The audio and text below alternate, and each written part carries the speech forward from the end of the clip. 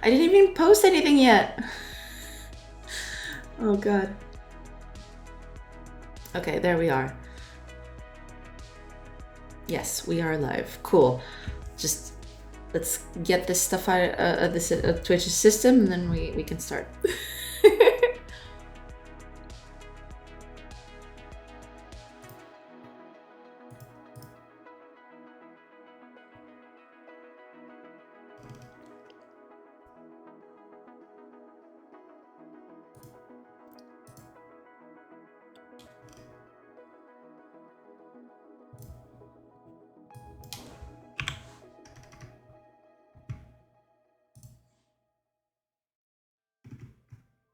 There you go.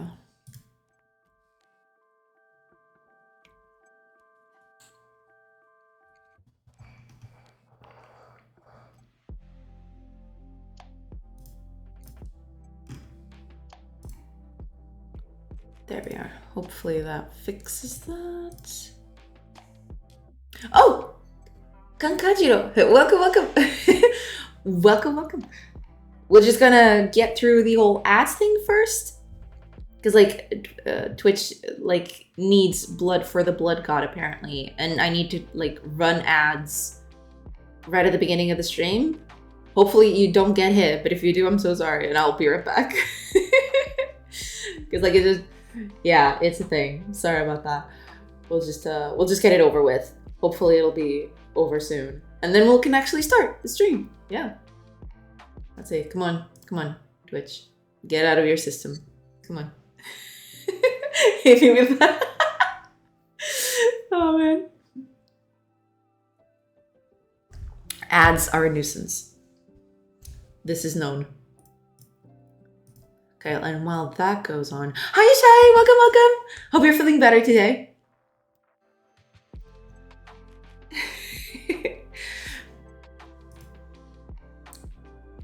Did I not? I did not. Okay. Apparently. There you go. Okay. Apparently the following goal wasn't setting up correctly, but yeah. There it is. Okay, cool. I don't know. Don't question it. It's fine. And it plays a sound now, which is weird. I'm feeling great. Awesome. I'm glad to hear that. Hi, yes, everybody. Welcome. I heard ass thing first.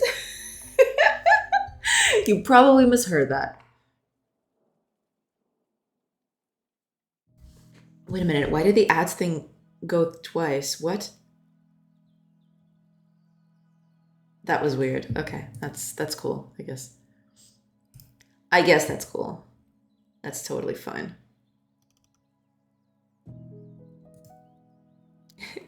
Hi, TV Paxway. Welcome. Yeah, we're in ad territory right now. It's like halfway through, and then we can actually start the stream. The actual stream, I mean. I really should like do like a starting screen at some point, but you know.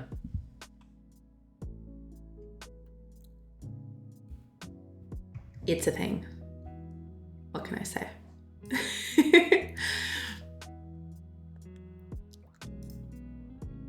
Then we'll actually post everywhere.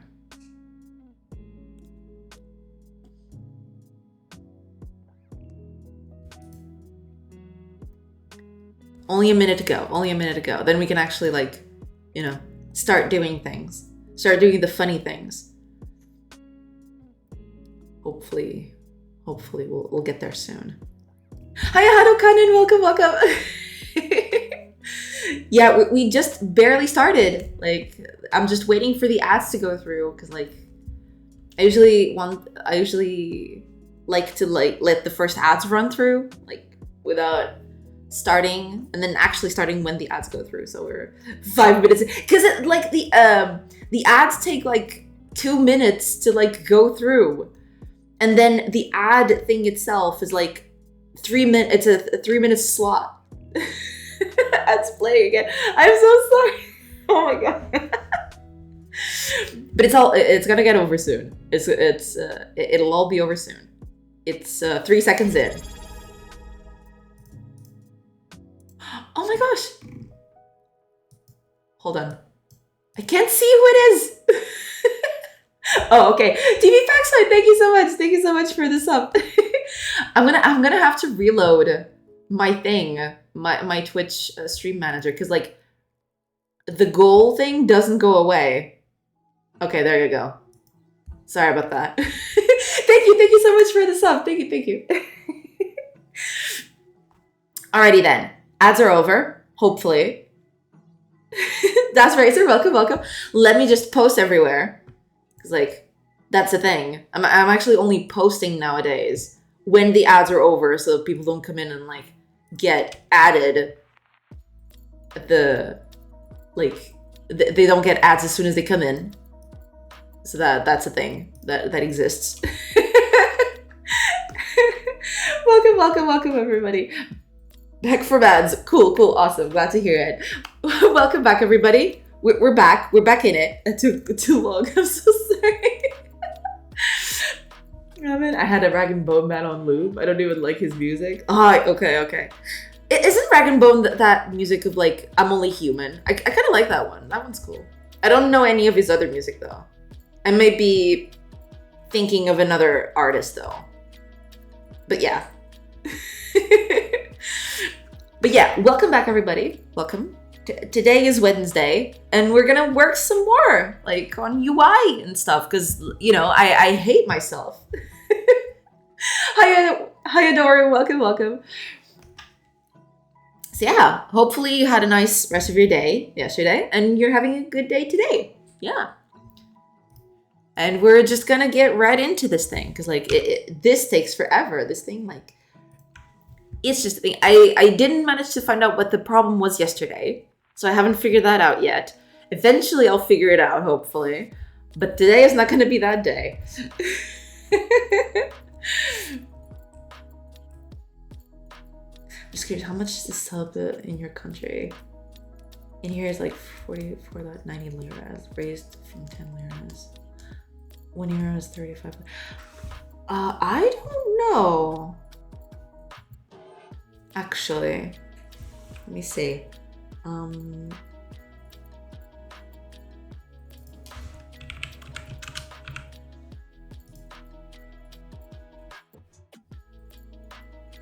Okay. Let me see.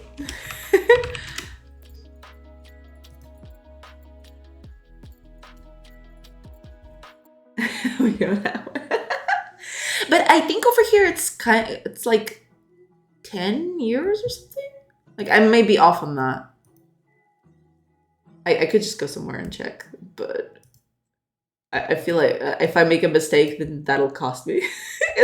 No, I mean, yeah, it's totally fine. It's totally fine. More UI, more pain. True. At least it ain't JavaScript. Yeah, there is that. Hi, Appenda Coder. Welcome. Hope you are all having a nice day today. Because I sure am not. Because, like, you know, there's more UI pain to come. So it's going to be fun. You can all see me wriggle in pain. It's going to be fun, you know. Fun for the whole family. That's what this stream is all about. It's gonna be interesting. Is it also beneficial for you with other peeps that said? No, like, listen, it's totally fine. Like, even if you don't want to sub, that's fine too. Like, don't beat yourself up over it. It's totally fine. I do really appreciate the support, though. Thank you so much. It's not about being beneficial or anything. Like, I do appreciate the gesture, no matter how much it is. I appreciate it. Thank you.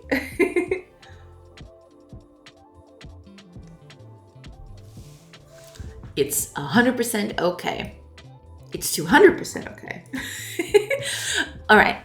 Let me see, because we were doing, I think we finished the clock, and I found out, like, a bunch of errors and stuff that I need to fix, and then I'm not fixing today because I still want to do the UI first. So that's going to be a thing, you know. That's fine. This is fine. You know, it's fine. There's still this too. Oh, there's a bunch of stuff in here. Hi, Profits. Welcome. Also, ads drive me crazy. I think Fanta affords all advertisement budget in Turkey. Oh, I see. Yeah, that is weird. Yeah, I guess it depends on country. Like some companies have a hold on like certain advertisement depending on which country you live in. Yeah, I suppose.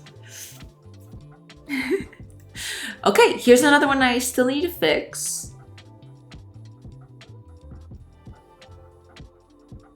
Why did I?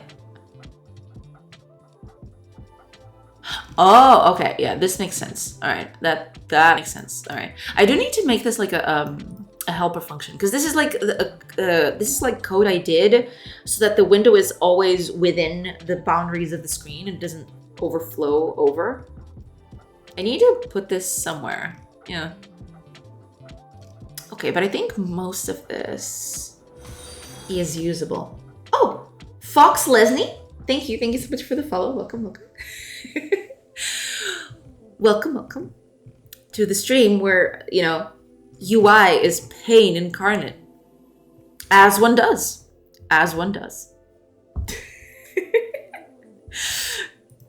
All right, let me then, because like there's this text thing, but this needs to change quite a bit because this doesn't take into account localization and stuff like that. So we are going to need to do a few changes. Yeah. I remember a few years ago, Trivia Go invaded almost all of our YouTube. Interesting, we were seeing Japanese ads in Turkey. That is weird. Well, I say that, but I get like French ads. I'm not even French, so yeah, it's a thing. I don't know. Doesn't sound very productive for the marketing team to show ads in a language you can't even understand sometimes. I mean, I can understand French, don't get me wrong, but like I'm not gonna buy French stuff, right? Like I don't have access to it. I don't even know if it's like French or Canadian French, now that I think about it. Because it might have been Canadian French. I don't even know. I can't even tell the difference. Because like it's like companies that I've never heard about. If it was like a huge company, like a global company, then yeah. But it was like a local electric company, so I don't even know. Like how am I supposed? I don't know.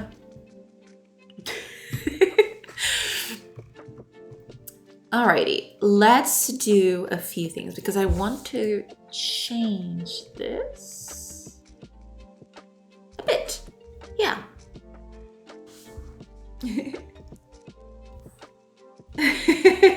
Products that are Canadian French are much more polite. Maybe, yeah. I don't know. It's like I think it was this electric company ad with like 2 seagulls on it and they were talking to each other. But the French was like super hard to understand. I don't know, man. It's weird. Don't question it. It's fine. How is localization going? Well, that's what we're working on right now. Like I'm trying to introduce localization on every bit of UI. So you can see I have a bunch of stuff here that I'm trying to input localization to. We're getting there. It's just yeah, it's taking its time. Way more than I thought it would. TBD! Thank you so much for the raid! Everyone, I think everyone by now knows about TBD because he is awesome and you all should go follow him. But yeah, TBD, gamer, yeah. Y'all should go follow him. He's cool and awesome and he does C# things. He does applications and now he's invested in game development, which is even cooler. Oh my gosh. But thank you so much for the raid, TBD. How was your stream? How did things go? Like, hopefully everything went well. Yeah. He also has a bassy voice. That he does. Okay, let me just catch up with chat a little bit. I got a little bit of Arabic ads, I think. I don't understand the spoken or the written language, so I have no idea what the language actually is. Yeah, like, it's weird. Hiya, Fire Heavy. Welcome. How are things? Doing good. We just barely started. And, you know, just gonna keep on working on the UI and localization because, you know, it's a thing. The Arabic ads are always about vote for the U. Oh, well, I guess. Ooh. But welcome everybody. Thank you, and thank you so much for the raid, TVD. Really, thank you so much. Smooth Bassy. Yeah. Top of the morning, Nurk Mind. Welcome. Stream is good. Got some progress made on the app. Struggling with UI. You get the struggle. Oh, I do. I certainly do. Because like, UI has become the bane of my existence. Like, I like building it, but I should have like built it good the first time, you know? Like just build it like perfect the first try, you know? It's easy. But I didn't do that, and now I'm paying the price for it, you know, as one does.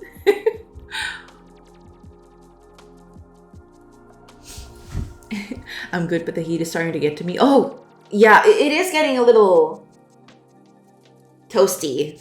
For sure. I'm lucky because my house, even though it doesn't have air conditioning or anything, it's very cool during summer.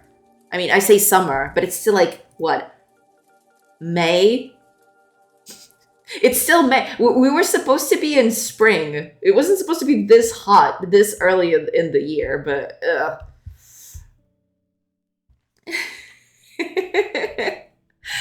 oh, man. But I'm sorry to hear that, Fire. I hope it gets better. Sometimes we're very close to Greek islands. Our phones connect to the Greek base stations. Oh, okay. Makes sense. More people suffering in UI. Let's go. UI suffering. Yes. Oh, man. Hi, Akiba Creeker. Welcome. These streamers would be much more happy if we all decided we don't really need a UI. Yeah, true. Like, the UI, shmui. Like, get it out of here. Get it all out. Hi, Azaft. Welcome. 80 by 22 terminals for the win. Yeah. Just like do an ASCII thing. It's fine, you know? It's either UI or physics. The last game I built before this one was, it wasn't like really heavy on physics, but it did have some very specific calculation. Because it was like, I won't say it's a precision platformer, but it was kind of like, it was a precision physics thing. Like I had to do all of the calculations on physics on my own because I wasn't using a physics system or an engine, a physics engine.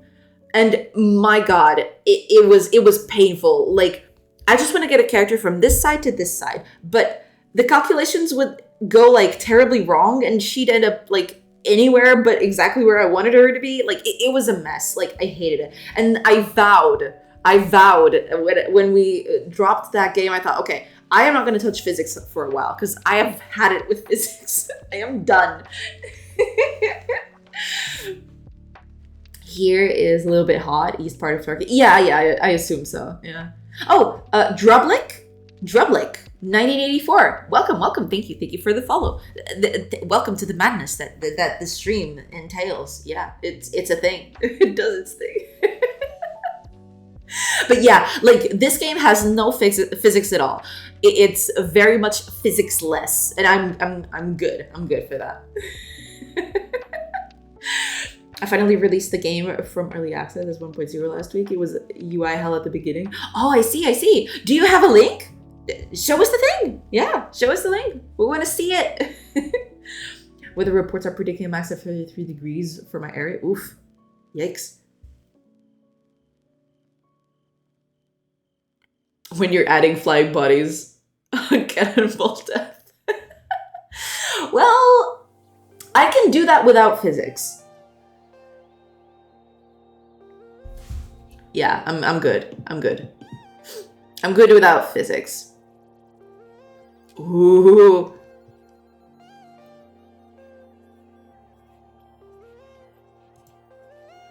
This looks very cool. What? Oh, you got a demo. Yeah, I'll go try Keeper Creeker's demo. Yeah, it has a lot of menus. Yeah, it does that. It does that. Absolutely. Retro Pixel, welcome. Hello. Hope you're having a nice day today. Portugal more to the south. Oh, yeah. Especially if you go south. The southernmost you go, it gets worse. Like the weather gets progressively hotter and hotter. It's terrible. I'm sorry to hear that, Fire. Damn, I'm really sorry. Oh, Das Natty, welcome. Hey there. Well, hello. Welcome to the stream. I can understand you, but raisins are part of Turkey. Yeah, like it gets a little hot. Yeah, especially in this time of year. It wasn't supposed to be this time of year because I remember it being this time of the year and not being this hot. But you know, suddenly the world started cooking itself alive while I wasn't looking, and now you know it's summer on April, where it was supposed to like rain a bunch. Now it's just, you know, the world is cooking itself alive. Apparently, it's so weird. I don't know. I buy that for a friend that looks like her pizza. Yeah, I really like this. I can't take a very in-depth look at it now, but I'm very interested in it. I'm gonna keep this tab open, and as soon as the stream ends, I'm gonna take a look at this. I'm gonna try it out. Absolutely. This looks very much my thing. I have a Finnish friend. He comes to Turkey during winter and goes back to Finland during summer. Well, yeah. It is very hard and unforgiving. That's okay. I'm from Finland, and I tell you, this person is crazy. Also a very bad tutorial because it's my first game. That's okay. Like, you learn, you know? You learn as things go on. That's totally fine. But this looks really cool. I very much want to try this. Ooh, it looks very chaotic. Yes, I want to try this for sure.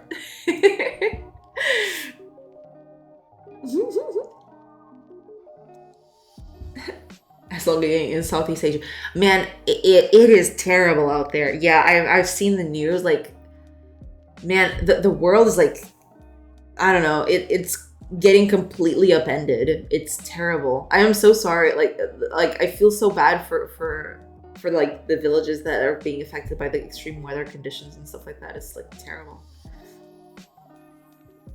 You just blur. Thanks. No problem. Yeah. But thank you for sharing the game. Yeah, I am gonna go look for it because, like, yeah, that seems like right up my alley. Yeah. Did you mean he goes to Turkey during winter in Turkey? Yeah. Like, cozy fire. Cozy nerd fire. Yes. Okay, then he's not crazy. Makes sense. Yeah, exactly. He knows what he's doing. It's fine. Okay, let me...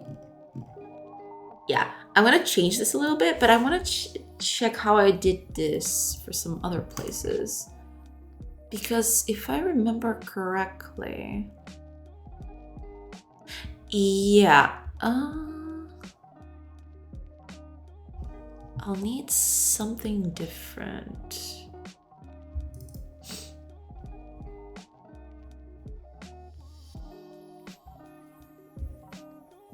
Right. Okay. That makes sense, I feel. Yeah. All right.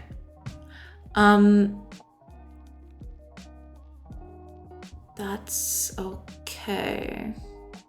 All right. Then I know what I'm gonna do. Yeah. Over here. We'll just need some setup. Well, some setup variables at least. Change language, and this is gonna take a language, which is gonna close that. It always opens. I need to turn that off. I really need to turn that off.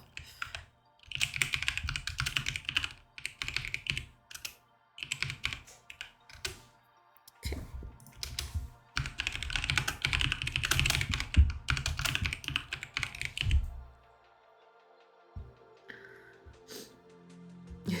He says during winter Finland is too dark and depressing. Yeah, I've heard about that because like they don't get almost no sun at all, depending on places.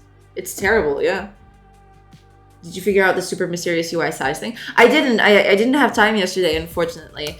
So I'm just, you know, postponing that for another time where I can actually fix it, I'm gonna move on to something else. But I haven't fixed that yet. No, I didn't have time yesterday. I thought I was gonna, have time at night, but turns out I didn't. So I never.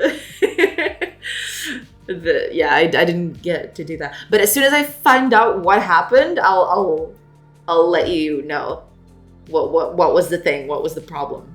But I haven't figured it out yet. No, and maybe I can, touch upon it a bit more after I'm done with a few things, but I want to get this thing going so I can actually start fixing problems.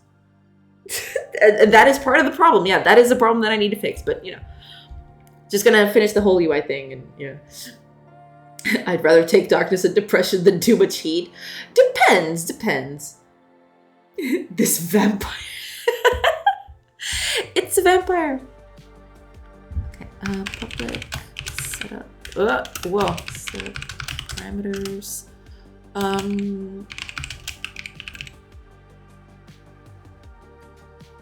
I take eternal darkness over anything above 25 degrees.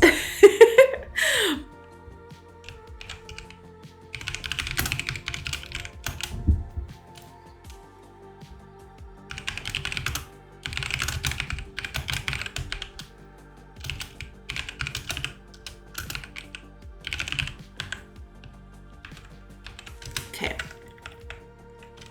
So.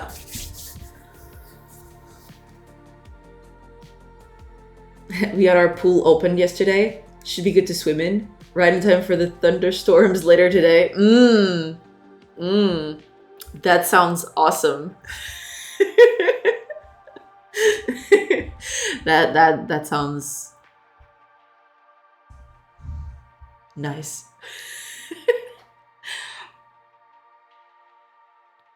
My friend's cousin married to a Finnish woman. And he's from one of the hottest places in Turkey. Their children tasted cold of Finland and hot of Turkey. Ooh, yeah. Those are two very, they're on the very ends of the spectrum on both sides. My brother, sister, other, in darkness, I salute. Yeah, that's how it goes. Chat is overrun with white walkers. Yeah, watch out for those.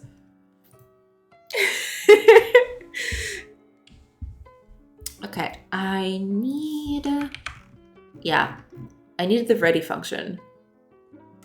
Oh, I actually never had a ready function for this. Okay.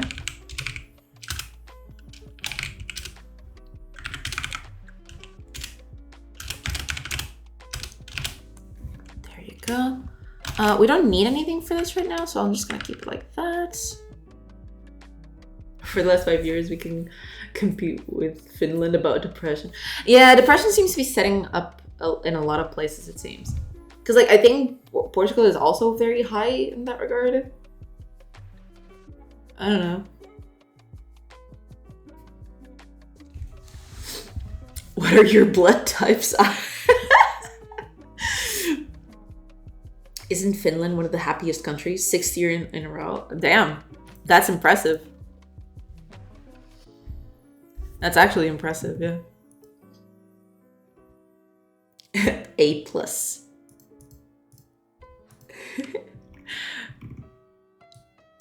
A+ blood type.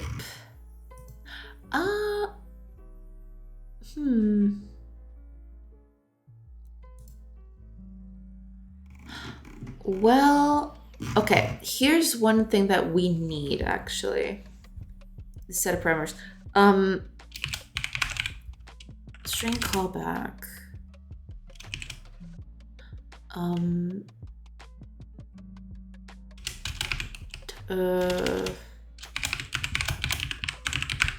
Text callback. I think that's basically what we need, to be fair.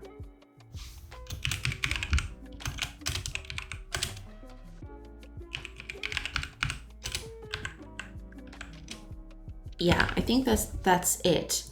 So all we need to do now is over here.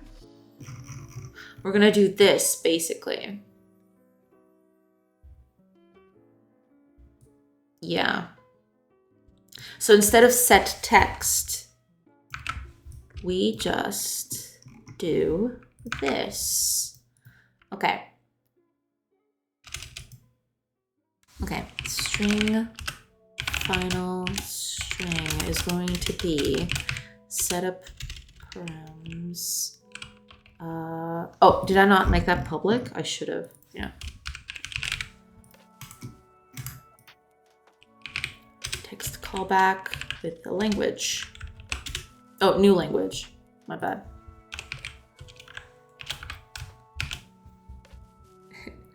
Universal donor like Mad Max. Yeah, yeah.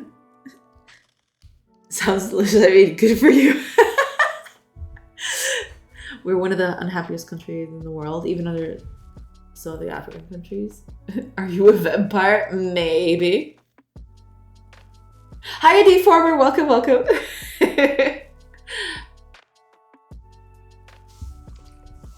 Hope you're all having a nice day today. Welcome, welcome.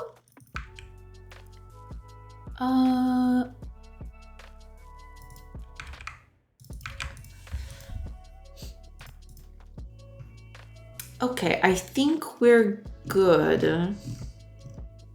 Right, okay. I think that's it in terms of like setting this thing up.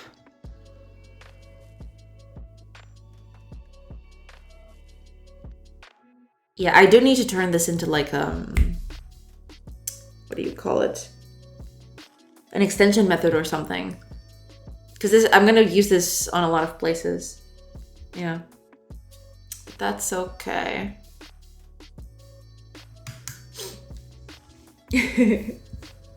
I heard you're a big fan of Mass Effect. What's your favorite character? Yeah, big fan of Mass Effect. Favorite character? Ooh, oh man, I have so many. I like so many characters from Mass Effect. But if I go with the favorite, like my all-time favorite, it's probably Garrus. Yeah, I like Garrus. Garrus is cool. But there's so many though. Like Garrus is awesome, man. Garrus is great. I love him. Garrus is so cool. Yeah, he is. We had a Mass Effect deep dive. Yeah, we talked a lot about Mass Effect yesterday. Mass Effect is a thing for me. Yeah, Garrus is awesome. 100%. I'm waiting for Mass Effect 5. Yeah, I'm hoping that they don't screw that one up. Because, like, you know. Or 4, depending on how you view Andromeda. I kind of, like...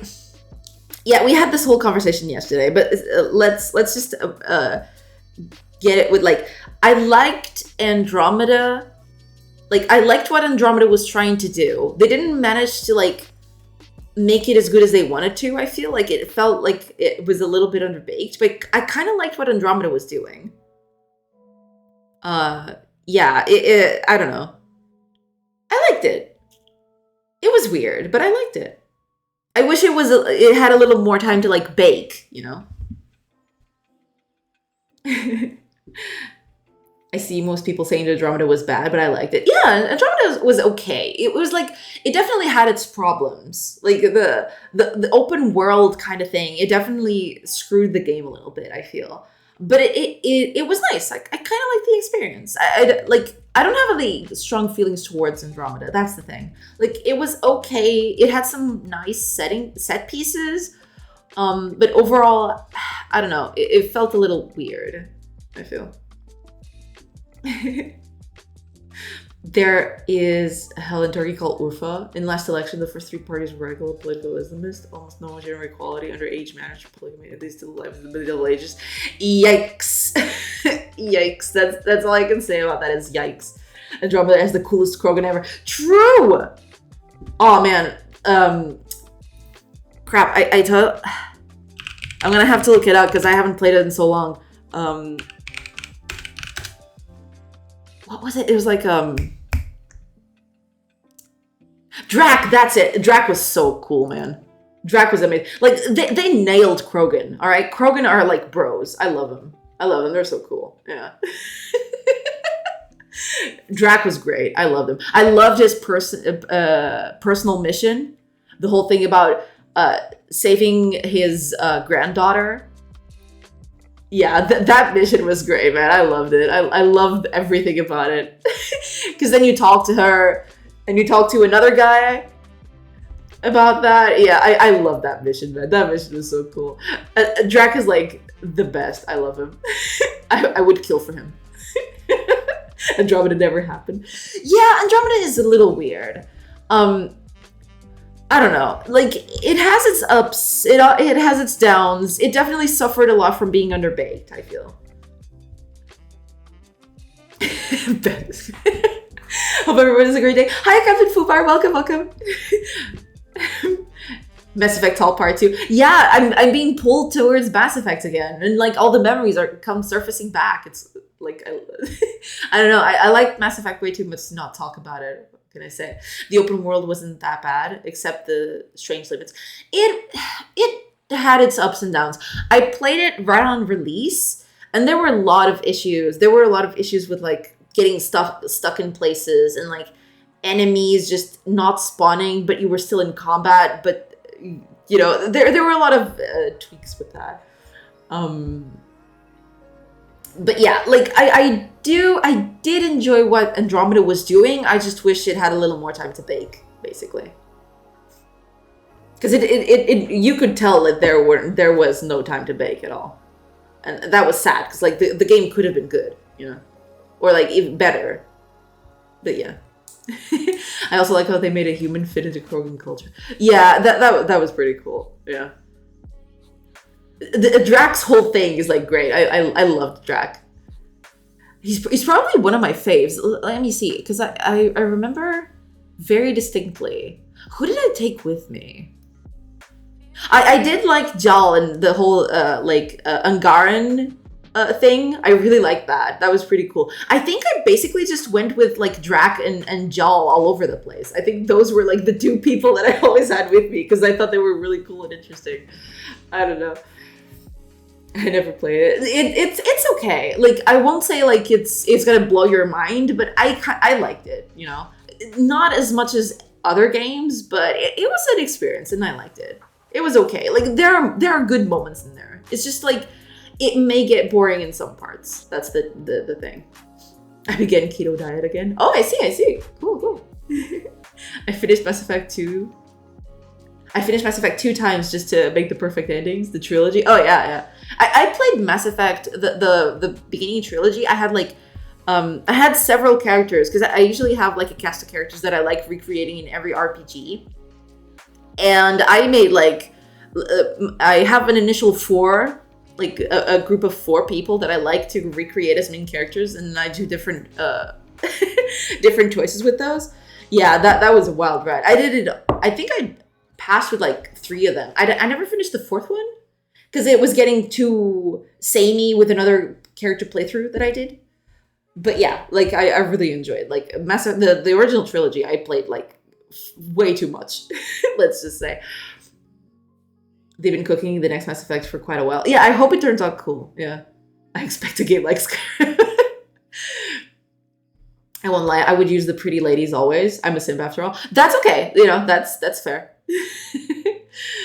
Some companies pumping too much expectations to the people, and then the game and even the game is good enough, people not liking it, but therapists said you need to adjust expectations properly. Yeah, that's the thing. Like the biggest problem with Andromeda, I feel, is like and I think this is public knowledge from what I've gathered.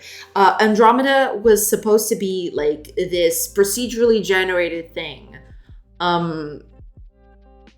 and they couldn't make it work very well, so eventually they just had to scrap it. But then by then they'd lost so much time on it that they couldn't recoup it back in terms of like development time, and so they had to release like very underbaked, and it shows. It definitely shows. Like there are some cool stuff in Andromeda. I quite like it, but the rough spots are really rough. Like the planet exploration is okay. It kind of reminded me of Mass Effect 1 in a sense, but it's kind of barren, and it had a lot of trouble with like spawning enemies in and doing stuff like that. But like the environments were super interesting. I distinctly remember like there was this it was like a geyser and lava world or something. Like, it was really colorful. It was really nice. I really enjoyed that. Like, in terms of like visuals and like set pieces and planets and stuff, they really nailed it really well. But then like the content like in between missions was kind of like not there. It was a little weird. Yeah. What do you think about Ashley on Mass Effect 3? I liked it. I like Ashley. Like, Ashley has always been my homegirl. More so than Kaidan. I feel bad for Kaidan. Like, I usually picked Ashley. I don't know why. I kind of like Ashley. I don't know. Kaidan is cool. I like Kaidan. But I don't know. Ashley has always been my go-to for some reason. I don't know. I just like her. I had this whole thing on Mass Effect 1 where, like, I was, like, one of my first characters was a full biotic. So I've always wanted, to make it, like, a balanced team. So the only other options for me was, like, Tali, because he was full engineer. And Ashley was full on soldier. So, you know, that was usually my team in Mass Effect 1. Was like my biotic, Tali, and Ashley. It was usually those two always with me. I experienced this in 2016 with The Division. Oh, I see. It was a good game. I had a good time when I played it. But it was less than the trailers. For example, the trailers were showing all the New York City, but in actual game, it only had the Manhattan area. Yeah, it kind of happens like that. Because, like, usually sometimes they overpromise thinking that they'll be able to deliver, but then it won't go through, right? Like, it happens. Unfortunately, it's a thing. Because, like, then they have to release earlier than they expected, or, like, they didn't make stuff on time, and then it kind of gets undercooked. Yeah, and you can tell when a game is undercooked. Yeah. Ashley was the only correct choice. No, I kind of like Kaidan. Yeah, it's just that, I don't know. I think I vibe with Ashley more. I don't know why. It's just a thing. But I did choose Kaidan eventually. Some of my other playthroughs, I did choose Kaidan. But my initial one was with Ashley. Yeah, 100%. I like Ashley, but she became a bit annoying at Mass Effect 3. I don't know. The whole thing of, like, they tried to, like, tie it into the whole Mass Effect 2 thing where, like, oh, you're working for the enemy and stuff like that. But I don't know. It felt, I don't know. It felt a little forced. Like, they were just there just so you could have a little time with them. But then they're, like, berating you for, like, choosing the enemy. And I'm like, oh, okay. I'm sorry.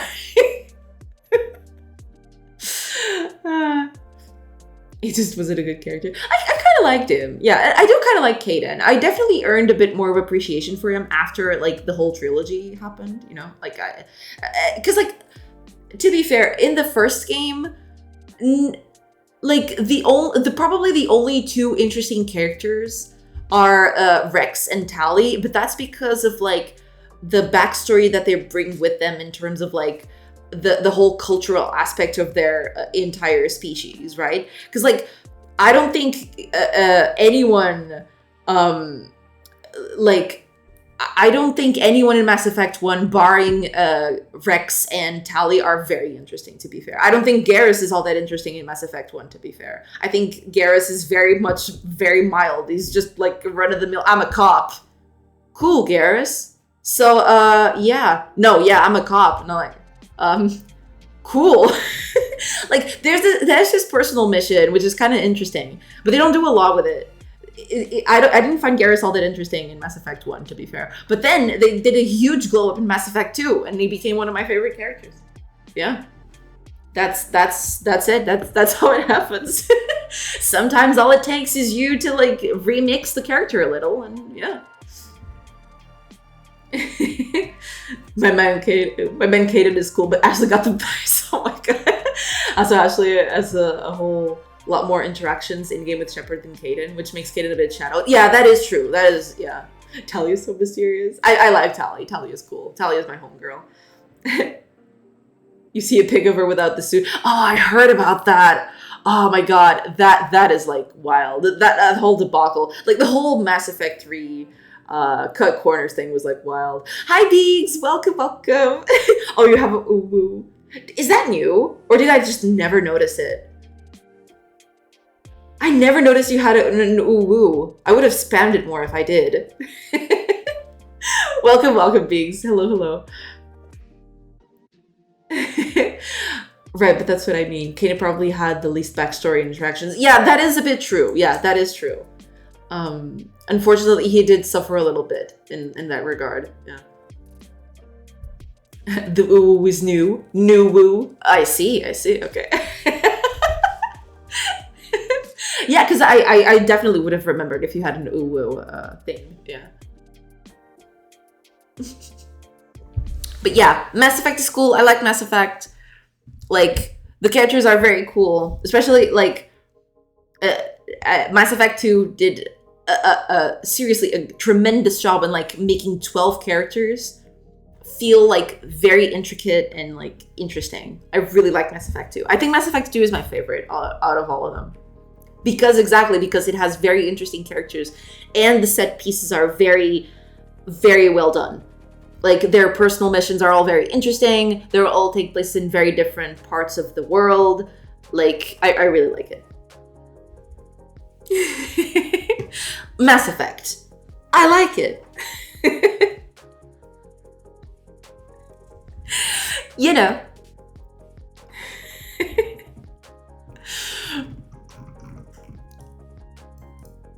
Okay. Let me fix this then. Because I believe this is here somewhere. There you go. Okay. Here we are. Yeah. Let's save. Yeah, there is this, but this is used in a few places. So we'll need to like... Right.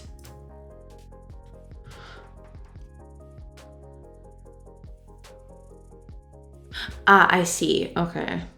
That makes sense. Okay.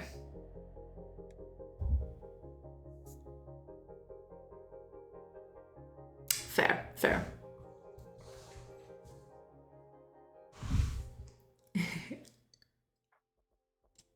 I love Mass Effect, but I got Andromeda at launch and I'm still to play it. Oh, I see. Yeah, you're still to play. Yeah, like Andromeda, I have a difficult relationship with Andromeda. I liked Andromeda, but it was really underbaked. That's what we were talking about earlier in the stream. Yeah. Also, Miranda was hot. Yeah, Miranda was cool. Yeah, and she was hot too. Yeah, I guess. Yeah, Miranda was cool. I feel like they did a lot of disservice. The one thing I'll say about characters in Mass Effect 2 specifically, because Mass Effect 3 was like wild. It was a wild thing in terms of like character stuff.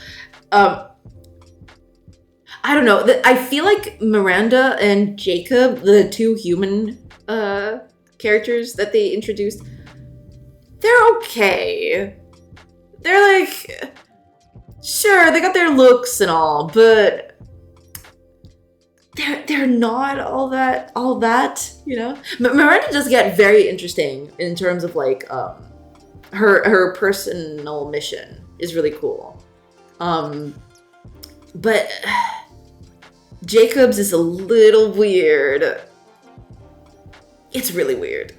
What can I say? Jacob was done a huge disservice, I feel. Jacob was a thing, but he did give us like one of the best memes in the Mass Effect universe. Heavy risk, but the prize. I don't know. I always like the voice actor nailed the delivery on that one. It was so funny. Hi, Synthetic Forest. Welcome. Hope everyone is doing well. Yeah, we're doing good. We're just talking Mass Effect here because like, what else am I if not like. You know, talking about stuff that I like while I try to code and fail miserably. These days I'm trying to figure out the AI system for my game. I use a finite state machine and found some examples, but I tried to implement similar to animation state machine. That could work, you know. I've actually used like finite state machines in my code that trigger stuff in animation. So like basically I never used like an actual animation state machine. I just used my state machine to trigger animations instead. So, you know. Garrus becomes cool after 2. But what I love about him is the fact that dude is just awesome, cool. Yeah, like Garrus is just great. Like Garrus is by far, I don't know if they spent more time actually writing him other than everyone else, but Garrus is like by far like the one of the best characters in the series for me, at least. Like Garrus is just amazing. Hi Xenoblade, welcome. Hope you're doing good today. He's like, it would be the hardest part of game dev. Yeah, it is a thing. Yeah. Also, one of my favorite characters is Thane Krios. Oh yeah, Jacob sucks. Thane Krios is cool. I like Thane. I did like his loyalty mission and everything. Like it was really cool. I found it really interesting, actually. Thane's mission was always very interesting to me because he's like an assassin, and his loyalty mission is the only one in the whole series where it doesn't involve combat. It was like very interesting to me. That always stood out to me. But I do like Thane. I do think Thane is cool. I wish he had a bit more. I don't know. I won't say interaction because you do interact with him quite a bit, but there's something there that is begging to be explored, but it never happened. And then in Mass Effect 3, they just make him disappear, and I don't know. But I do like Thane. Thane is cool. It depends on new games design, but in my case, I think yes. Yeah.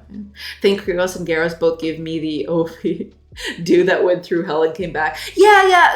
Thane definitely came out of it a little bit, I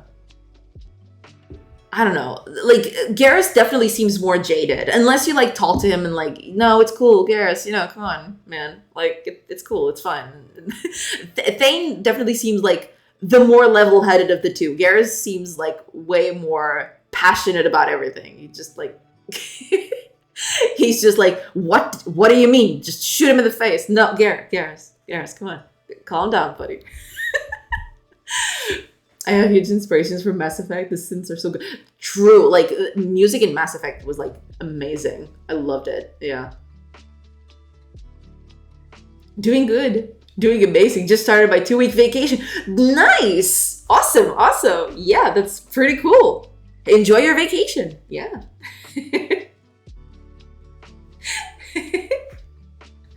Do you believe in the indoctrination? Do you agree with the indoctrination theory?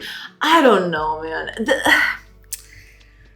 I want to believe that it's something to that effect. Like, the indoctrination theory makes sense, but oh man, the whole ending to Mass Effect 3 was like a thing. Because like, I feel like they could have had a great ending if they just like if they just cut after a certain part.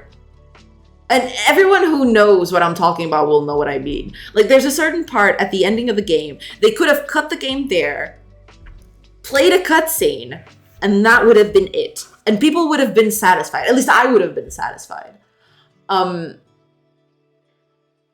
But for some reason, they just tried to include, like, I don't know, like, galaxy-wide ramifications to the thing. It's just, I don't know. I think by that point, it just ruined everything. I don't know. It's weird. Hard to define, but it has both action and strategy elements. Yeah. Trying to make it up. Yeah, whenever you have a demo, TB, Paxoid, there are way too many TBs in here. Let us know. Yeah, I definitely want to try it.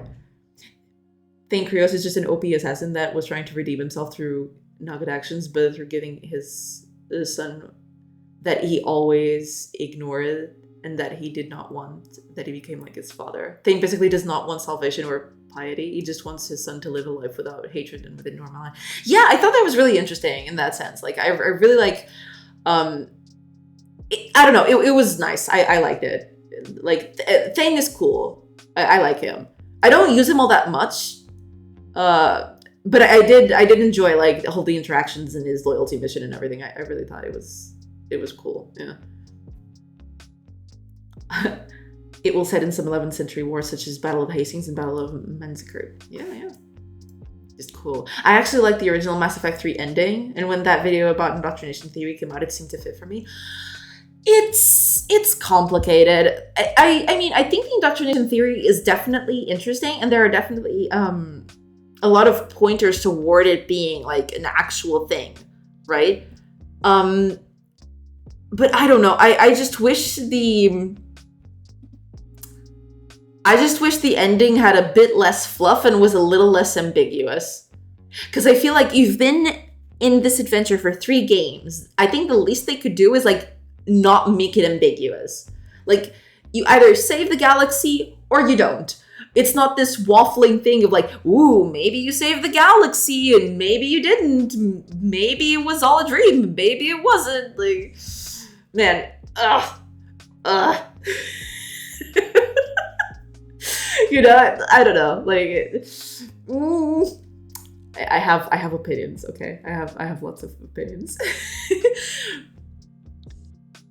Indoctrination was in fact a thing, but they confused everyone by not showing what the actual was controlling everyone in the Reapers.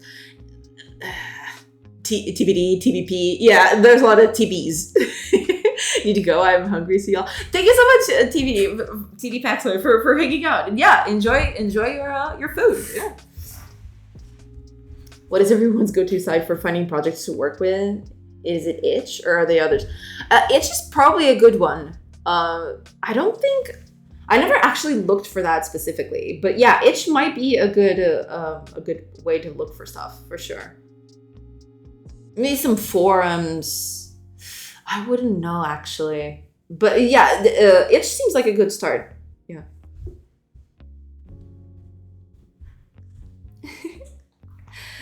It was not bad. I like that aspect that all 3 choices were basically the same, which plays into indoctrination, not having control. Yeah, there's that, and like.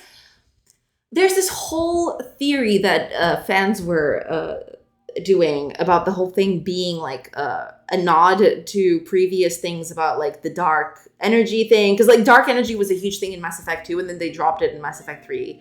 Because they were trying to set up something big, but then they couldn't do it for some reason. Or like they wanted to veer off from that. And they tried to steer in a different direction, but it didn't go very well. I don't know. It was weird. It was weird. Did not give us any of the answers we were looking for. And it made me mad. That's the thing. Like, there wasn't a lot of closure, I felt. Like, I think that was the biggest thing with Mass Effect 3's original ending. And to be fair, like, the new ending doesn't solve a lot of those issues either. It's the whole thing of, like, yeah, you fought everything. You've like sacrificed a lot. You've made like a lot of stuff and like now you're here. Now you're doing the thing. And then like the crew flies off God knows where, gets stranded in God knows where. It was just like, what on earth just happened? You know, like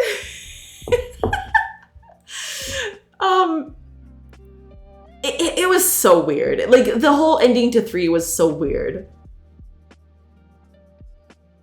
Like, it needed a bit more closure, I feel. Like, definitely needed a bit more closure. I beat 3 before they reworked the ending. Oh, I see. Yeah, I did too. But then I played with the reworked ending, and I don't think it improved all that much more, to be fair. Because, like, the whole problem with the endings were still there. I started playing the remasters but never finished. I bought the remasters and I didn't play them. I have to play them at some point. I really want to see how much they improved. Yeah.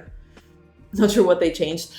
I mean, they changed a few things. Basically, they changed a few, from what I remember. I could be misremembering this, but they changed a few of the set pieces so that they couldn't explain a little bit better why the ship was like flying to God knows where at the end, right? Because like we don't get any context on that, and suddenly you have context of that.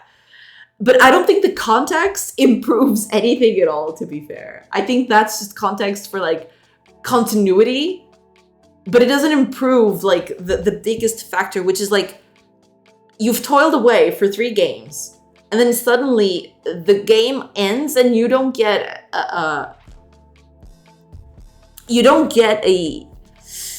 closure on a few things, right? Oh, that's true. They actually added, I remember now, they actually added like a post-game slideshow to showcase like, oh, here's what you did, and this is how it affected the whole galaxy, right? That was okay, I guess. But I don't know, it felt a little underbaked. It felt like we need to just close the lid on this. So like, yeah. I am very curious as to what will happen, because like from what I've gathered, the new Mass Effect, the 5, I guess, Mass Effect 5, like is supposed to be a continuation of like the whole trilogy, right? But like there are endings where he lives and there are endings where he dies. So how are they going to put that together? Is it going to be like a whole resurrection thing again? I don't know. It's weird. The audio, in my opinion, is greatly improved. I see. Okay. Yeah, that makes sense. Instead of destroying either the synthetic and reapers or controlling the cause of the shepherd legs, you will control, but you live.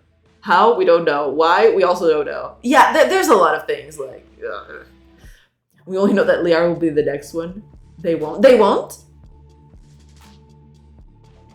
Just have to pick a specific ending, and yeah, they brought him back once. They really should just leave it the character be. That's true. Like, I feel like as much tears have happened back there, I feel like, yeah, just leave it be.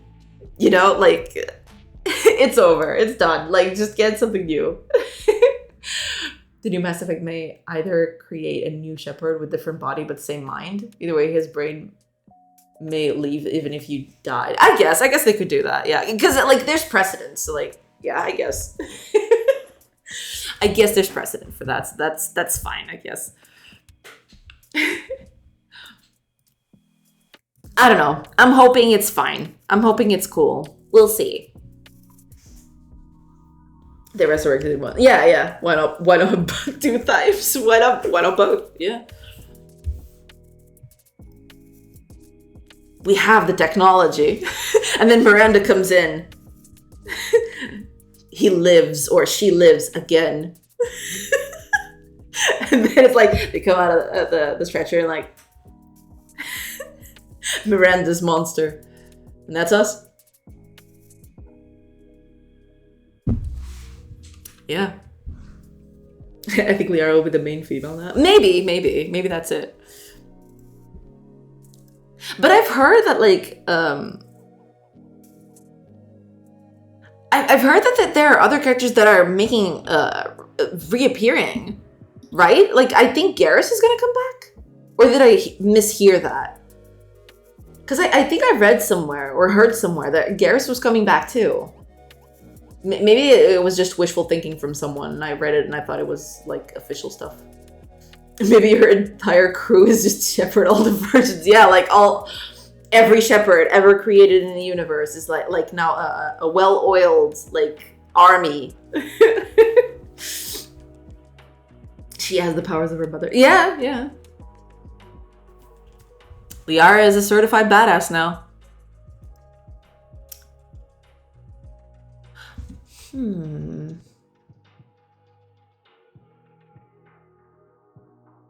I do need to do this somewhere else.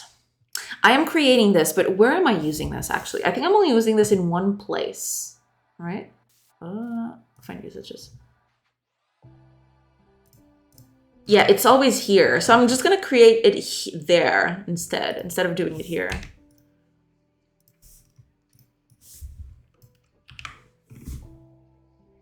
Yeah, I think I'm just gonna do that there instead.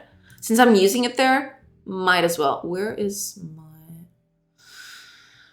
It's not open, is it? There we go.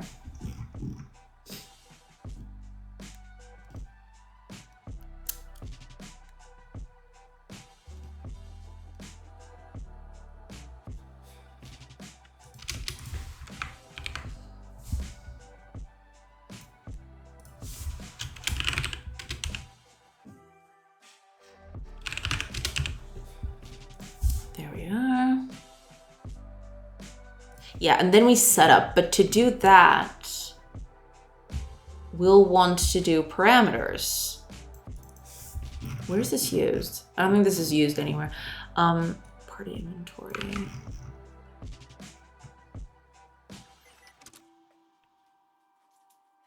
Yeah, we'll just do that here instead. Yeah.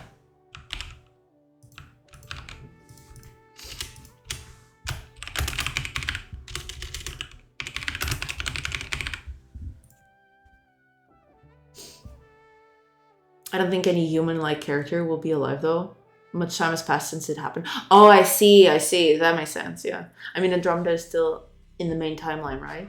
But it's kind of far away, right? Because Andromeda is like a bajillion light years away from like the solar system, isn't it? They even talk about events that happened in the trilogy. Yeah. Also, let's remember that Andromeda did not also end their threat. Yeah, really far. Yeah, it's like super far away. I do remember that. Okay, what's the other one? Location interactions. Let's put that. Location interaction. Here we are. We'll just do this.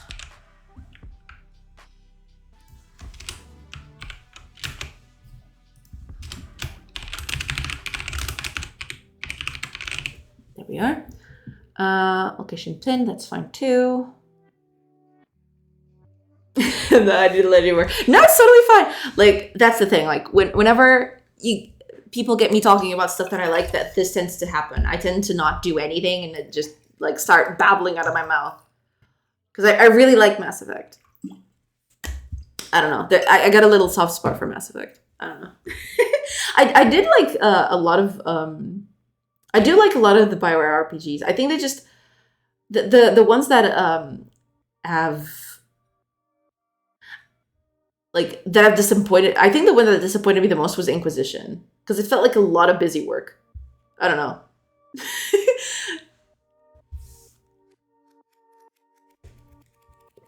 But you know, it is what it is. Hiya, Code Monk. Welcome. How's it going? Doing good.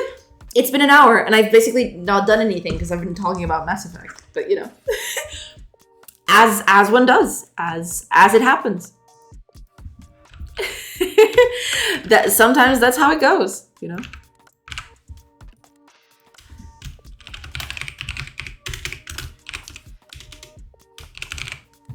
It is what it is. Yeah.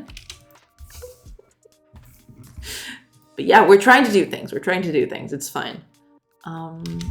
Private, read only. This would be a my HUD.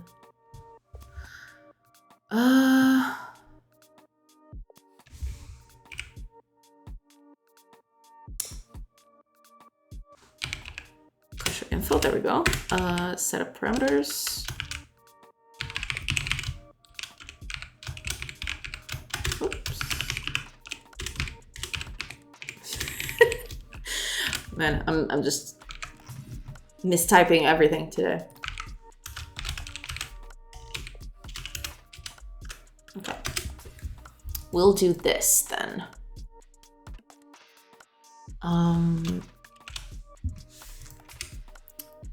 What can we do here? Oh, right, it's a text callback. That's fine then. We won't put that in just yet. Or rather, maybe...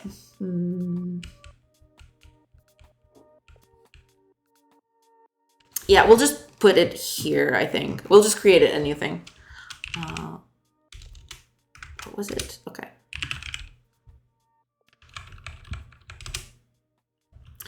And we'll just do...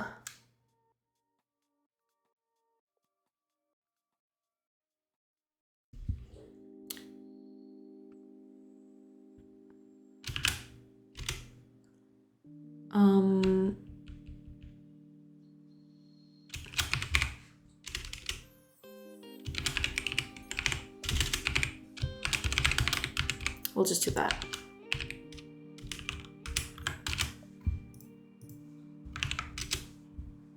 Yeah, we'll do that, and I'll figure that out in a bit. So all we need to do is set it up with the parameters and the current language. There we go. Okay. Oh, and we do need to, yeah. We do need to get this out of here. We do need to get this out. I don't think that's being used anywhere. Oh, it does get, yeah. I do need to change that. That's fine. We'll just put it here. This doesn't need to be public anymore. It's going to be private because we were only accessing it through here. Anyway, so that's cool.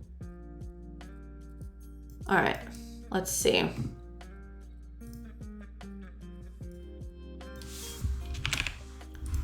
There we are.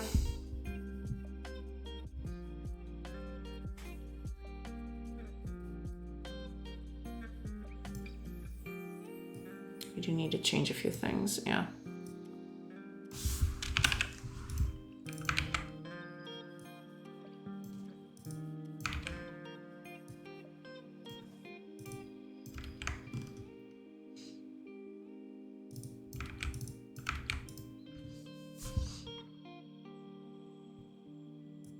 This should move out of process and into input when the mouse moves. We'll get to that in a bit. Let's see what else is here. Yeah, there is this.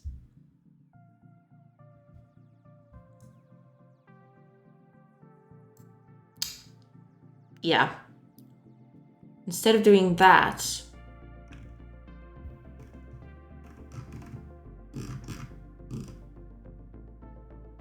yeah, we'll move you in a bit.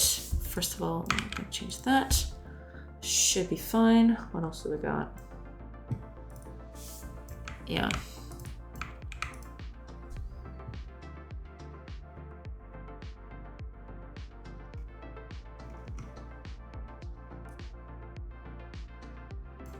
Yeah, this is gonna move over to the new function that we made. I'm gonna have to look for it because I don't think we're gonna find it in the middle of this mess. Oh, it's still there. Yeah, I didn't, okay, I didn't save. That makes sense.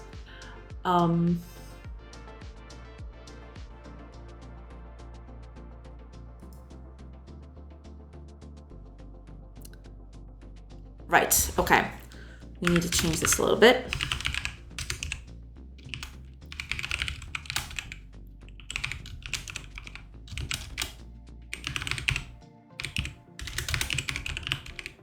There we are.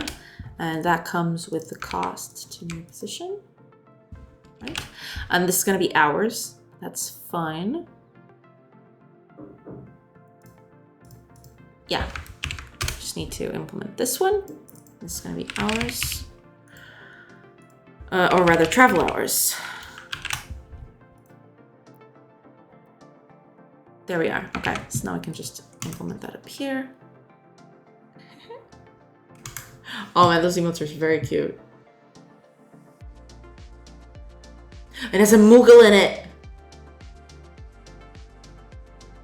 Stop making Moogles look cute. Moogles are the devil. Moogles are the absolute devil. And I will take... I will take no notes on that.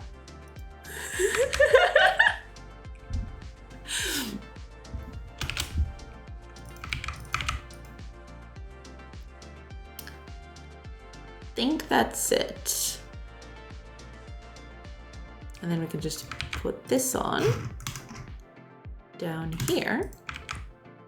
And just my favorite, There.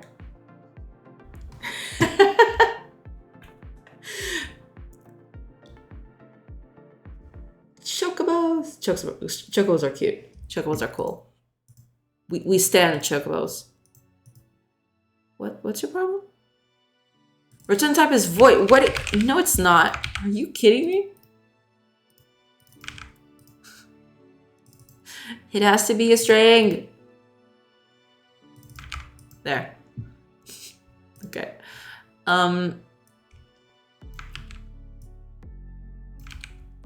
There you go. Yeah. We're good. Oops. That's not what I wanted to do. Well, it's too late now. There you go. Okay. Cool. Now, all we need to do now is down here,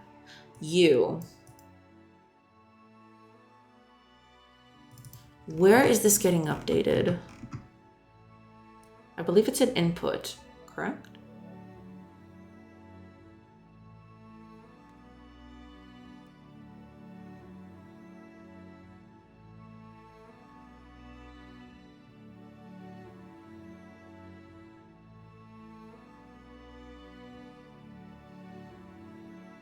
Right, makes sense.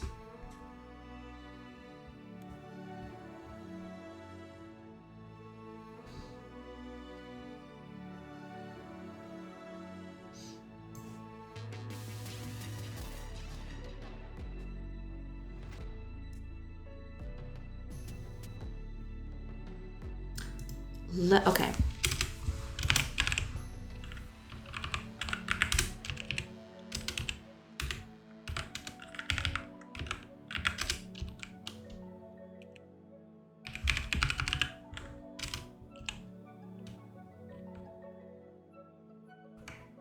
Oh, there's just the text callback. Okay, but that doesn't change all that much, so that's fine.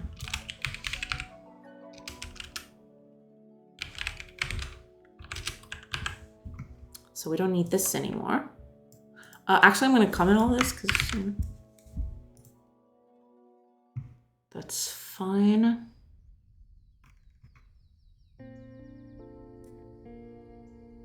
Okay. This shouldn't be here. This should only be like in the input, not on process, because this is on process. None of this should be on process, but that's a thing for later. We just need to see if this thing is working. Hopefully. Oh, there's this too. I totally forgot about that. Let me see. I am not setting this up, am I? At the beginning? Oh, on language change. There it is. Okay. Ah, okay. Here it is. Right.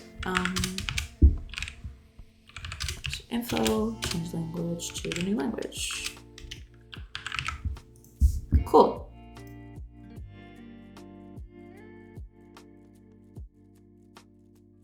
I think that's it. Let's see if that works. Hopefully it does.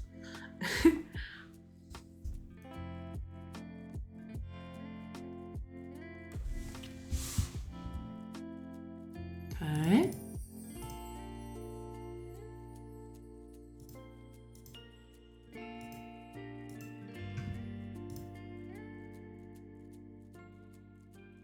Oh, this thing isn't working. Oh, because I'm probably not updating it all that much. No, but I'm setting this up all the time. Okay, I'll get back to you. No. Ah! Mistakes everywhere. Okay. There you go. Okay. Okay, so language changing is fine, works correctly. But there is this tiny problem that, you see, like it's supposed to, when it touches the edges of the screen, it's supposed to like flip over, right? And it's not doing that, so I need to fix that. Because like it was there, that was a thing that used to happen, but now it doesn't anymore. So that's okay. let me, yeah. Let me just see here real quick. Because like I'm setting it up on process, even though I don't think process is a good place to do this. It's not going to be. Eventually it will change it. But that's okay. On setup. Where's this getting used, actually? Ah, I see. Okay. Wait a minute, but if this is here, then...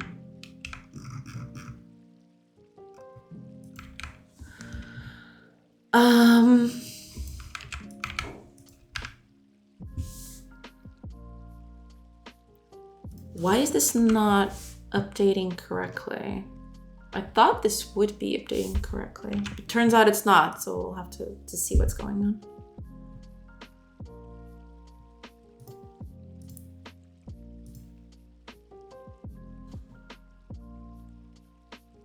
Yeah, it's just not doing anything. Why not? Interesting.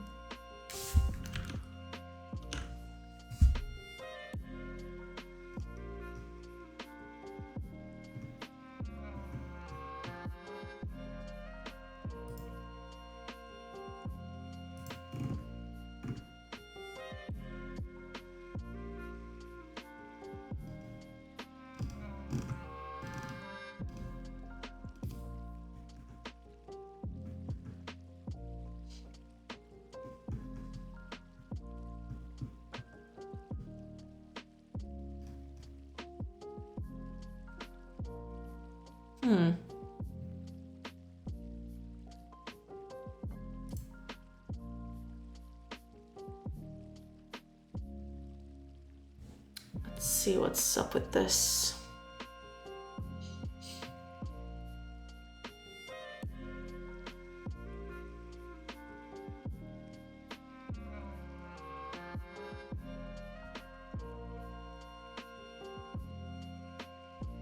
Okay.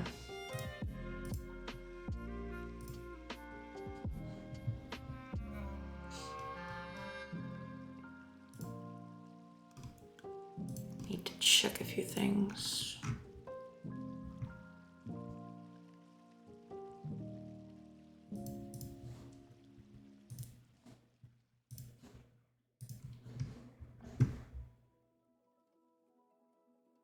It's just never getting in these places.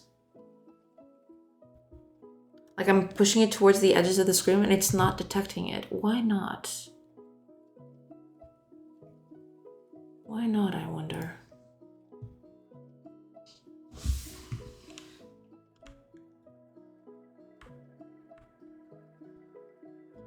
Okay, let's see.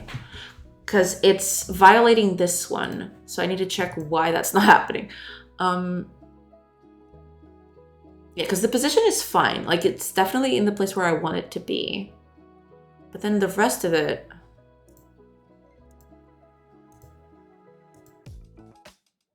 Okay.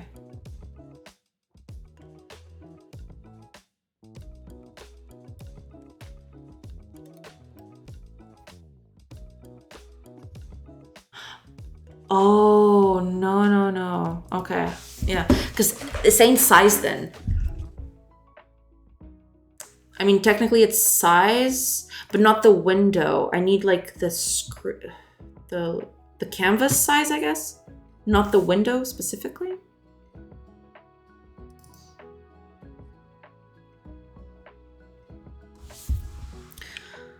I'd need like the canvas size instead.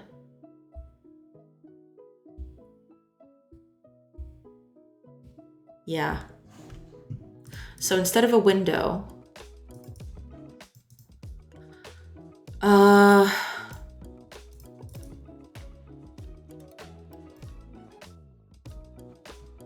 the window is a viewport, but so is a UI canvas, I believe, right? Let me just check here real quick.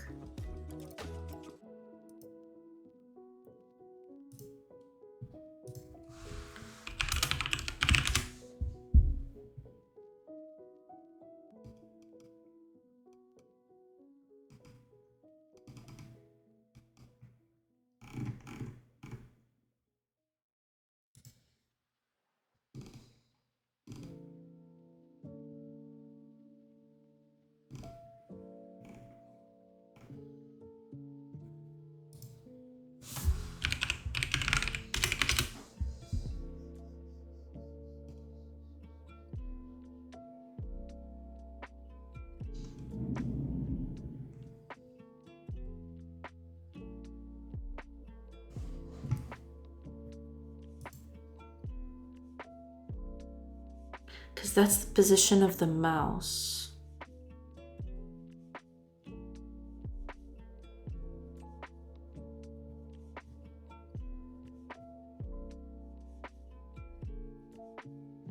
But then the window is double the size than it should be.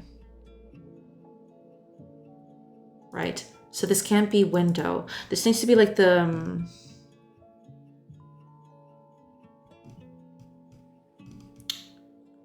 I think it's like the UI canvas thing. Does the UI canvas layer like have a size thing? Let's see. I think so.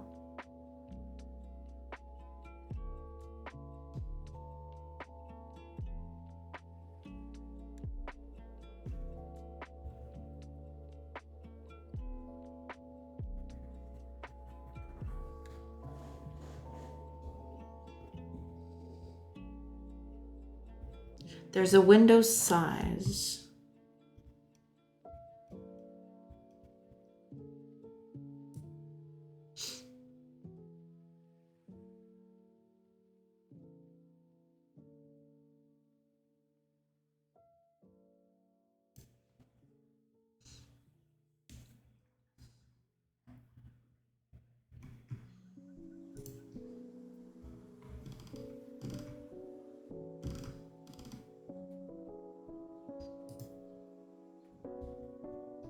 Hi, Bubblebite. Welcome, welcome. Doing good, doing good. Hope you're doing good too. I'm doing ambient occlusions. Got some gardening this morning. Nice, nice. Glad to hear it. That sounds very therapeutic.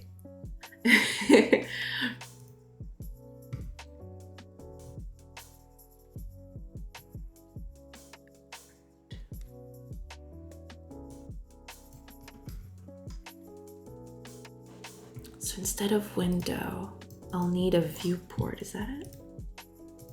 Because the viewport has size.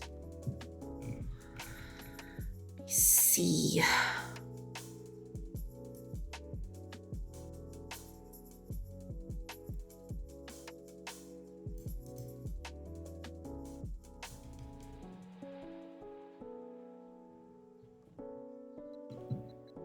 The root viewport is a window.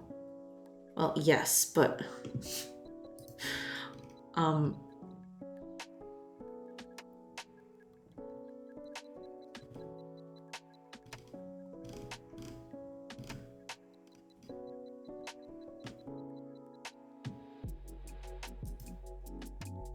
okay, hold on. I might be able to get some out of this.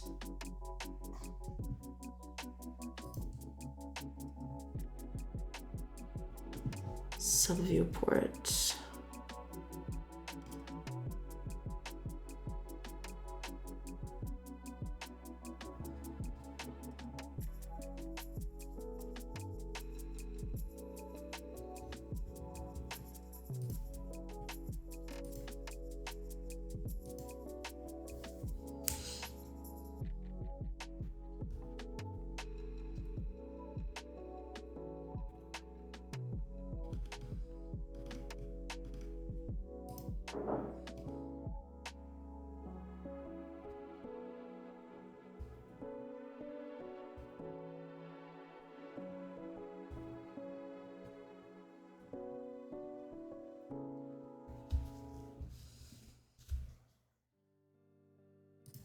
If I remember correctly, let me just check here or something real quick.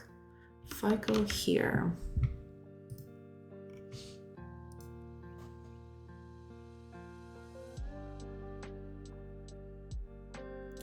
there is the canvas layer, but I don't get to see the size of this thing, do I?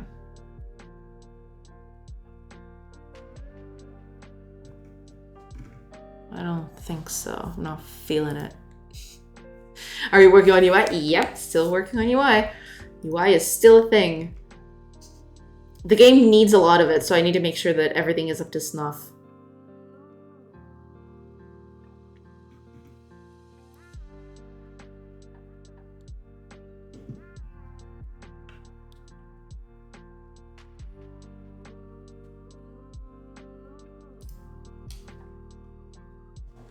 Unless, hold on. Does window have anything? Okay, stop that. And take this off. Window. What do we got here?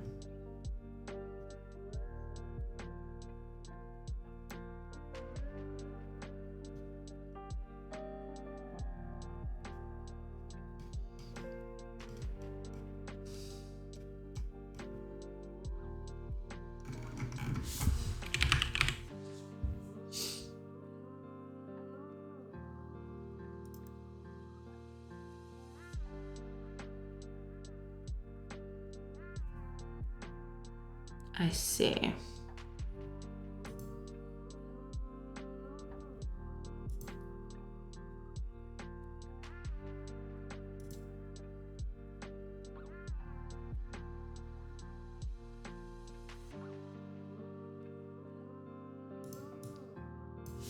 Okay. I think I got it.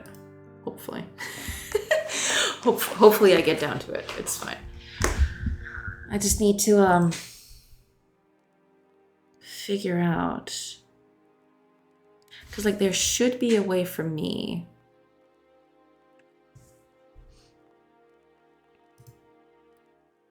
if I go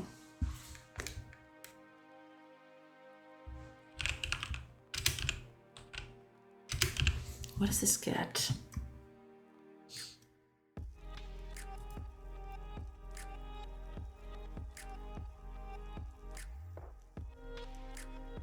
If null, it uses the default viewport instead.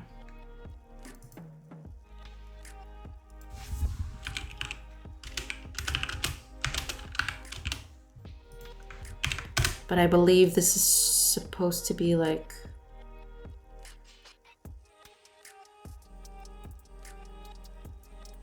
a thing. Okay, we'll check it and then we'll see.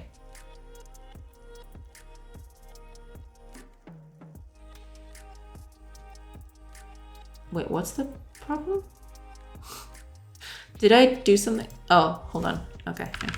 Yeah. All right. Cool. That's cool. You're fine. You're cool. Okay, let's see. All right. So this thing is null.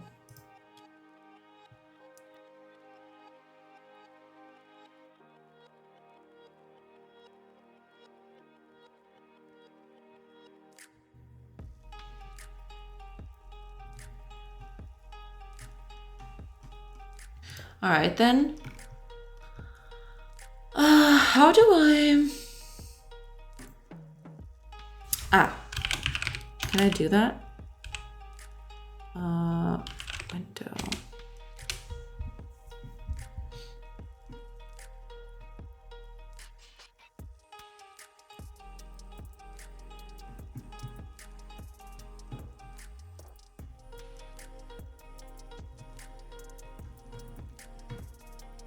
Scale factor is 1, which is a little weird, but all right.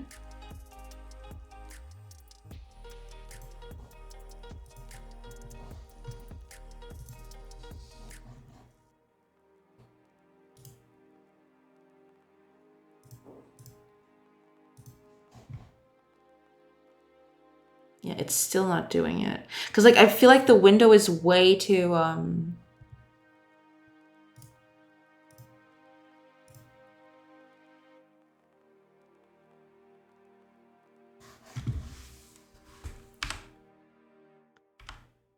okay.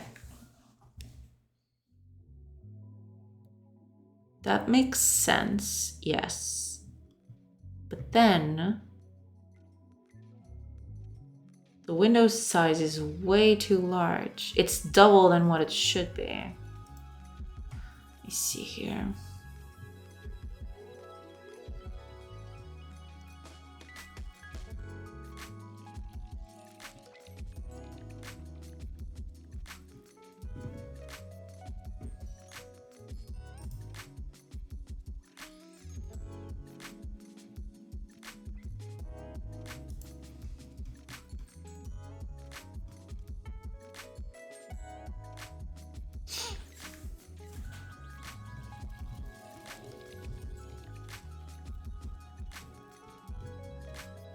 Well, seems to be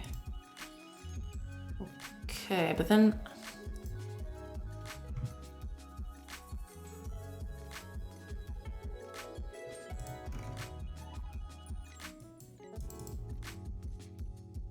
let me check something real quick.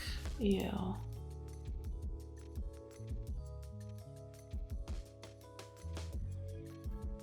There's the main one, but there's the main camera too. Do I get a size for that?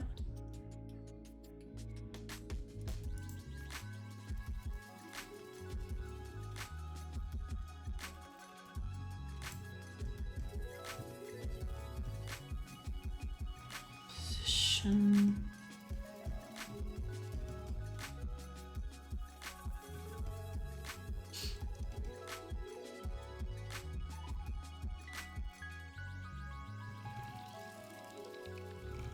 All right.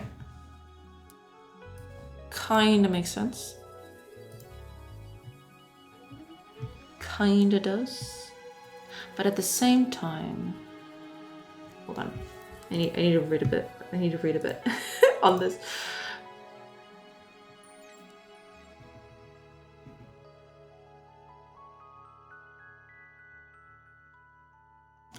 Cause like, okay, let me do a little bit of experimentation on this. I feel like what are you trying to fix?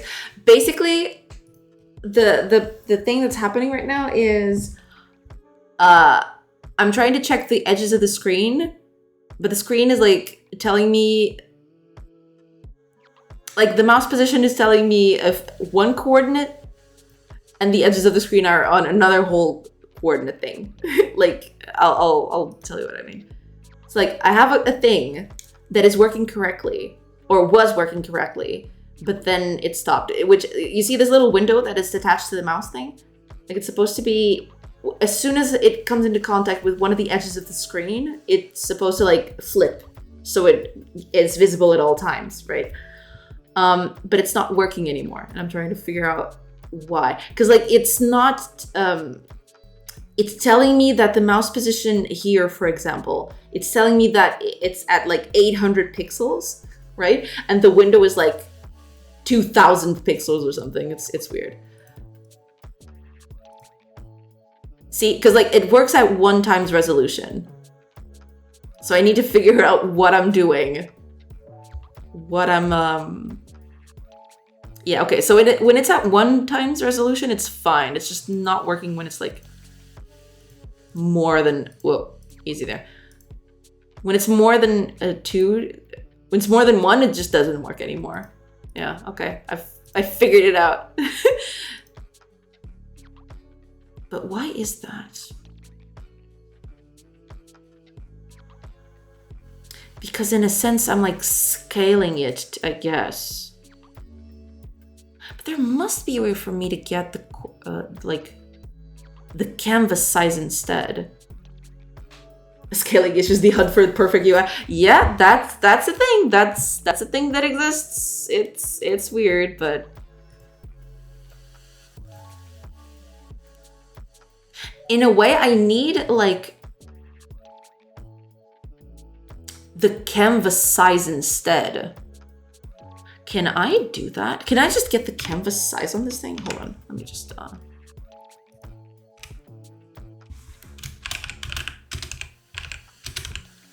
because I don't think I can get the size of this thing, can I?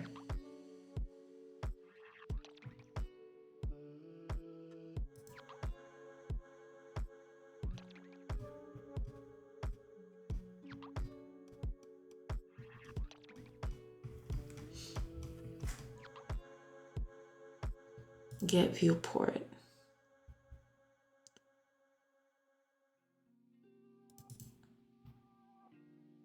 Okay.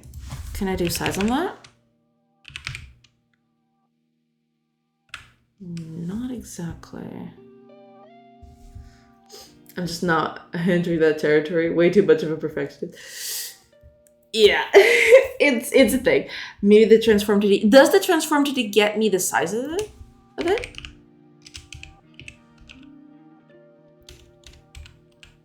Because I think transform is just like position and scale and rotation, right? It doesn't actually have access to size and stuff like that. That would have to be a different thing. But like, viewport should be it. Because like viewport, I think has a size attached to it.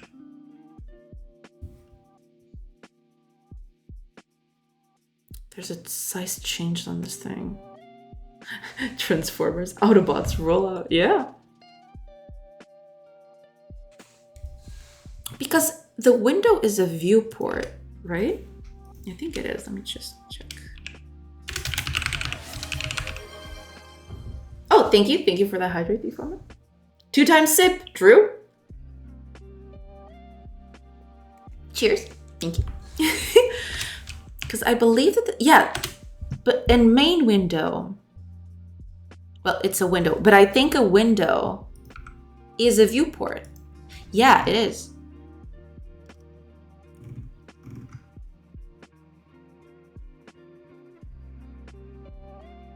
So what, size comes in the window itself, not the viewport?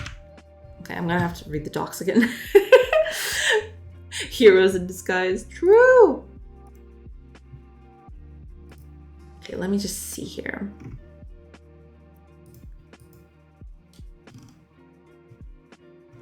Because I don't think viewport has a size in it. I'm really sorry for the sounds, okay? If it ever comes up.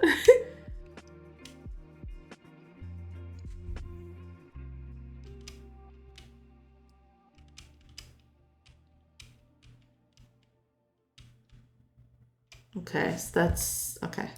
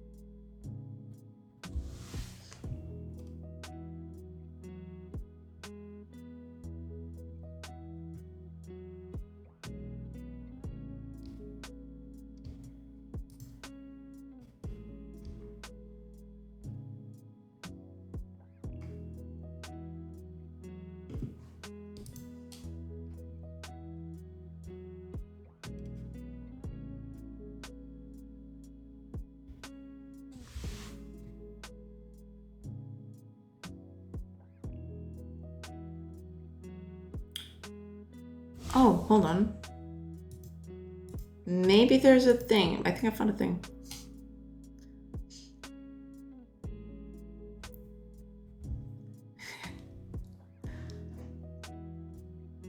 Grab the window size.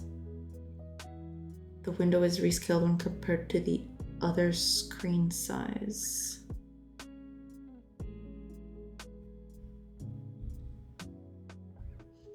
It looks like the main window size is being captured before it's being rescaled, and you're comparing it to the new window after rescaling. I see.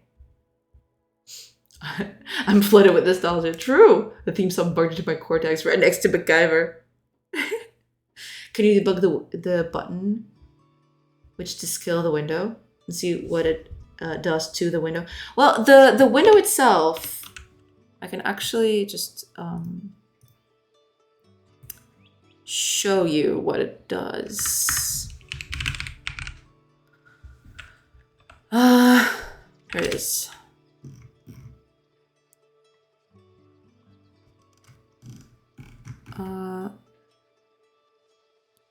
Where'd it go?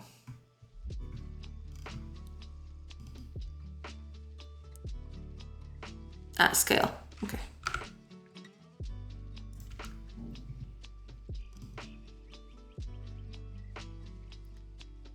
I basically just change the window size to the base resolution and times the scale. Because the window scales on its own because of the options from like the Godot project, right? What about Knight Rider and the A team? All of them. Kit was cool. I think it was a bit younger for A team.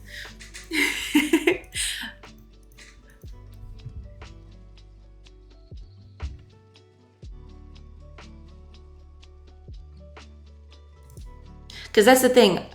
I technically don't want the window size. I want the viewport size of it. So let me see something. What would that...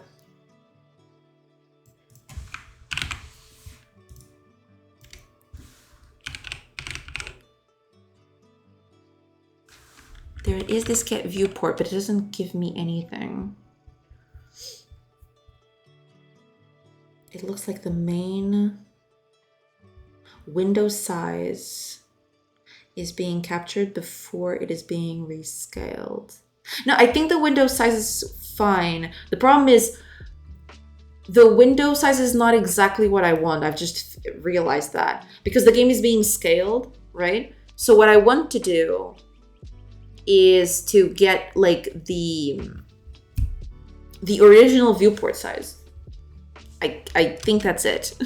But this thing, isn't this supposed to have a size thing? Where is it?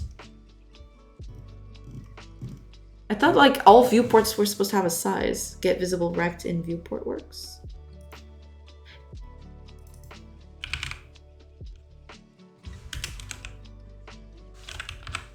Rect 2. Oh, okay. Okay. Maybe this is it. Okay, let me see if that's it. Maybe that's it. Okay. Maybe that's it. Thanks, Ryan. Okay, let's see if this is it.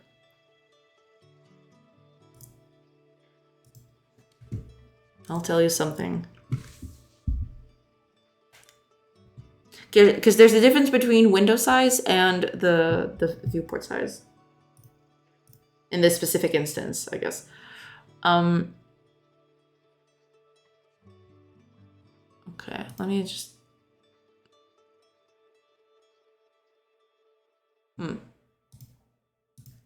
Interesting. So that's at least not here, apparently. Apparently that's not it. Let me see.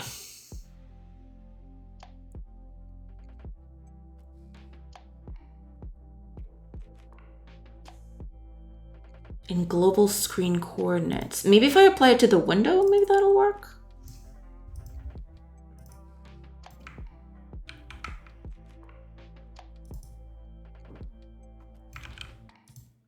Is that it? Is that the key to all of this?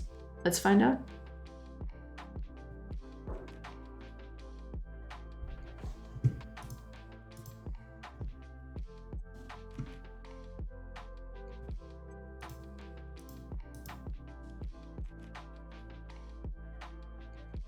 Returns the visible rectangle in global screen coordinates. So the size of this thing... Yeah, it's right here. So the size is technically correct, but what I want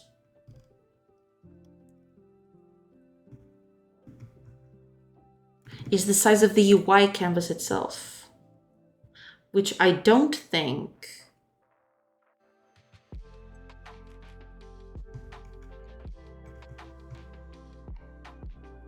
Ah, hold on. I think this is it. Instead of size, I need the content scale size. Let me just check the docs real quick. I think that's it. The content. There we go. Okay, I think this is what I need. Let me just check the docs real quick to see if that's it.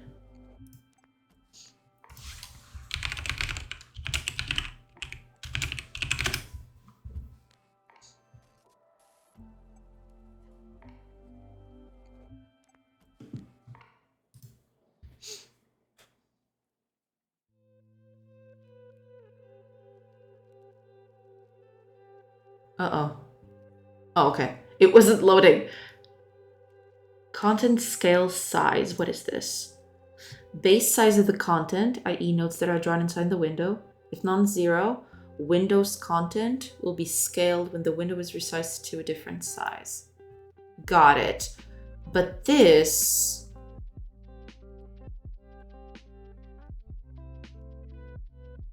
Right, I think this is it. Because the size of the window and the content is different. Yeah.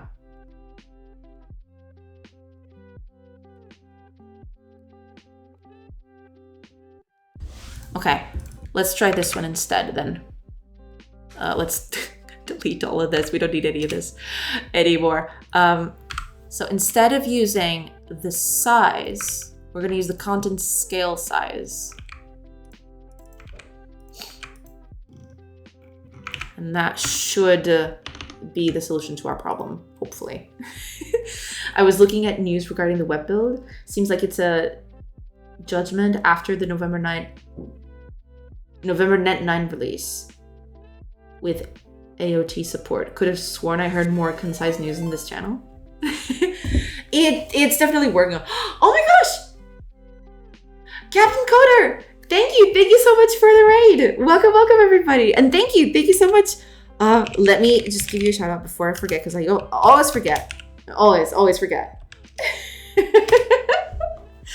Hate to read and run, but I gotta get to work. No problem. Thank you so much for the raid. I hope you had a good stream. And welcome everybody. Oh, Beeks is here. Welcome back, Beeks. We were playing around with those C#. Ooh, nice. Welcome everybody. Hopefully you had a good time over at Captain Coder. Technically I never left. I'm here twice now. Yeah, that's fine. That's totally fine. But welcome everybody.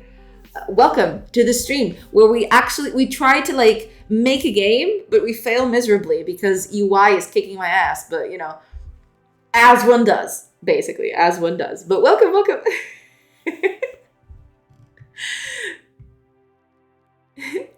Hi Lance, welcome. Hiyo, welcome. Well, since there are new people over on chat, I might as well introduce myself and work a bit, like show you a bit of my game. Yeah. Let me just snooze these ads because they're coming up and like, yeah, that's not good. Oh, and Pocket Potato, welcome. Hello. So for anyone new here, hi, I'm Joanna. I'm making this game, which is called Solve Viriata. It's like a base builder and an RPG mixed into one. And I'm making this in Godot C#. I've been, doing this for quite a while. Not the Godot thing, but the C# thing. This used to be a Unity project, but now it's like a Godot project because that's how we that's how we roll around here, basically. Yeah, but the thing is, I can actually show you the game a little bit. Like it's not very enticing yet. I'm still working on it. But yeah, I can show you a little bit about the game. Yeah.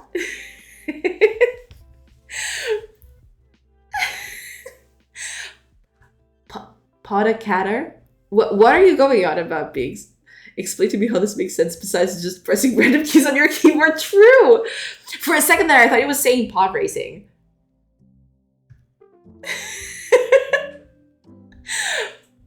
Was it swap the A and O? Padocatter? Okay. For me, Unity now Godot. A lot of that going on. A lot of that going around. Same here. Well, good. Yeah, the whole Unity debacle basically brought a lot of people to Godot, and that's cool. That's okay. That's nice. Yeah. Thank you so much for the follow, Lassiter. Thank you. Welcome. But yeah, I'll actually show you a bit about the base building first before showing you the RPG part of it, because I feel like it's a little easier to explain. But yeah, basically, the idea is based on the name of the game, you are the leader of a little settlement on Iberia. And basically, the Romans are trying to capture Iberia. This is like the period in history where the Romans are trying to capture Iberia. You're the little leader of one of those settlements that, the Romans are trying to conquer. And the idea is you want to defend your little settlement and go around on adventures and stuff. Yeah. So, in the base building aspect of it, like, do take in mind that a lot of this is like very, it's still not very polished. It's still very like much, a lot of it is in development and the visuals are not all there yet. So there are not a lot of animations or anything like that. But yeah, basically in the base building portion of the game, you have to like administer your little settlement, you build buildings, and you put your people to work on them. So for example, this forester is not complete, but I can actually already assign people so that they start working as soon as like the building is complete, right? We can set up 2 people for cutting wood in the forester. We'll actually need for this to get built. So we'll just have 1 more builder. Otherwise, this thing is going to take forever. So we're going to add another builder to this. And you'll see as I pass hours, because like you pass hours, just clicking on the button. And then it gets built. There you go. Yeah. There we go. Now that the building is complete, we'll actually start getting wood every hour. So for example, we get 4 wood now because these are very low experienced people in terms of like wood cutting. So we have 39, now I got 43. And that goes on and on. Like they keep producing. And the idea is you build a lot of things. So for example, we can build a farm as well. We don't have a lot of people, so we can, let me take a few people out of this. So I can actually show you that, you get another person and this one has farming, and now we'll actually start producing wheat as well. There it is. Yeah. So the idea is you create a little settlement, you put your people to work, they'll gather resources, you'll refine them to create new stuff. And this is like basically the building or like the base building part of the game. You manage your little population, they produce things for you, all of that good stuff, right? But that's not the whole thing of it. Because like your little village doesn't live in a bubble. Like there's a world outside, and that's when you leave and you go to the overworld. This is like the first thing that the game shows up. This is the overworld. So basically, this is where the game takes place, and this is where the RPG part kicks in. We've got a little party of 4 right now. It's these 4 people. Oh, they're all cavalry. Interesting. And they're all cavalry bows. Amazing. Let's make one of these a little different, just so I can show you guys. There you go. Okay, now we got a cavalry swordsman. Perfect. Amazing. But yeah, we got a party of 4 people, and we're exploring out in the world. We can travel anywhere we want. We can, tell them to go places, and they just, go around and explore. The idea is you'll want to explore the overworld and you'll see stuff happen, right? Right now, there's not a lot of it, but there's combat. The enemy is approaching. So we're just going to showcase a little bit of combat. Yeah. There are going to be a lot of random events. You can like explore like ruins and stuff like that, and you'll get attacked like this. So I'm going to show you a bit of combat. That's the last part of it that exists right now. So we got this little guy, and combat over here is like, it's a tactical-based RPG. You've seen it a bunch of times already. Fire Emblem, Final Fantasy Tactics, that sort of thing. Yeah, the idea is like you have your own little group of people. Each has their own like initiative level. So do the enemies, of course. We only get 1 enemy. Like he's very brave to like be attacking us, attacking 4-on-1. But to each their own. But yeah, the idea is like they're all cavalry, so like they all move very, very far. You move wherever you want, you can attack people, and you can choose where to attack from, so it's a little bit strategic. You'll want to like put your melee characters in front of your ranged fighters. Right now we have 3 ranged fighters and 1 melee, so there's not going to be a lot of that, but this guy is melee, so you see this character attack from a distance because she's ranged, but we got this guy, which is a melee, and he attacks directly from the closest cells. So we can just attack from wherever we want. And yeah, they whack each other until they basically go down. That's the thing. Ta-da! That's it. Yeah, and I'm working on the game because like there's trading. You can actually go up here. It's gonna take forever. But there's actually like Okay, give me a second. Otherwise it's gonna take all day. But yeah, you're supposed to like go over to other villages and trade with them. You know, do a bit of like what do you call it? Diplomacy, like trade with other villages, because they might have resources that you can't produce due to like the conditions of like your place. So for example, in this is our village right here, right? And you can't fish, for example, because you're too far away from water. But this village is kind of close to water. So if you go here, we can actually see that they have fish in there. So we can actually trade with them. We're gonna sell some of the stuff that we've got. So for example, we can sell a bit of our meat and we can buy their fish. There you go. Don't mind the numbers. Like all of this thing is like still a work in progress. But yeah, so the idea is you can actually trade with other settlements, like and improve your economy and stuff like that, and bring back those resources that you can produce to improve like your settlers' lives and stuff like that. Yeah, that's it. That's the game. That's it. That's the thing. We're just gonna make camp a little bit. This is a little thing that's still work in progress, but it's basically a little catch-up mechanic. Like your characters will camp at night, you know, to like improve their skills and stuff like that. But you know, that's still a work in progress, basically. And yeah, that's it. That's the game. Oh, and you get people to work with you sometimes. Yeah, sometimes they'll come back and they'll say, oh, we want to join you, and you know, you accept them because that's cool. But yeah, that's pretty much it. That's it. Thank you so much, Pocket Potato. Looks good. Like the ideas. Also, maybe it looks cute. Yeah. Hopefully that's the idea. Like, eventually, I want to redo the art for this. So that's another thing that I'm working on, or I want to work on eventually. But yeah, like I'm still working on it. It's a whole thing. But yeah, that's it. That's the game as it is right now. And right now, I took a little pause from like actually developing new things because I want to improve like the whole UI. That's what we're doing. Because like the UI definitely took a hit. Like I've developed a bunch of stuff and I left the UI to rot basically. So nowadays I'm just trying to like, you know, improve the UI a little bit so it gets a little bit easier to code new UI in the future. Yeah.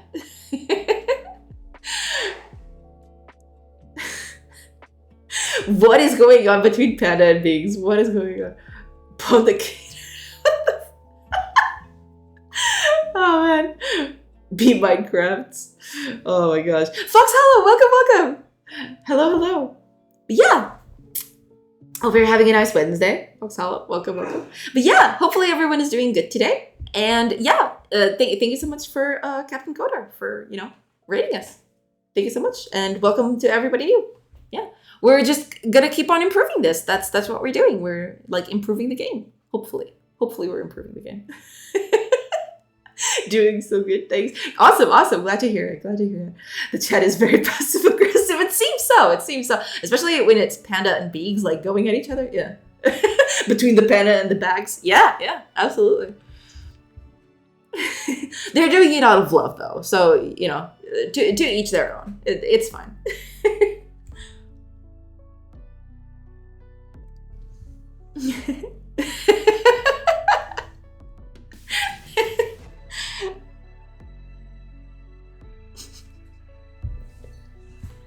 Like passing the little notes. Where is the passive?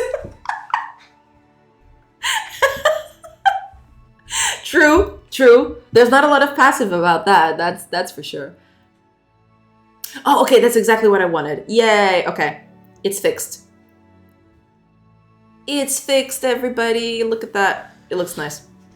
Humorously aggressive. True. But it's all done out of love, right? Like, it's fine. No names were called. It's somewhat passive at this time. I have seen this. People are peculiar towards Beegs. Not sure why. Beegs is a wholesome person. Like, people are peculiar towards him, but that's just to show that they care, right? I mean, I called him B Minecraft and he called me Pondicator. There is no aggression between Pan and I, only sexual tension. Yeah, I guess. Beaks is wholesome. Or wholesome. Oh my god. I can see you meaning wholesome. Oh no, not like that. These names are kind of cute. Yeah. Pondicator. Like, it sounds like, I don't know, like a game on an arcade. Welcome to Pondicator. I don't know, it seems cute. I don't know. I like it. Like an arcade cabinet. Pondicator. Well, okay. That's the name of my GameDev entry. Ooh, alright. Fair. Ads are starting really soon, everybody. Captain Coder caught us at a time, but I'm so sorry if you get hit, but thank you for watching them. If you do end up watching them, thank you so much. Cute engine, cute users of said engine, cute names. Yeah. It all fits. Yeah. Pondicator 2 out of the bags. True. Oh man, that is amazing. Someone please make that. That is incredible. I'm actually, yeah, my water's kind of running out, so I guess I'll take this ad section to just go and get a little bit more water. Yeah. I'm so sorry if you get hit. Sorry gets her Uber monster truck and turns the key. No, it's totally fine. It's totally fine. No, but yeah, like the ads thing was almost going through. Actually, the Captain Coder rated us at like a very precise time because I actually managed to snooze the ads. If he had rated like a few minutes later, I probably wouldn't be able to snooze them. And then like, you know, we'd get rated and, you know, everyone would get hit with ads instantly, which would have been yikes. Okay, be right back, everybody. I'm just gonna go get some water and everything. I'm gonna stretch my legs and all. I'll be right back.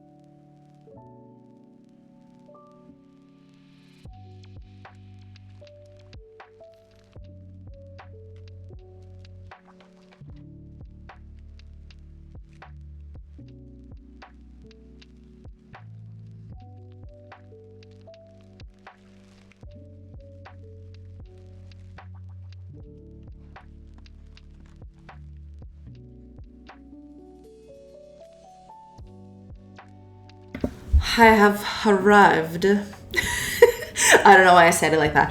I have arrived. Welcome back, everybody. Oh, got a lot of follows. Hold on. Let me try to catch up. The monotonist.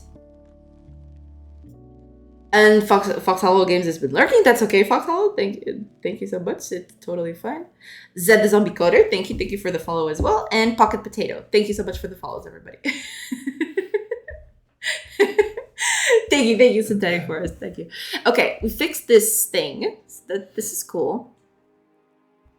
So now this thing is working as we wanted it to work. It's actually, yeah, there we go. Okay, that's perfect. It's exactly what we wanted. So it turns out I just had to use content scale size instead of size itself. Okay, that makes sense. Okay.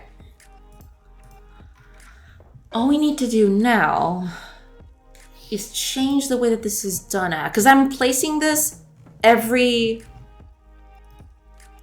process when it should be on input. Yeah, there's the mouse motion here. So that's probably what I want to do. Yeah. So instead of doing this every process, I'll just do it on mouse motion. We'll just cut this off. Put it up here.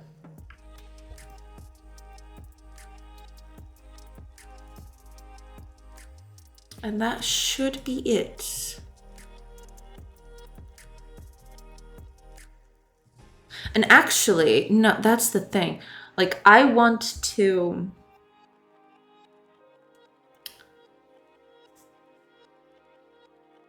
Right. Maybe I'll just move this later. Maybe I'll, because like, I feel like this should be a thing.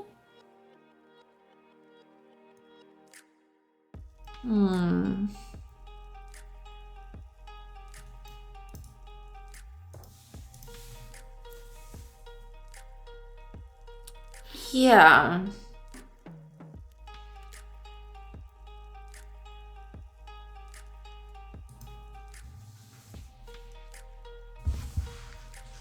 Well, technically, I can just do this.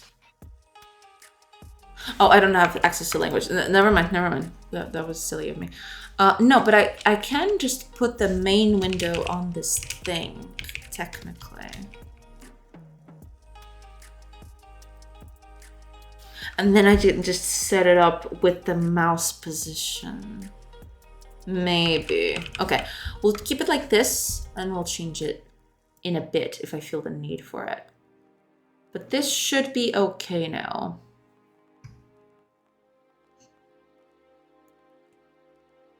Yeah, this should be fine, I feel. I did test it. Is it changing with the language? Should be. Would follow again, but could only do so once. That's okay. I appreciate it. Thank you, Lance. I do appreciate it. Thank you. Okay, let's see. What is... Are you changing? I think I tested it, but... Yeah, okay, so it is working. Cool, okay. Yeah, okay, everything seems to be working. Oh, let me check if I change the size of this thing.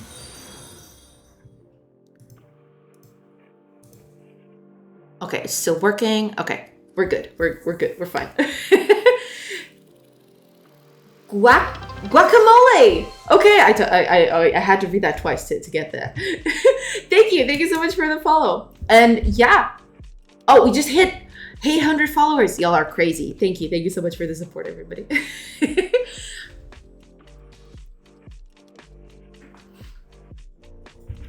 Man, 800 followers. That is insane. Thank you, Beaks. It feels weird. It feels a little weird, but yeah. What happens now? Well, we keep on going. I don't know. I'll have to like I do want to spruce up the stream a little bit, but you know, time and work hours and everything. But yeah, and make more emotes. Gosh, I have so many emote ideas I would do. There's not enough hours in the day. I need more. If I had $1 for every time I heard a woman say it feels weird. Oh man, pigs.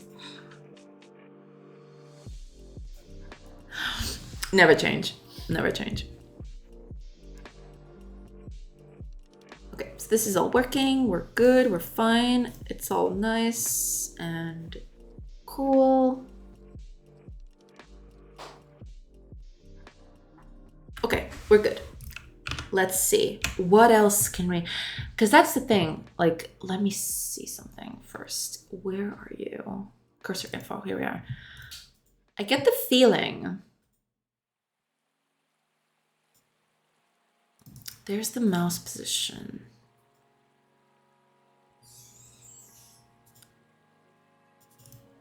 And then there's the window.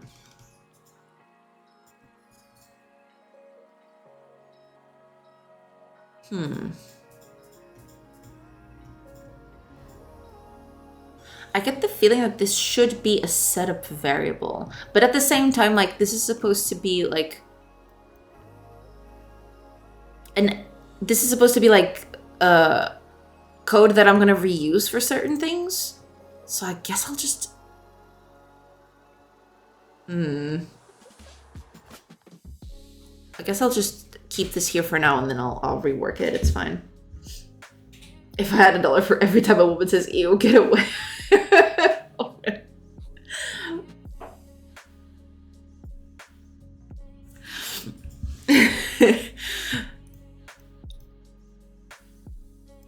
Yeah, because like a lot of this, there's also the offset too. Okay, here's what we're going to do.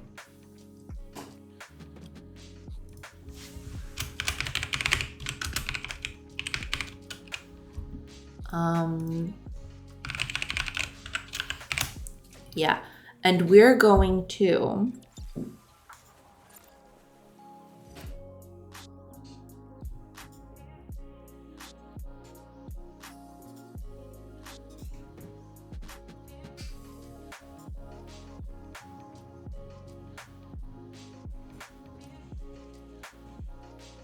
oh, wait a minute. No, this is the...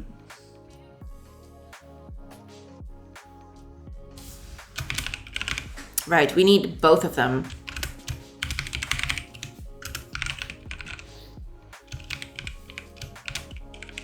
There we go. And then we just to do that, this is the right offset. And this is the left offset. We can just take out all of these now. And basically, we just move these over to the call. Not even the call though. That's the thing. I get the feeling that these can be setup variables. I don't need to set these up every time. Yeah, definitely. These feel like I can just put these on setup instead of doing this, basically. We're gonna do that, but before I do that, the left offset is -40, which I believe I already did. -40, okay, we're good. So we can just go over to the cursor info. And over here on the parameters,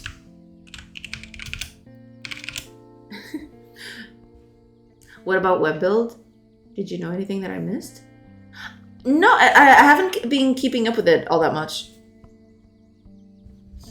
I made a mistake with the women. He told everybody they was a bit lonely for some time. Bad reputation, kind of. Oh, I see.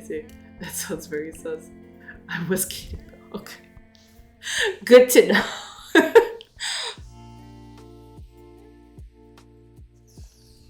It wasn't that bad. I think I got demoralized mostly. I see. Okay, here's what's gonna happen then. We need... Let me see here. Because these take in vector 2s, correct? Yeah, because this is a position. Okay. we'll do this. We'll need these. Oh no, actually the mouse position could also be a thing that we set up as well. Okay, let's just do this. Like that. And the window. Then we get the text callback, but that's for another thing. So, okay. Screen position.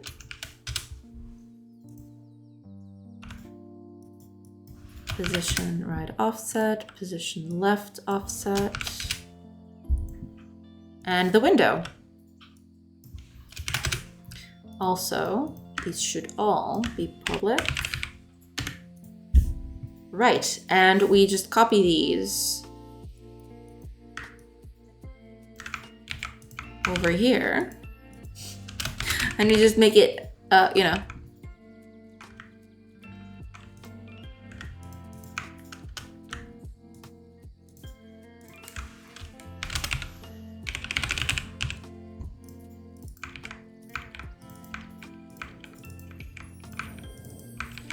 There we go. Okay.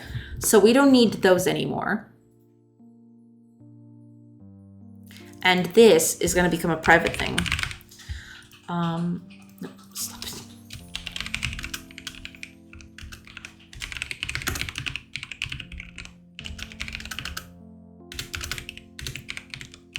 Extension. There we are.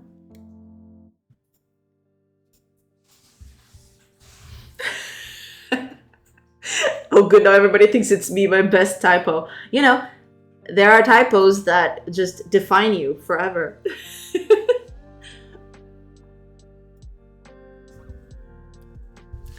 Like that whole :9. That was the thing. Okay, so setup parameters is going to take all of these in. We do need to include these at some point, but for now we're just gonna do that. No use trying to defend, you know, it's fine. People will eventually forget. I mean, this is the internet. Everyone always forgets. Sometimes. I didn't know Microsoft paid Godot to write C# support. I feel like, yeah, they granted like a grant. They granted a grant. Yeah, but they extended a grant over to Godot, I think. Yeah, I learned about the grant in 2017. Yeah. I think that was very clever of them.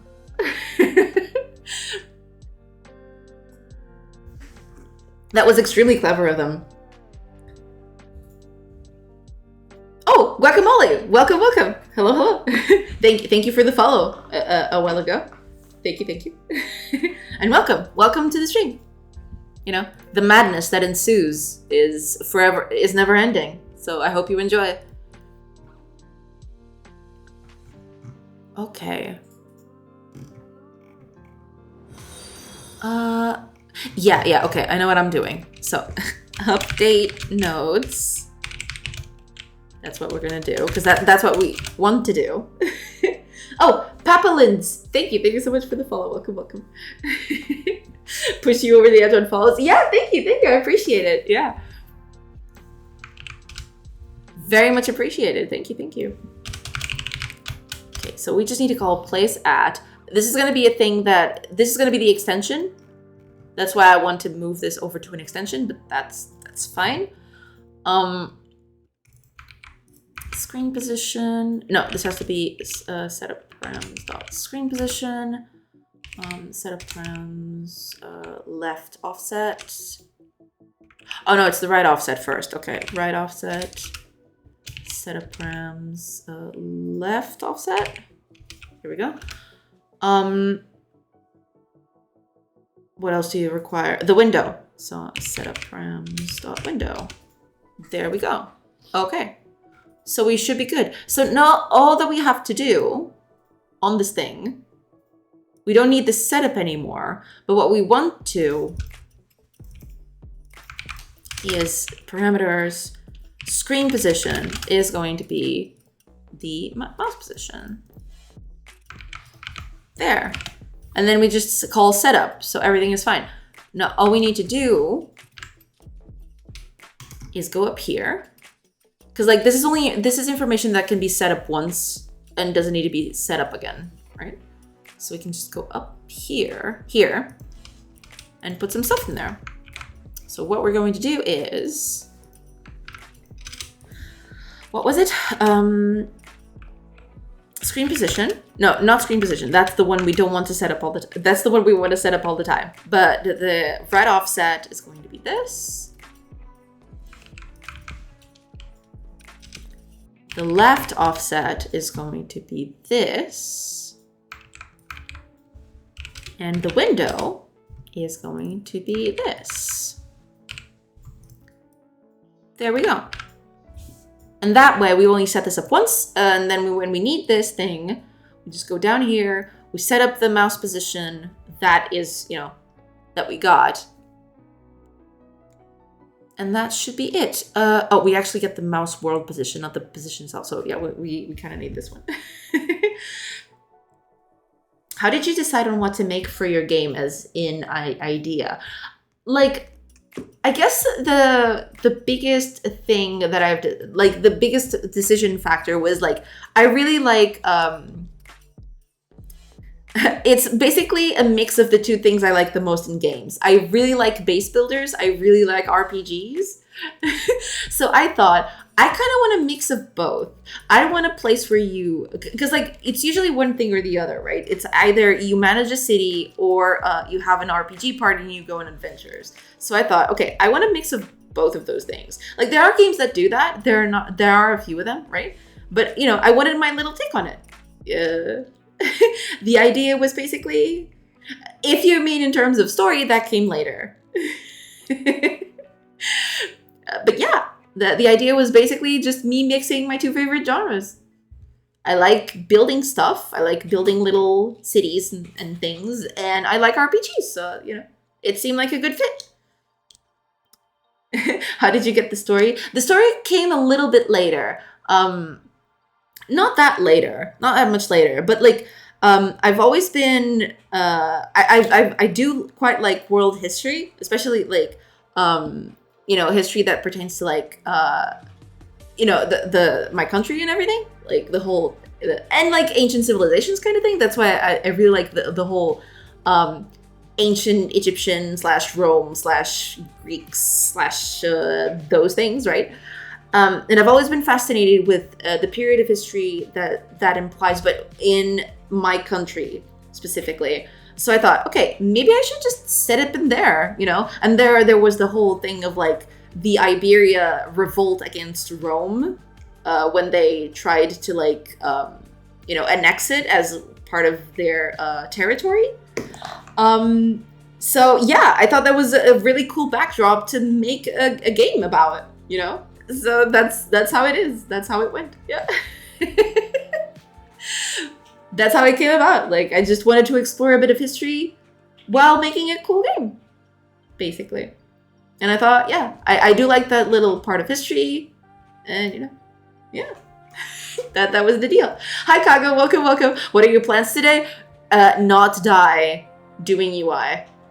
No, but seriously, I'm trying to fix the rest of the UI. I'm working on it. It feels like I'm close, but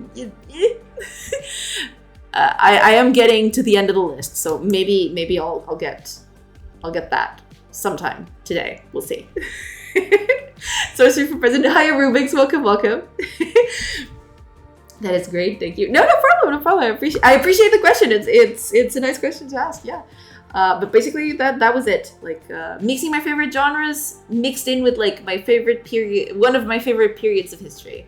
And I thought that mixed well together. And I thought, you know, let's make a game about it. So that there it went.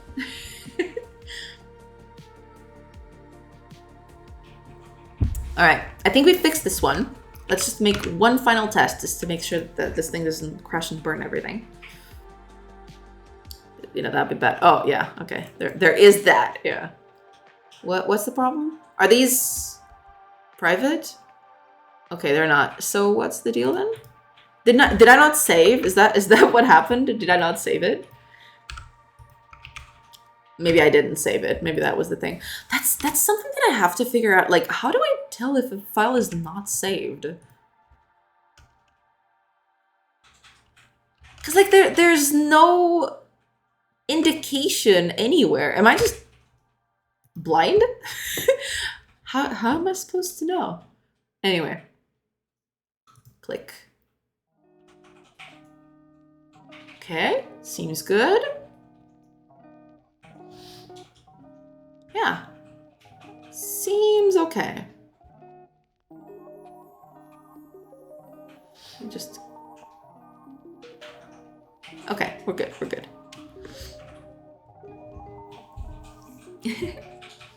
What IDE do you use? This is Writer. It's JetBrains Writer. Can I actually go to the About thing? Oh, I have two plugins to update. But yeah, this is JetBrains Writer, basically. The best IDE. Notepad. No, I'm just kidding. Aren't the files a different color on the list in the middle of the IDE? Not exactly. These colors are basically, from what I've gathered, these colors are like changes based on repository, right? So like it changes into blue when it's like this file exists in the repository, but it's changed. The red ones are like new files, and then the white ones are the ones that haven't changed at all. But that's the thing, like, this file can be changed in the repository. Yeah, it's not saved and not saved. Yeah, I don't know how I'm supposed to tell. Because, like, I'm changing the file here, right? I'm actually writing things. It's not saved. Well, yeah, no. Okay. So, like, if I do this... What? How am I supposed to know that this file is not saved? You know what I mean? Like, where does it... I don't know. It's weird. Because it doesn't show anywhere, right? Am I crazy? Am I supposed to see something and it's just not there? I don't know. Oh! Alright. I'll take a look. I'll take a look. I do have to go into settings. No, what are you doing? I want the settings. Are those the settings? Oh, these are the settings. It's just open on plugins. Never mind. Editor.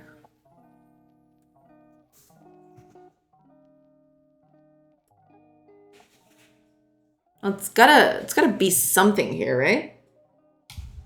Modified. What? Editor tabs. Here we go. Ah. Is that it? Well, it's in place of the cross, but I feel like that's okay. Thank you. I don't know why that's not turned on by default, but thank you. I appreciate it. There you go. There's still a lot for me to learn about, you know, how Writer fully works, but yeah. Okay, there you go. Cool. Okay, that helps. Thank you. I'm kind of new to this thing. I'm kind of new to Writer specifically, so yeah. I do have to like take like, I don't know, a month to see. How have you lived this far without this? I don't know. Like, I just, because I save all the time, right? So I never felt the need for it. But sometimes I'm like, I get errors and I'm like, what do you mean? It's right there. But then it's not saved. I don't know. My work here is done. Swish escape. Thank you so much, Guacamole. Thank you. Annika MSK, thank you. Is that Annika Mask? Or is it just MSK? But thank you so much for the follow. Welcome. Don't question it, all right? It's fine. I'm crazy. Like, stuff is wild out here. Y'all have no idea. But yeah, at least that one is solved. I have so much stuff that I want to like customize Writer on. That's the thing. Like, there's a lot of stuff out here. I don't know. Oh, and Elisa, welcome. Yeah, as you can see, this thing is like totally wild out here. Yeah, the eyes on top of the face cam keeps looking at me. Well, yeah, you better behave, or the eyes will come for you in your sleep. I'm just kidding.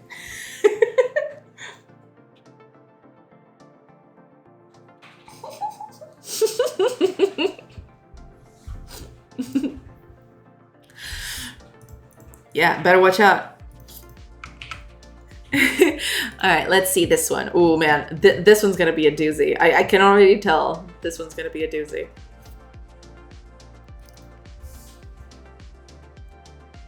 Oh, this is one of those that needs the language. Yeah, forget about that.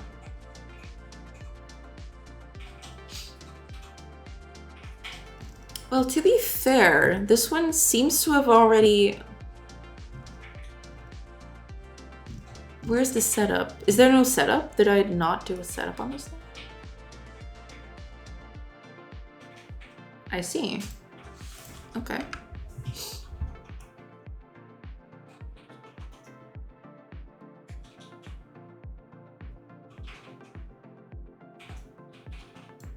Right. This one's a bit problematic. I remember specifically that this one was a little problematic. Oh, right. This doesn't happen anymore. Because I am changing the language directly.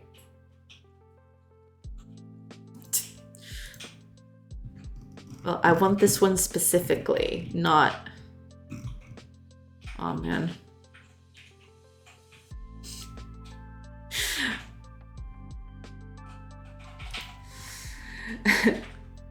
Ask me for anyone. Thank you so much for the follow. Welcome.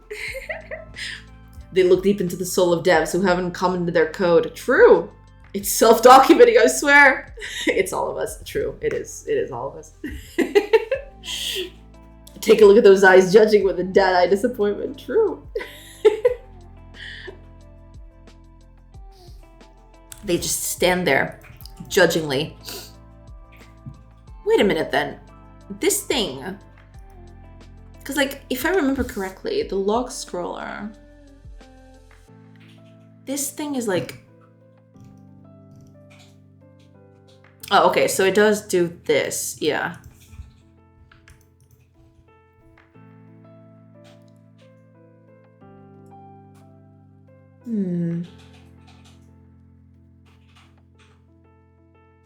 I don't think I'm gonna touch this one.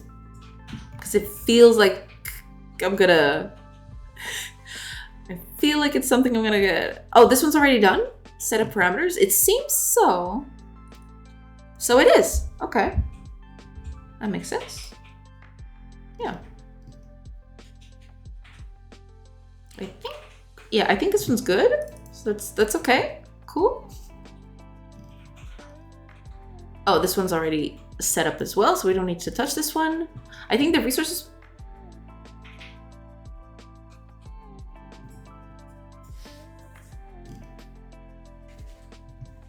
What?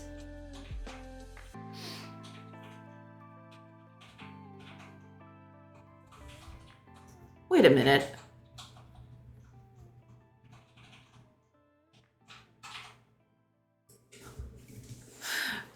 What?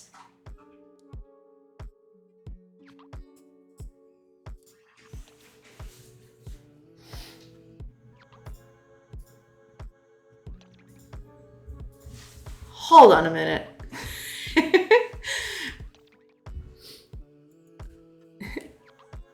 Are you a serial committer or 1-2 a day committer? It depends. Like I'm not that rigid in that sense. What I usually do is like when I finish something, when I finish like a feature or something like that, I usually commit. I don't do commits all the time. I usually, when I finish something, I commit it. Or when I feel like it's close enough to what I want it to be, but I want to tweak it a little bit and I'm afraid that the changes are going to break everything that I did before, that's when I commit to. Son, did you just turn that into a string at runtime? Oh god. That doesn't look very good. Flashbacks. I'm afraid of commitment. Don't be, Foxhollow. It's fine. It's okay. I am kind of intrigued by this thing. What is this supposed to be then? Why is this even here? And the biggest question is, I do have... Okay, I need this to be tad bigger, because otherwise I won't be able to find anything. Can I actually move this over here? I don't think I can I? I really would have liked to like move this somewhere else, but that's okay. So the party inventory. What?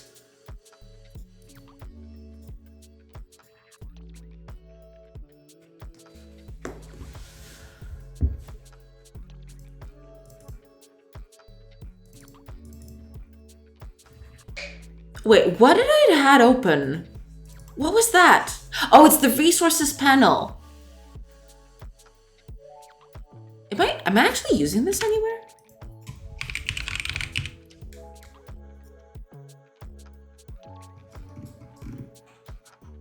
Doesn't look like it.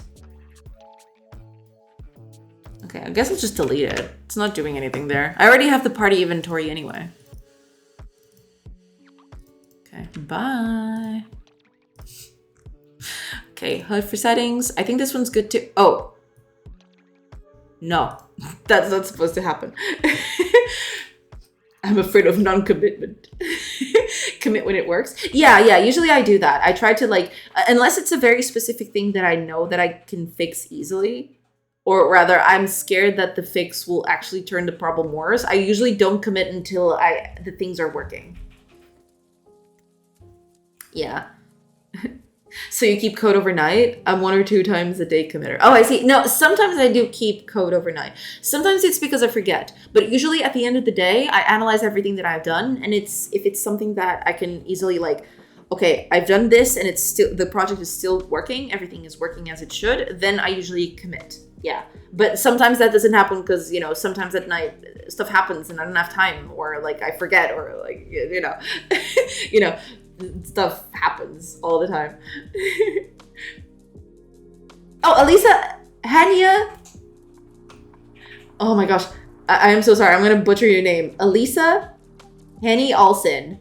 Henny Alson. Thank you so much for the follow. Thank you so much. Take care, sir. Gotta get some work done. I'll be back though. Have a great day. Happy coding. Thank you so much for hanging out, Synthetic Forest. Thank you so much. And have a nice work. Yeah. I appreciate you hanging out a little bit. Commit every time you press a key. Yeah. Oh, you actually said every type you press a key, but I read it as time. Like, wow. Okay. I managed. It's fine. Sorry, boss. I'm gonna disappear. That's okay, Rubix. That's perfectly okay. Don't worry about it. I'm fermenting my commits to really bring out that yeasty flavor. Yeah, that sometimes that works too. It's okay. So long as it works for you, that's fine. I don't commit like that, but I sync my stuff on OneDrive. Oh, I see. So if it's about if hardware fails, that could be nice too. Yeah. I don't do that, but yeah, I can see it. Sounds reasonable. I like to have a log for stand-ups and such. Yeah. That usually is. That's something that I'm gonna do when I start actually implementing changes for like the feedback that everyone has posted, either on itch or on the Discord. I actually want to keep like a small file every time I do a little change, because I already do that for my libraries. Like I do have changelog files for my libraries to like keep track of what I did there. That's basically preparation for the game itself, because like I want to do a changelog for the game too. But yeah, I do want to do that. I feel better about the typo, but yeah, it's totally fine. Like I totally wrote it okay. Hiya, Fluffy Panda. Welcome. There are a lot of pandas out here. Hi, Joda. How is your day going? You made a lot of progress in your game. Yeah, doing good. Like, we're not making a lot of progress in the game itself this week and past week as well. Mainly, I'm trying to do some maintenance on the project and trying to improve like UI and the project's files. You know, like trying to keep everything up to snuff so that it's easier to maintain the project in the future. So there's not a lot of actual, what do you call it, feature development, but I am trying to improve the project so I can feature develop a little better in the future, basically. That's the goal anyway. Oh, ER30R. Thank you so much for the follow. Welcome. Oh, and also Calamitous Mouse. I almost read that as Moose. I don't know why. Don't ask. But Calamitous Mouse. Thank you so much for the follow, and also ER30. Thank you so much. I can relate to that feeling, Foxhole. Yeah. This chat saving pandas from extinction. So nice to see. Yeah, like a lot of pandas are coming out of the woodwork. It's so nice to see. It's true.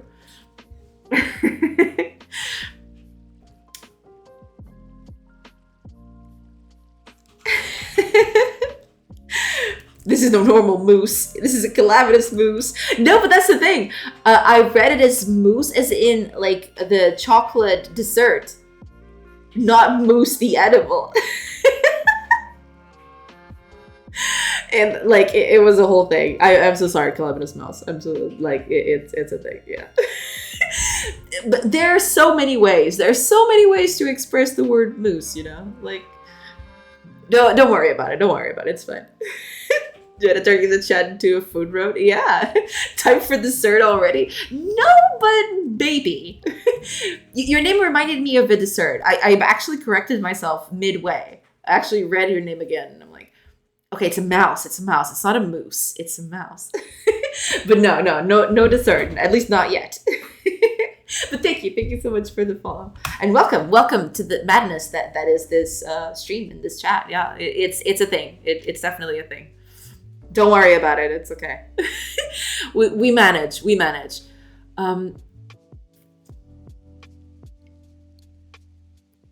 minute. What?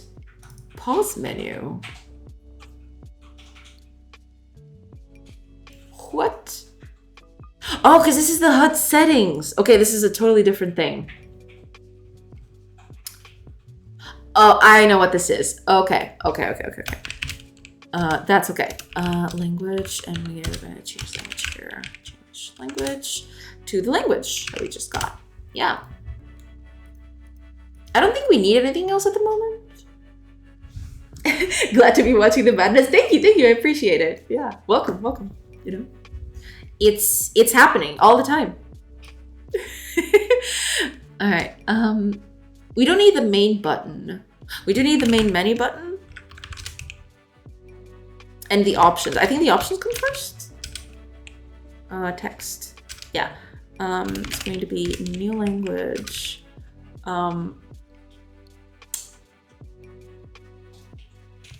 UI HUD. No, what am I doing? String.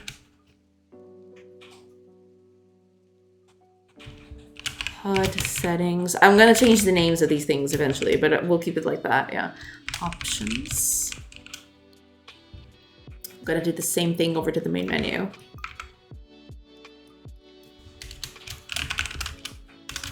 There we go. Okay, we just need to implement these two. There we are. Then we go here, and we implement those two as well.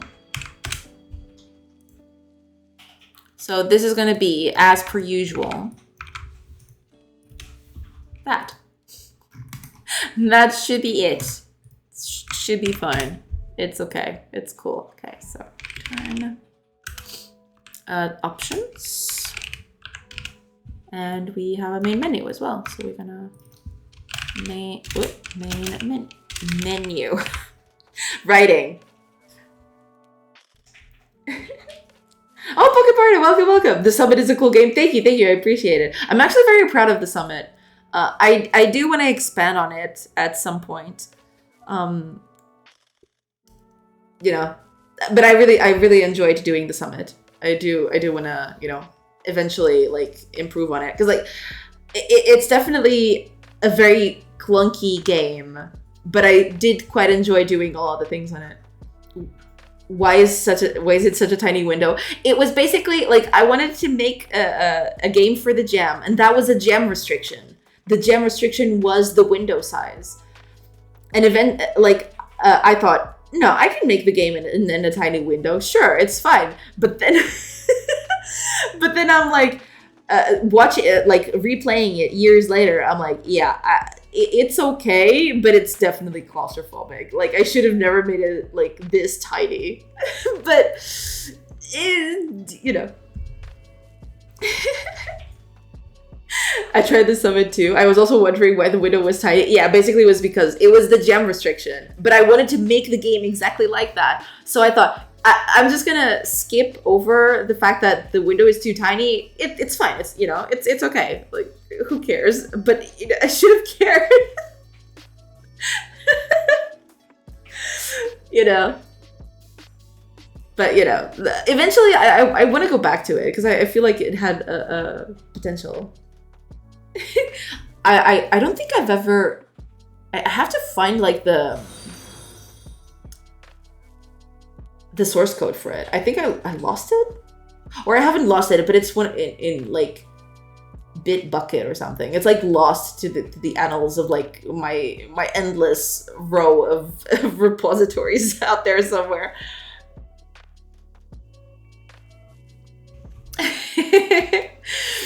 But yeah, like, I know the game is very clunky, but at the time I didn't care. At the time I just wanted to make a game, and, you know, the restriction was it has to be in a tiny window, and I'm like, yeah, sure, you know, it's fine, I can do that. But then I couldn't, or I thought I could. I thought it was amazing, but then I replayed it like a few years later, and I'm like, yeah, I probably should have, you know, not done it this tiny. But, you know, I had to for the gem, so, you know, I tried.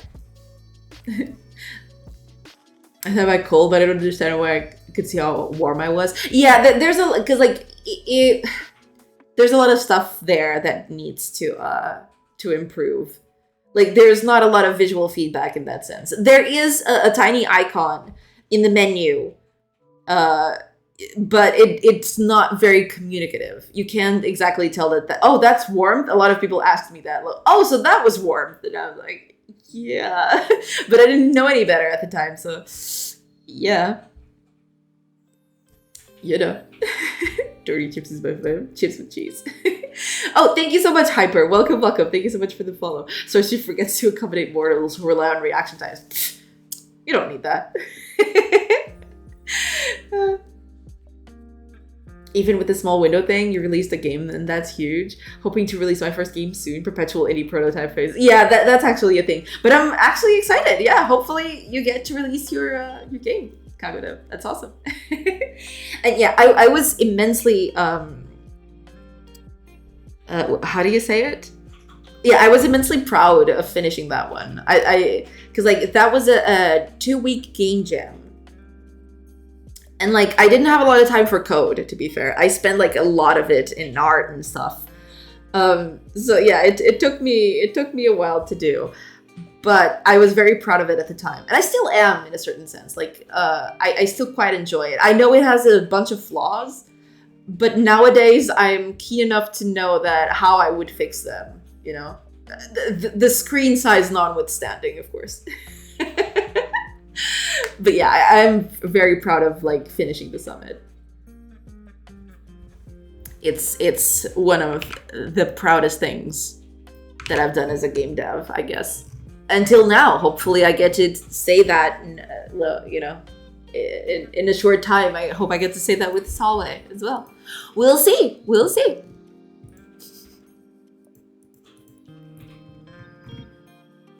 Okay. This thing.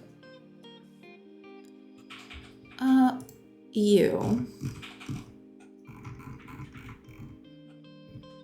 Right. Okay. There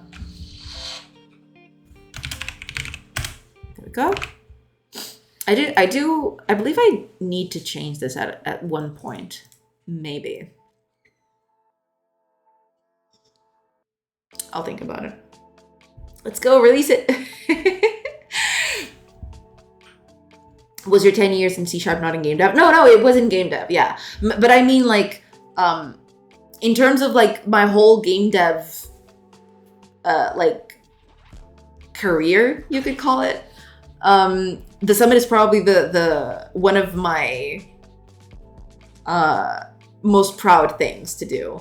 There is one. I'm very proud of one game, but it never got released. Like I really enjoyed that project, but then the project didn't go anywhere.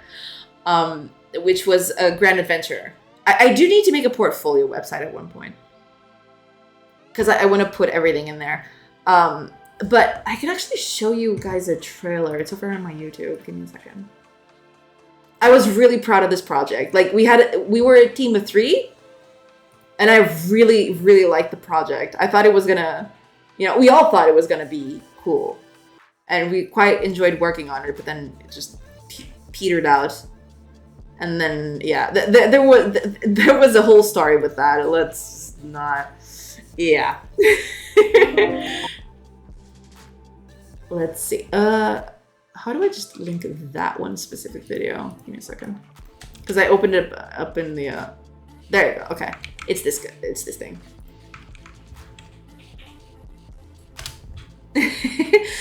That's like a mini trailer for Grand Adventure. That was the game I was talking about, the whole physics thing. Like the physics in that game were like crazy. But I'm very proud of that game too. Like that game was... It was special. I really wish we could have made it, finished it and made it, but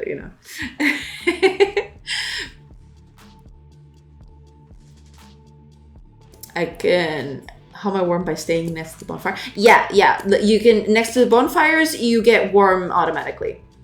Release it, yes sir. Now I got it, this is a Souls-like game. Is it? Like, I did that, I never, okay, so I believe half of like the game playing community, the gamer community is gonna crucify me for this.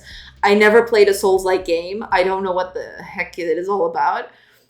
I've seen a lot of people talking about like it's like everything is like a Souls-like nowadays, and I don't know what that means. Like I have an idea, of course. Like I know what a soul. I think I know, but I never played one of them. So yeah, I have yet to get into the hype. One of these days, I'll play one of them. Because I've been dying to try one out. But, time, is finite in this earth. Yeah.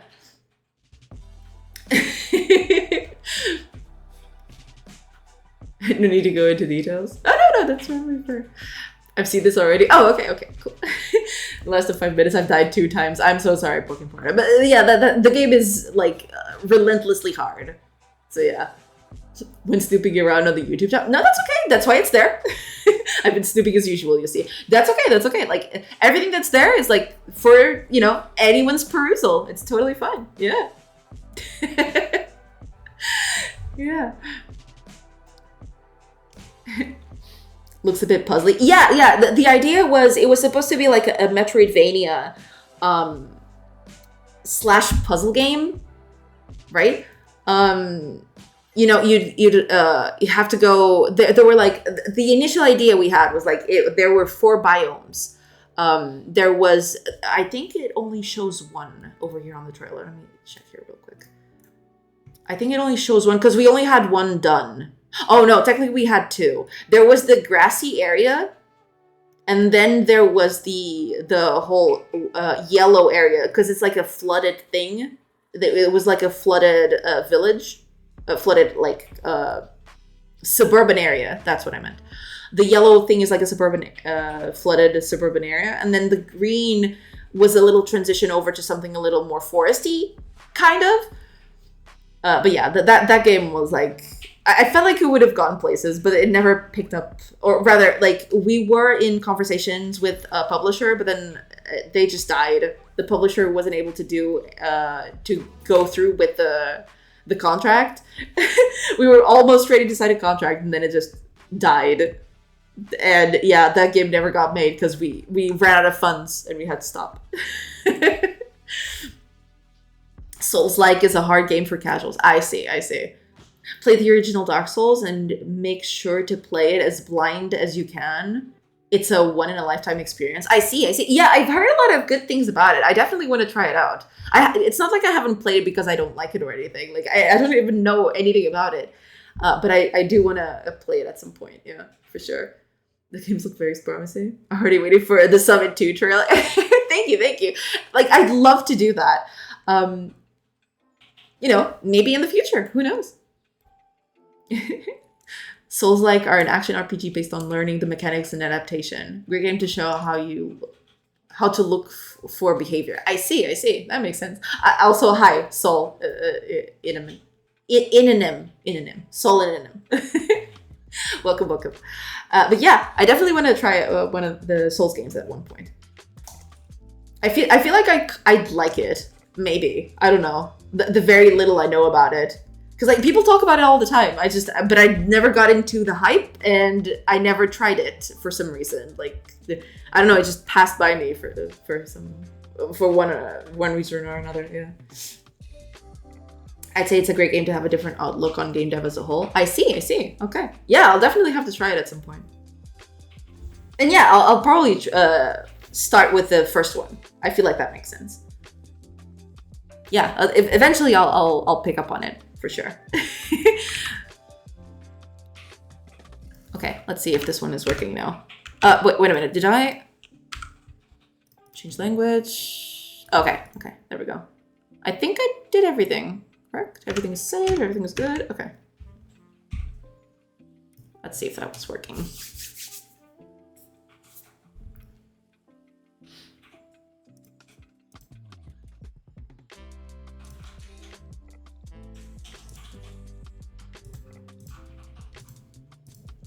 There you go. You'll love to see it. Test all over the place. I love it. That's a big problem though. Like sometimes the problem with the test language is if you change to it and if you don't know where the buttons are, you can never get it back. You can never go back. It's like, oh, these are not layered correctly. I need to change that. The first time with Classic Souls was great. I only wish I played online. But from what I've heard, like the online thing of the Souls games is very limited, right? It's just you see like small glimpses of other people passing through some areas, right? I think that's it. Unless I'm thinking of something else.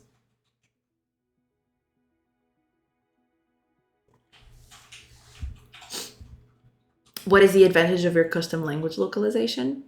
Well, I don't know that there's an advantage. It's just like, well, I can guess one advantage, probably like the biggest one, because from what I've gathered, let me check the whole thing, because I did this back in the time, before I did any of it.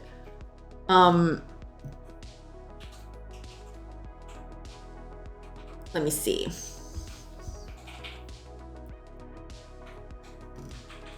Oh, so there is a thing.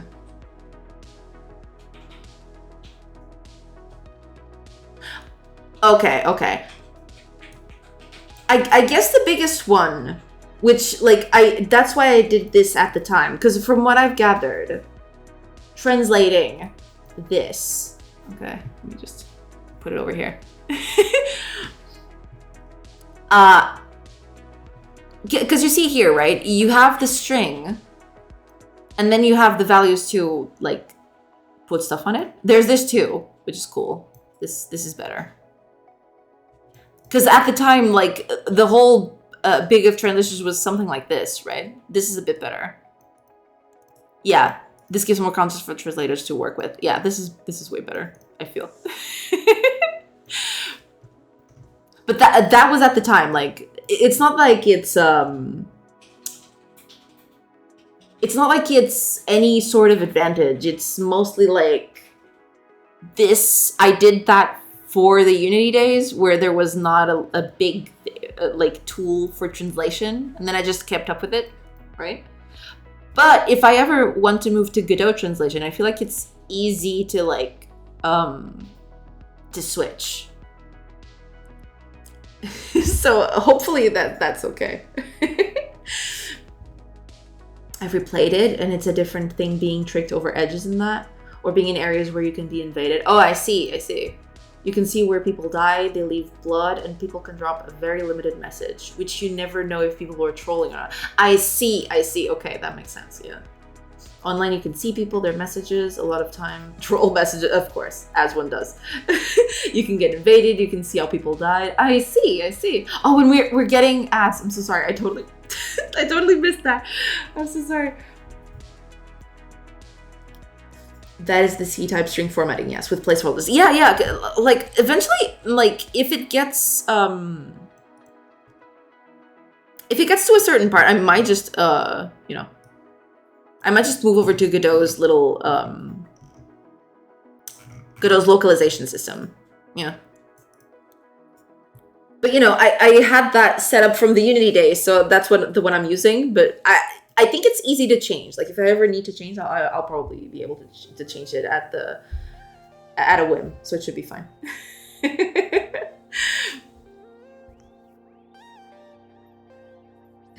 It's all string builder beneath, right? It should be. At least I think so, yeah.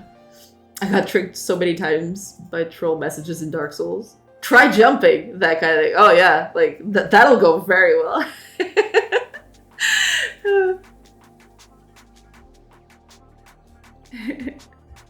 I was like, yeah, why not? It could be something there. Death. Yeah.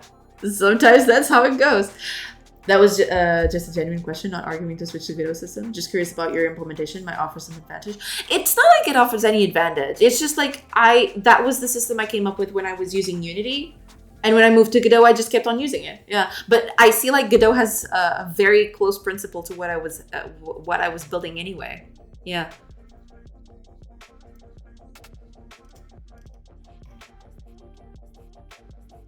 Yeah, I might look into this a bit better later.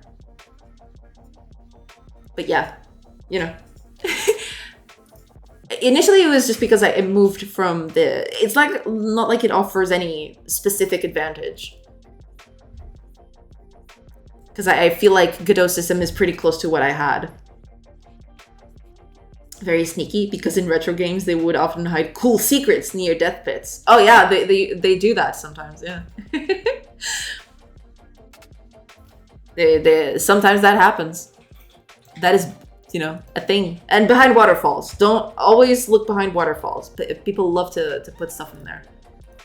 Because, like, stuff behind waterfalls is cool, you know? I mean, why not put stuff there?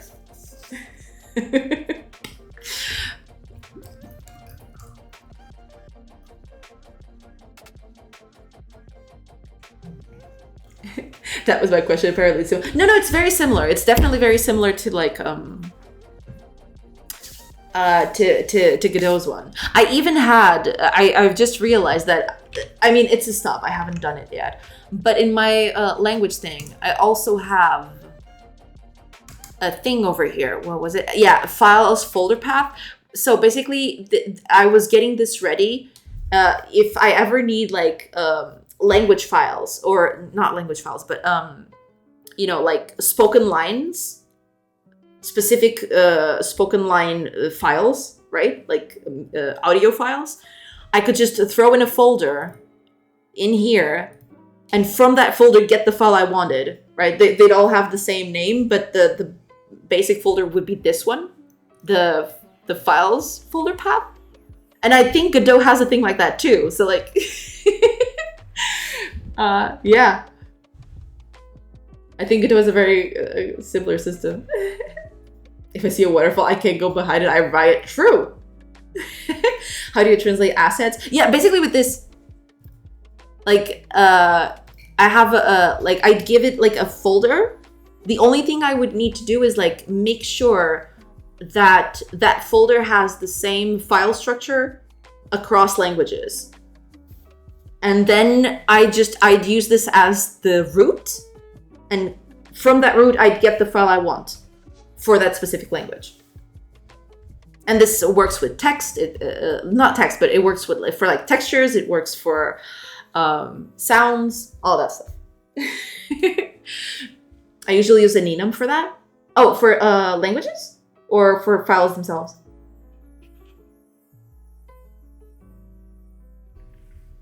But yeah, usually it was this. This is what the thing. And then whenever I wanted a file, I'd just, you know, go and grab it from the root.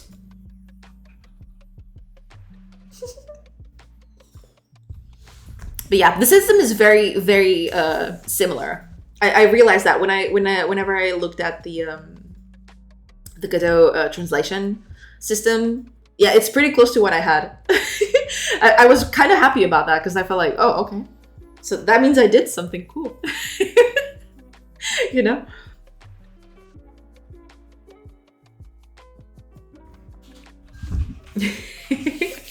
So yeah,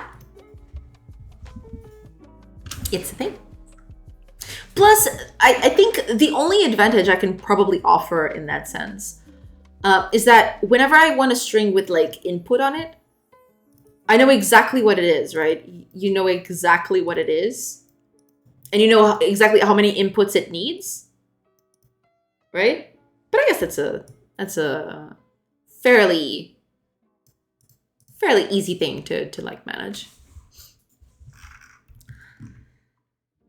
Files, weapons, actor, also dialogues, everything makes it easier to link to multiple languages.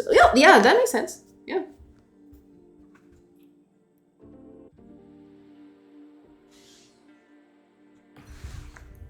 Sounds good. Yeah. Location interactions. I believe this one's okay. Yeah, this one's good. Party inventory is also good. Okay, seems like it is. The HUD settings, we just changed it, so it's fine. World pin. Oh yeah, world pin doesn't have anything. Oh, it does have this. It should have a... There you go. I'm actually going to like just do this. Basically because if this ever needs some text somewhere, I'll have it ready. And then I won't have to like touch it up anymore. Yeah.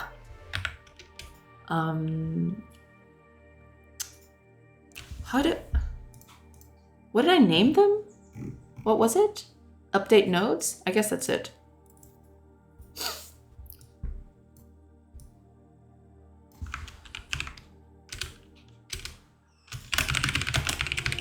There we go.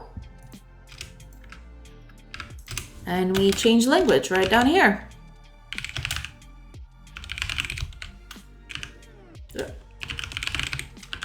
There we are. Just need to... Yeah, it's going to be a stub. Like, most of these things are not going to be needed, but we should be fine. That way, if I ever need language on this specific thing, it's already here. Like, it's already set up correctly. I don't have to do anything else anymore. Yeah, cool. What else? Oh, you. There we go. Yeah, there we go.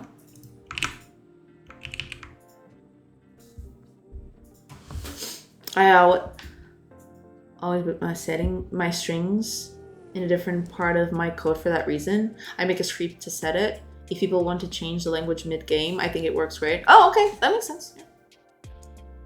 Because usually that's what I do too. So basically what the system that I have is like, I have a localization manager. There we go. It's just this. It's like a class that just stores the current language. And when I tell it to change the language, it just propagates the changes over, right? And you can register on this event to like see if the language has changed or not. And that's basically it. Like there's nothing to it. So the only thing, the type of the language, which is in this case is like this interface for all the strings that I need, right? That's basically it. And then you get everything that you need is all here. Yeah. I do need to do a few. I need to set it up a little at some point, but you know, after that I just add stuff to the language and it's good to go. Okay, I think that's it actually.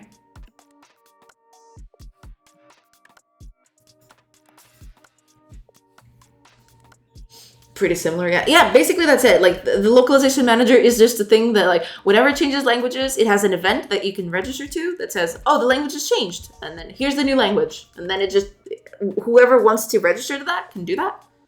I just use the enum as a pointer. Well, yeah, so long as it works, you know, that's valid.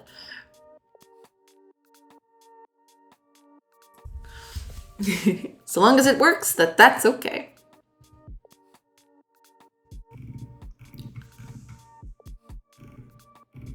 Okay. I think we're good. Like, I'm trying to think, but like, I think in terms of UI, it's not gonna get any better than this for now. Like, there are a few things that I want to change eventually, but I don't think those are like very high priority right now.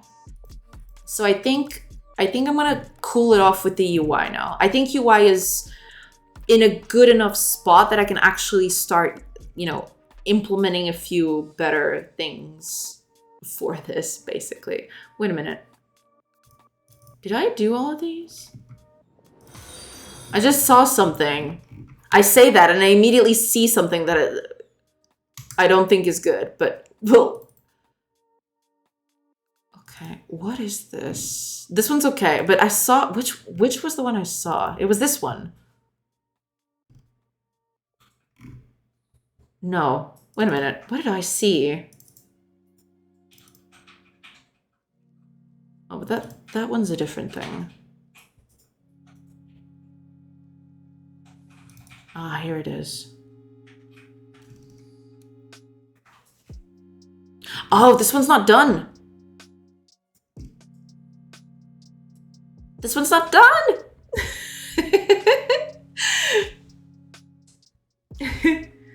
Oh, thank you so much for the follow, Sol. Thank you. I appreciate it. Okay, lurk sleepy time for me. Have a wonderful day, everyone. Thank you for the stream. No problem. Thank you so much for being here, Lance. Thank you so much. And enjoy your sleepy time. Thank you so much. Hope to see you next time. Thank you so much for tuning in. Are you extracting a string from an enum? Is it something like you pass it to a method? From what I've gathered, the enum is just basically like an indexing thing. I don't like the strings come from another place that the index uses, correct? Or it might not be that, but I feel like the index is just the enum is just an indexing thing. But maybe I'm wrong. Maybe I misunderstood that.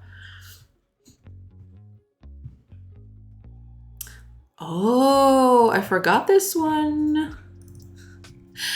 I forgot this one.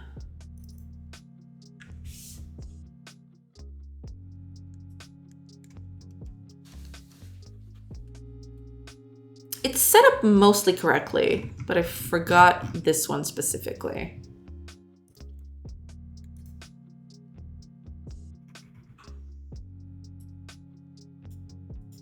All right, we'll just do it real quick. Should be easy enough to do.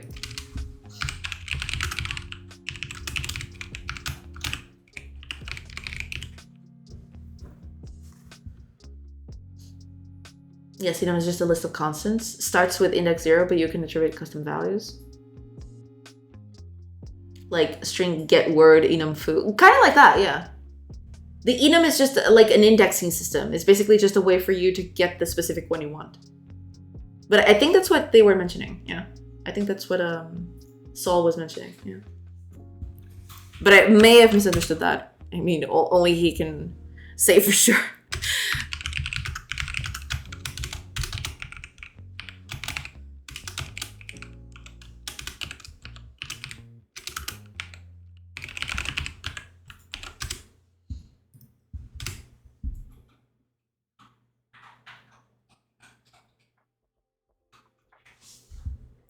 This would need character, right, character data.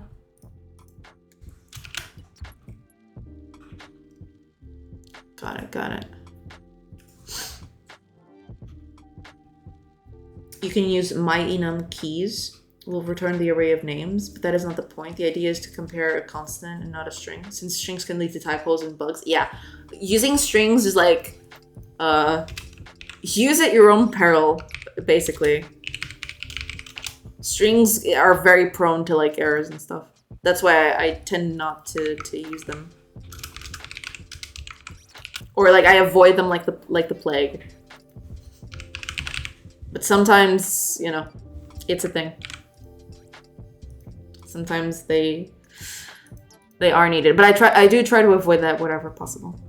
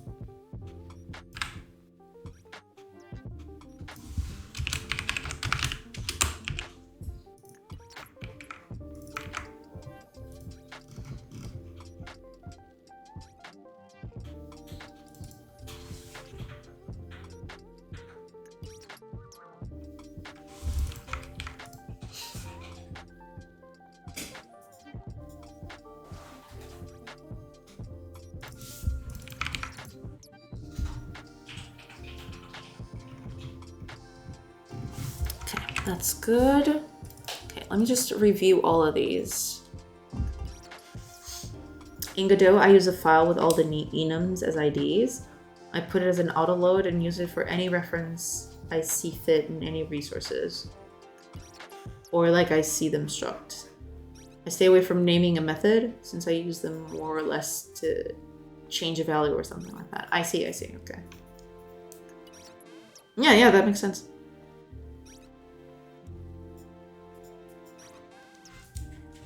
That makes a lot of sense.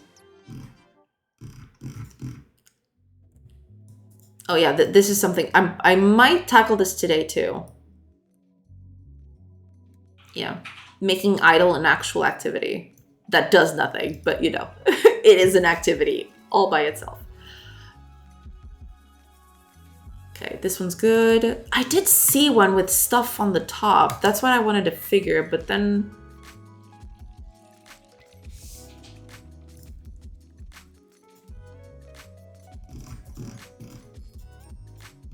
Wait a minute, where is this? Oh.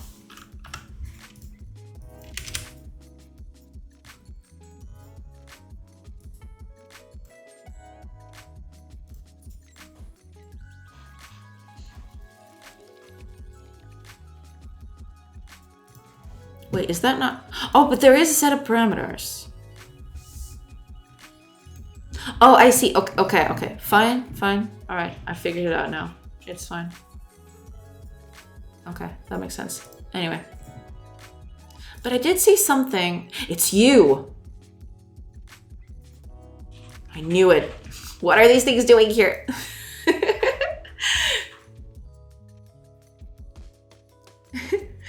Dragonbane, welcome. This all looks very hard for me. I like it. Well, yeah, like, you know, it's only a matter of perspective. Eventually, like, if you like, put your mind to it, you can definitely learn and do something like that, yeah. But, like, this ain't very hard. It's complex because there's a lot of stuff, like trying to mesh together and trying to make a game out of it. But in like, every element by itself is not that hard to figure out. Yeah. But I'm glad you like it. Welcome. Looks serious. Yeah. In GDScript, you use a named enum, like enum type big small. Then you can use a variable to set the enum type, var my type. This var will hold either the index 0, big, or 1, small. If you compare this variable to anywhere in the code, you compare the index value. If my type is type big, it will only compare the index value. Yeah, exactly. So like it's a way to give names, quote unquote, to numeric values, basically. Is the string in a list or array? So if you do something like word, it could be used like that. Yeah, not necessarily. Like there are many ways to go around it, but that is one of the ways it can be done. Yes.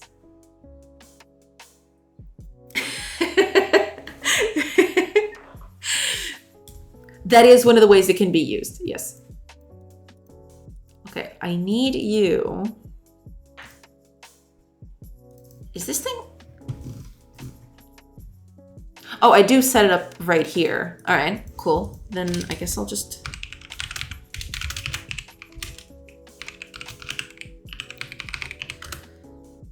Oh no, this is a class. I always forget that. Class. So I need a world resource and a quantity.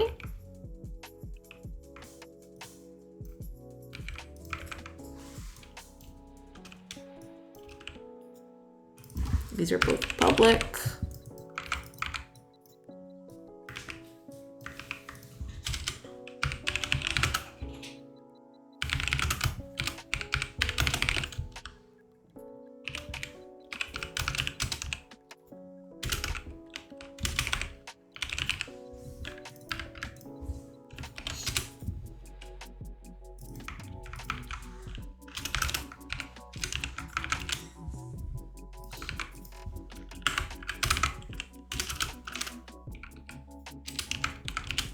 There.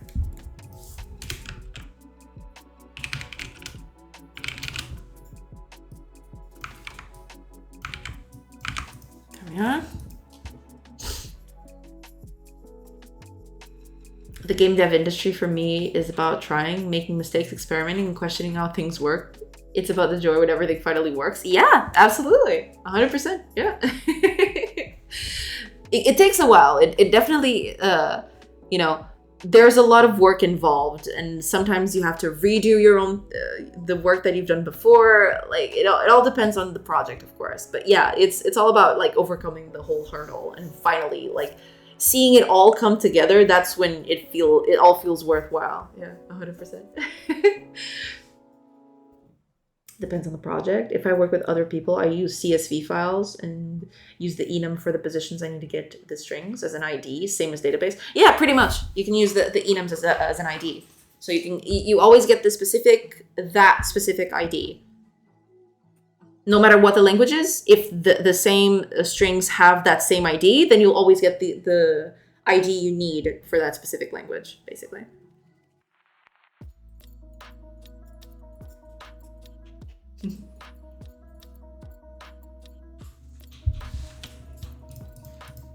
Okay, so instead of doing this, oh, we'll need a thing, of course.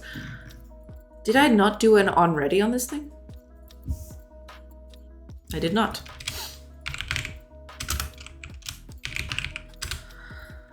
Okay, set up params.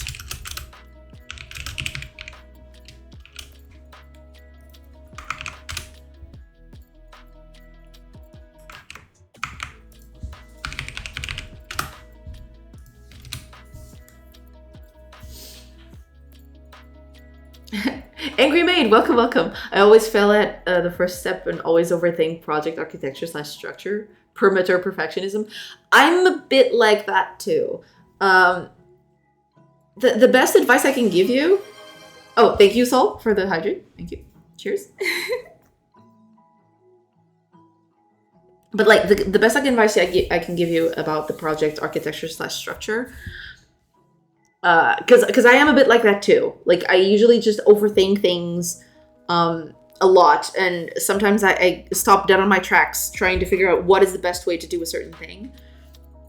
The way I overcame that was basically just, okay, you figure something that is good enough, right? And you go from there. Like, okay, this is good for now. And this is okay for now. If I ever need to change it, I have to change it. But if you stop dead on the tracks, you'll never get anything done. So I usually I try to mentalize myself that, okay, this is as good as I can make it for now. or like maybe try to like just do the bare minimum for that thing, right?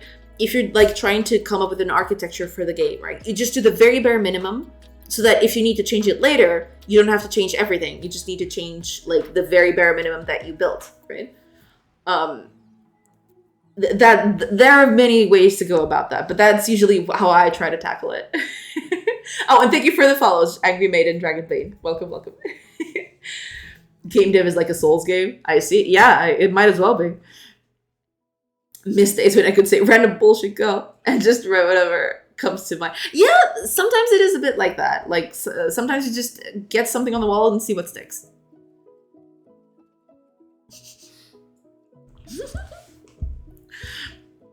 How do you store data, such as item characteristics and their properties? I mean, for example, some kinds of database, an internal list, or something else similar. Depends on what you want to do.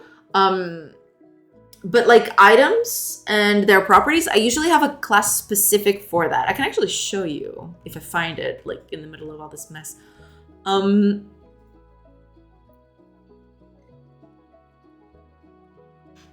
Items. Those would be on... I think there's a folder specific for that. Wait a minute. Items, here we are. Okay, it was closed. That's why I was not finding it.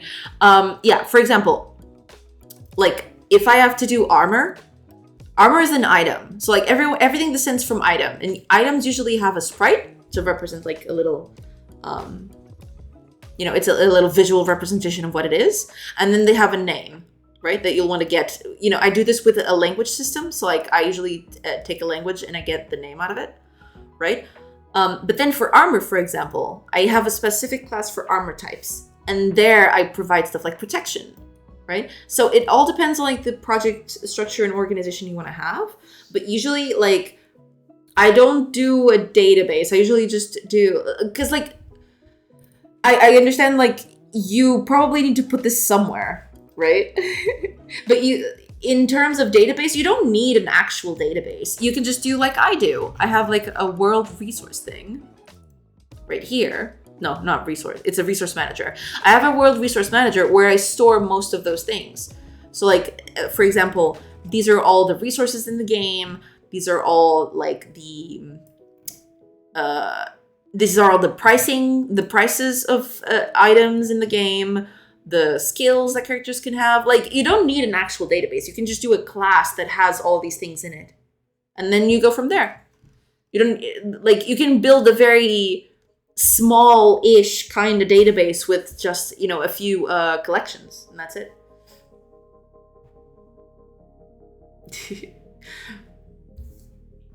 Approaching game dev is quite different from app development. Oh, yeah. Golden rule is make it work, optimize later. No... Dry principle, only kiss principle. Yeah. Use custom resources. That is why they're there for Godot. Custom resources is the data management layer in Godot. Yeah, there's that too. Like if you want to do that, you can also do it with custom resources. I used to do that and I might just do that in the future. But basically you can assign files in Godot that you can then easily switch between. So like you can have like a file in your system that contains all the information that you need to like store all the items in your game, right? And then you build that up from the list that you have in your custom resources. Are using frames in a Sprite 2D the same thing as using animated Sprite 2D? Sake Alcott Mike. Oh, you mean an animated Sprite 2D?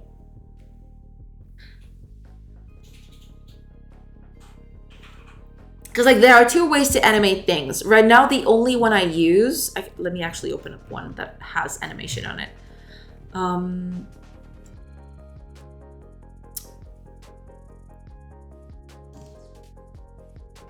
This one, for example, yeah. So the animation layer, usually what it'll do is it will change properties on anything that exists on nodes, right? So for example, this animation player can actually play stuff wherever. So for example, this is a 9-patch rect, which is not a Sprite 2D by itself, but animation player can like do stuff in a lot of things. Like every node the animation player gets access to, they can change properties on that. The animated sprite thing, I believe you're talking about this one. Animated Sprite 2D. This is a specific set. Like, this is a Sprite 2D, and it gets animated by that specific thing alone. If you want to be like, if you want a bit more customization in the things that you're doing, then an animation player is probably best. But if you're just looking for animating a Sprite 2D with like a sprite sheet or something, that can the animated Sprite 2D is quite fine for that too. Yeah.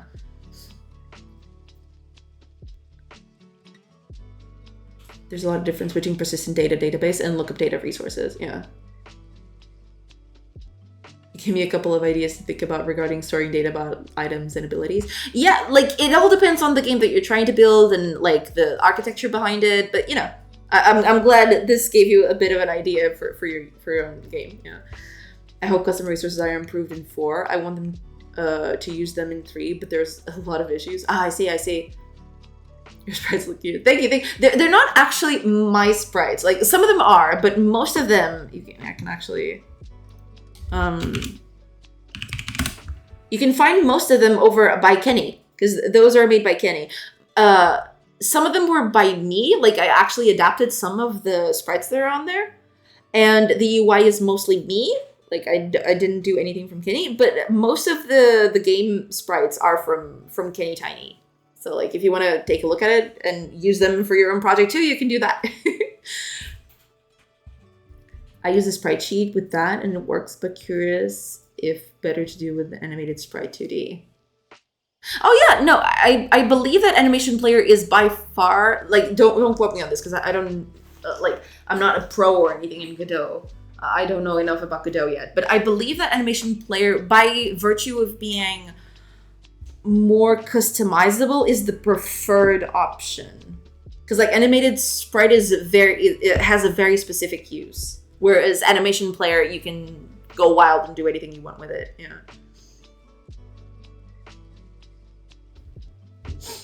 For like my movement, okay.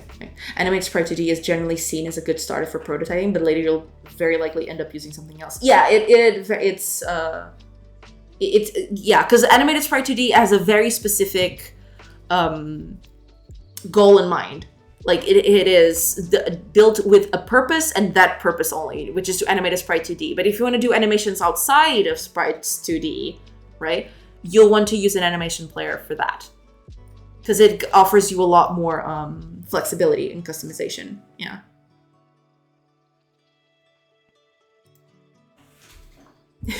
Hopefully, some of that was coherent and made sense.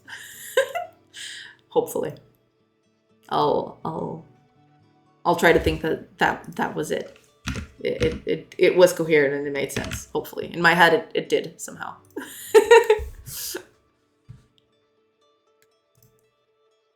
I don't need this anymore. Okay.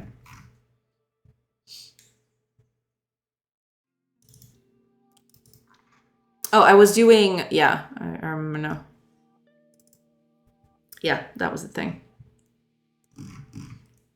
Where was it?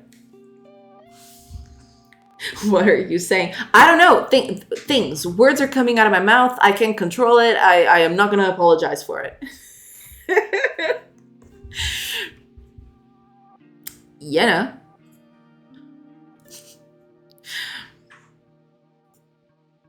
I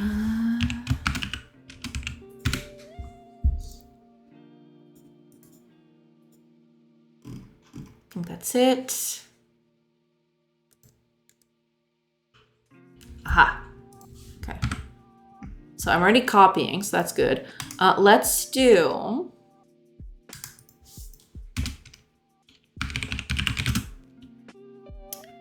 UI this would be a character transfer item.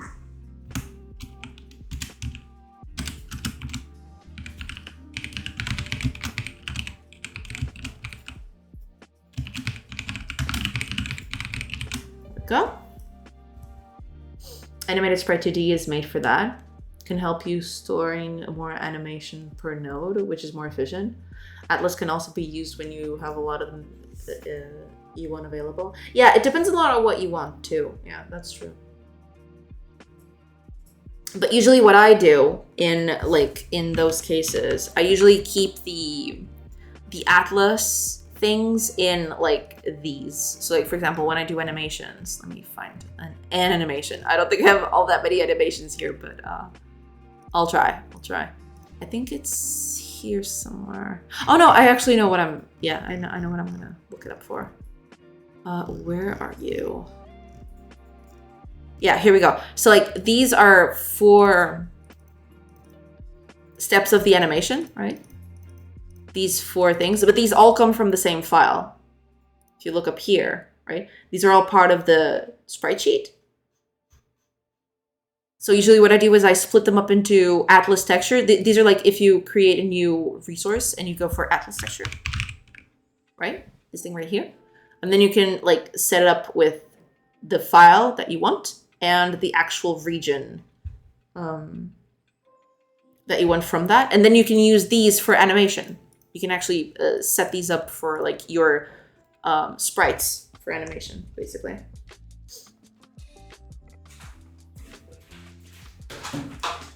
I'm just doing player movement animation, moving left, right, up, down stuff. So made a sprite sheet with each movement change.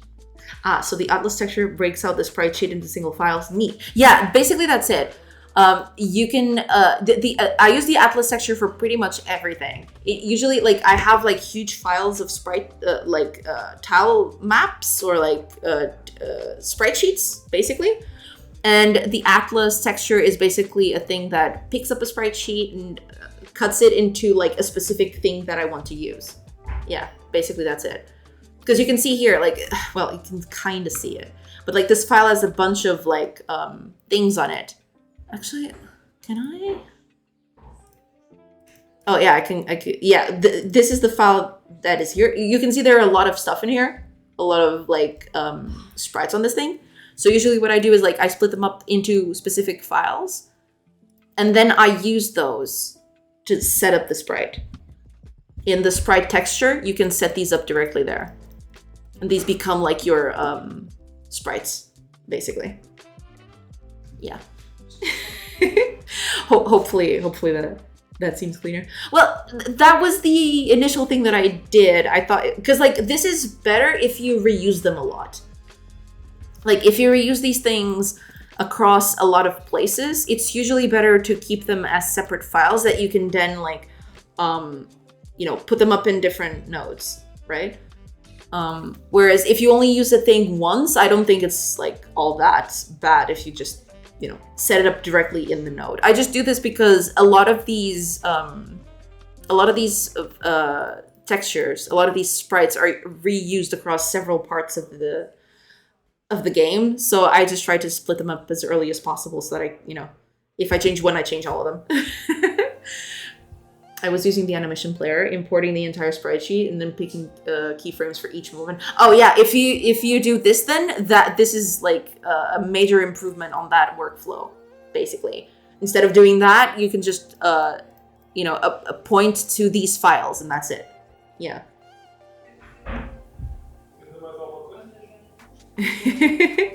Yeah, that's basically it. Yeah.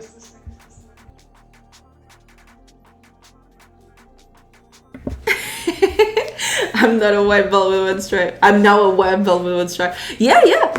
Hopefully that helps. Because like this was a huge breakthrough for me. Because I like reusing sprites a lot throughout my game, so this helped me out a ton. But yeah, I'm glad it helped you too. Yeah. That's usually how I do it, at least. I don't know if it's the best way to do it, but it is the way I do it, basically. This would be, oh, okay. This can be a ready thing. Yeah. Let me, okay, what are you? Oh, right, okay, so we don't need this right now. We can just do that. So all we need to do after this, this is the way. Hopefully. Hopefully it's the way to go. Okay, so character data is going to be this. Stop this. And then we just put this thing in. Set up parameters, character data. Same thing here, I feel. Yeah. That was a Mandalorian reference. I see. Okay, makes sense. I haven't watched The Mandalorian yet. No one throw stones at me, okay? I haven't watched The Mandalorian yet. I've heard it's very nice. I've heard it's very good, but I haven't watched it yet. Oh, man. I totally forgot about this. Prophets unfriends. No! Prophets come back, I'm sorry. I use Animation Player for more complex animations, things that require more tweaking, like using FX, control particles, shader control positions. Yeah, like, it depends a lot, yeah, I feel. No Souls games, no Mandalorian. Do you exist? No. I am a figment of your collective imagination.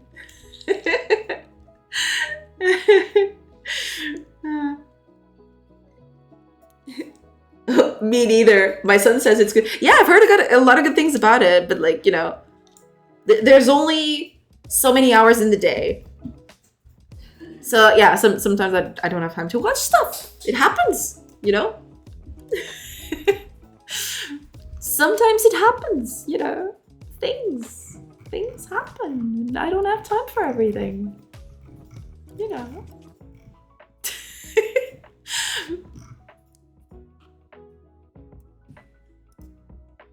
Okay. I do my best to like set these up.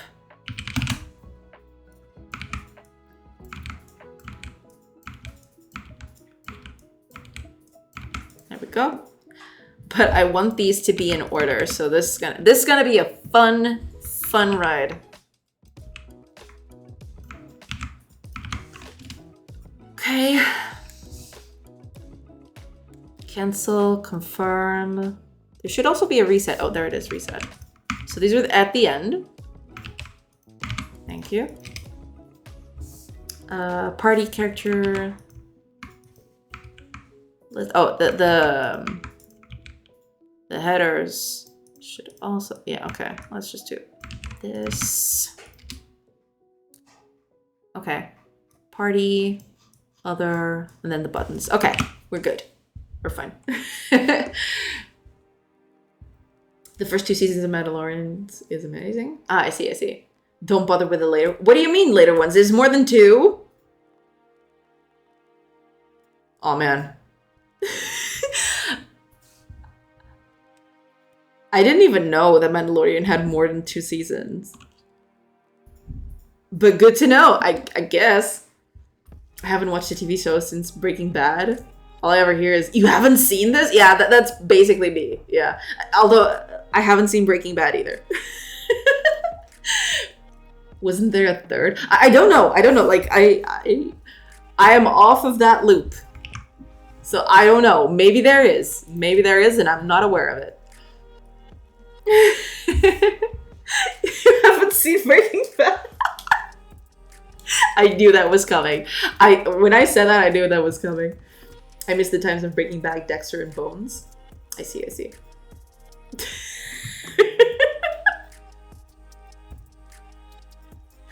Yeah, as soon as that came out of my mouth, I thought, yeah, I'm gonna get crucified for this. Not counting the Dexter wooden house thing. The last season of Dexter is amazing. I see.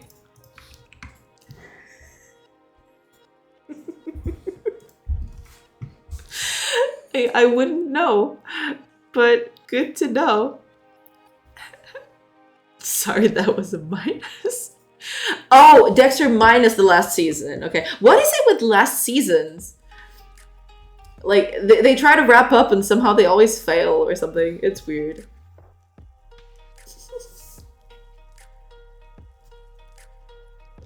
Wait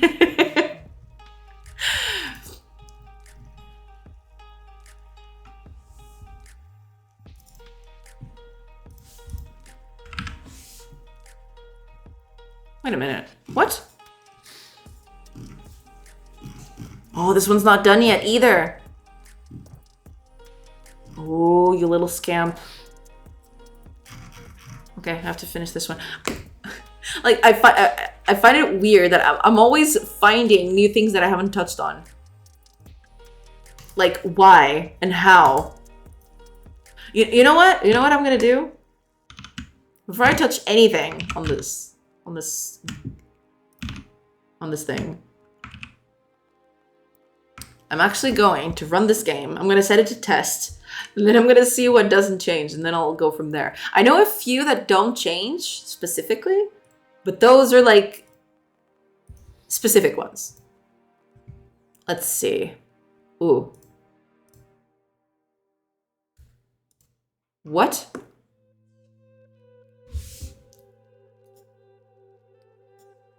I see.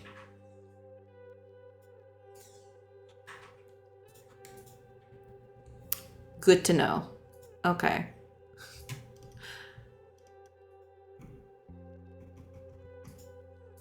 Good to know. Good to know. Okay, I'll have to fix that.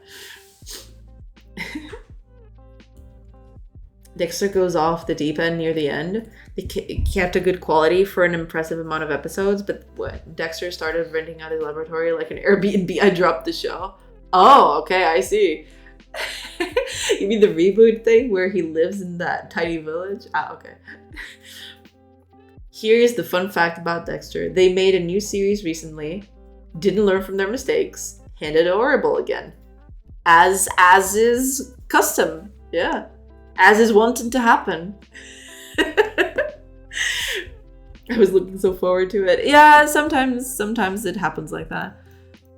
But usually, like, I find that that's largely the fault of the people not running the show, but like dictating the decisions. Because like the showrunners are usually better about that, right? They want to like do justice to the characters and all that.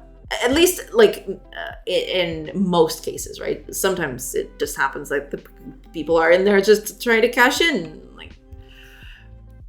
But sometimes, yeah, sometimes corporate meddling does get in the way of things. It was you, wasn't it?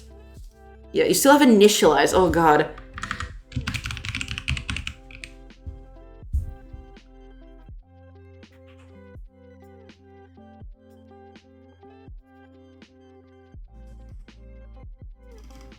Okay, I think this is the last one that has initialized on it, so we're good.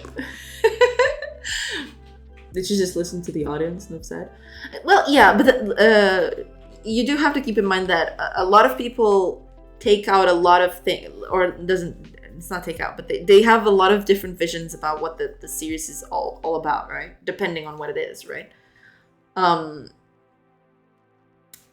So it's really hard to keep everyone 100% happy, so they'll have to like make concessions in some cases. So, you know, it's hard to do something like that.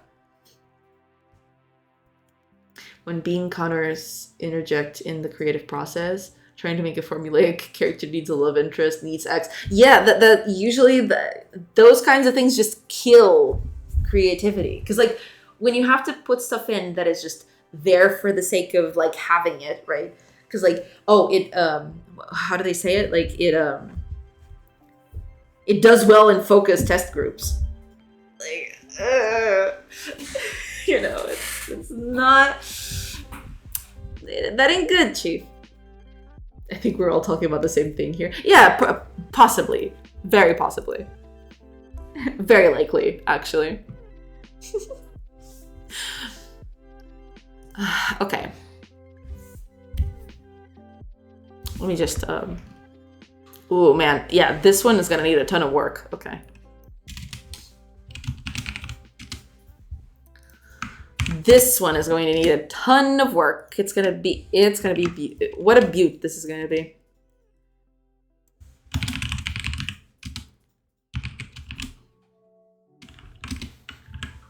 There you go. And this one, we'll get to you. Yeah, because there's this, you see. This is bad.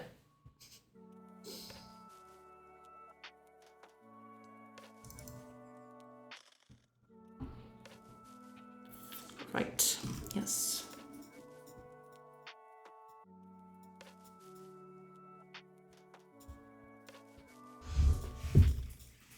Reminds me of when Valve overhauled a Half-Life 2 level to be much easier because a single playtester got stuck for like an hour. Yeah, there's a lot of stuff like that. I did hear about that. I actually saw that. Yeah, there's a bunch of that everywhere. Like, you can't please everyone. You can just lower the bar a little bit so that you can please as much people as possible. But even then, it's not gonna be foolproof. You know, sometimes it just happens like that. Yeah.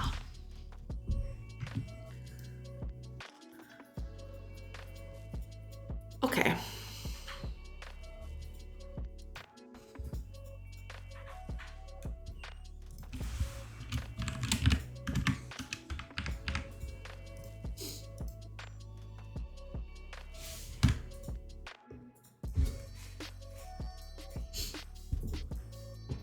But that is direct feedback from playtesting, not some new feature requested by some folks alien to the process. That is true too. Yeah.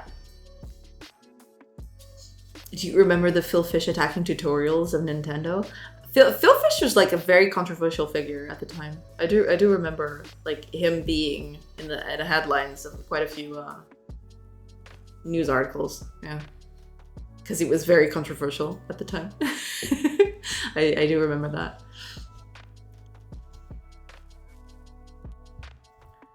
And I don't think it was just Nintendo tutorials. It was just like a bunch of things, right? He had very specific opinions. And, you know, some people didn't take kindly to those to his opinions, I guess.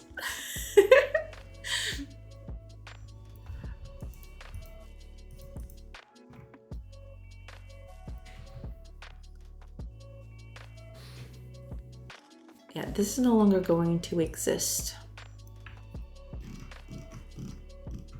Yeah.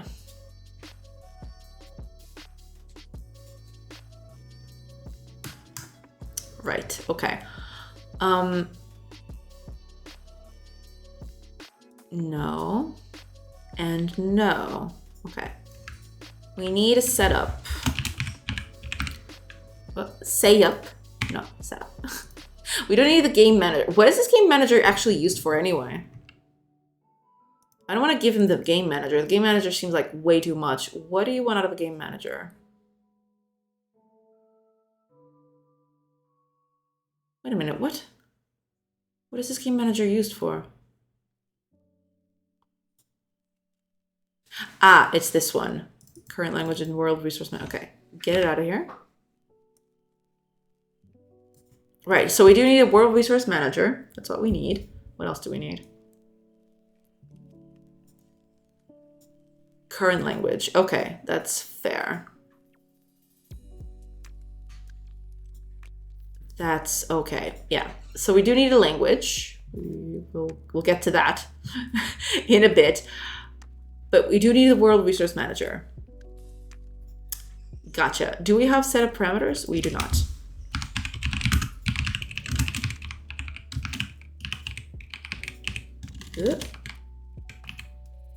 I'm getting a little more confident that I'm actually gonna finish the whole UI thing this week. Between this, I think we're gonna manage. Cause like probably the next 2 days I'm gonna do like what do you call it? Like I want to reorganize the files themselves. That's gonna be a whole other process. But I think UI I can close off today, hopefully. Hopefully I can close that today.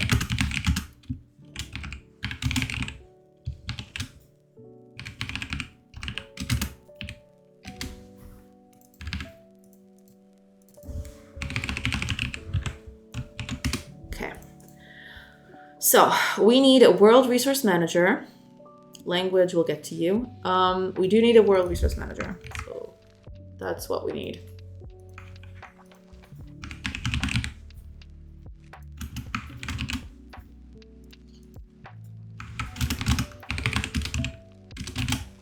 go.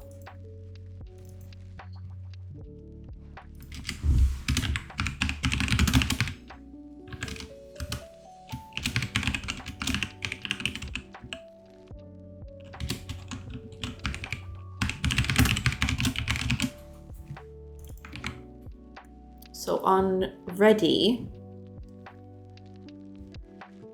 there's also this update thing. Oh man.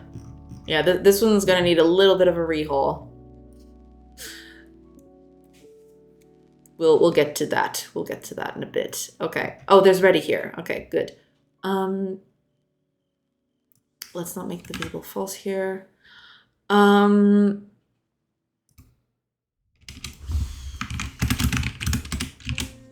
we are. In setup.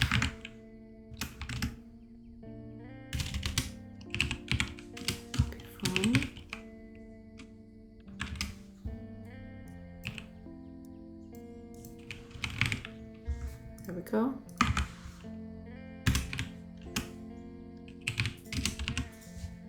So we don't need the game manager. We do need the language though.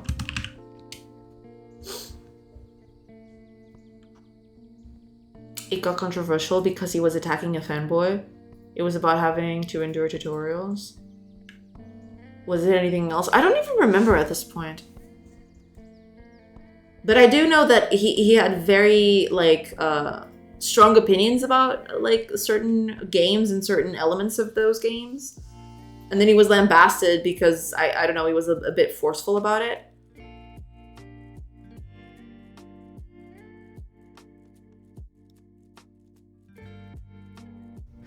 True, but it always confused me why they would change the whole level when just one person got stuck. Feels a bit preemptive, but they're the experts, not me.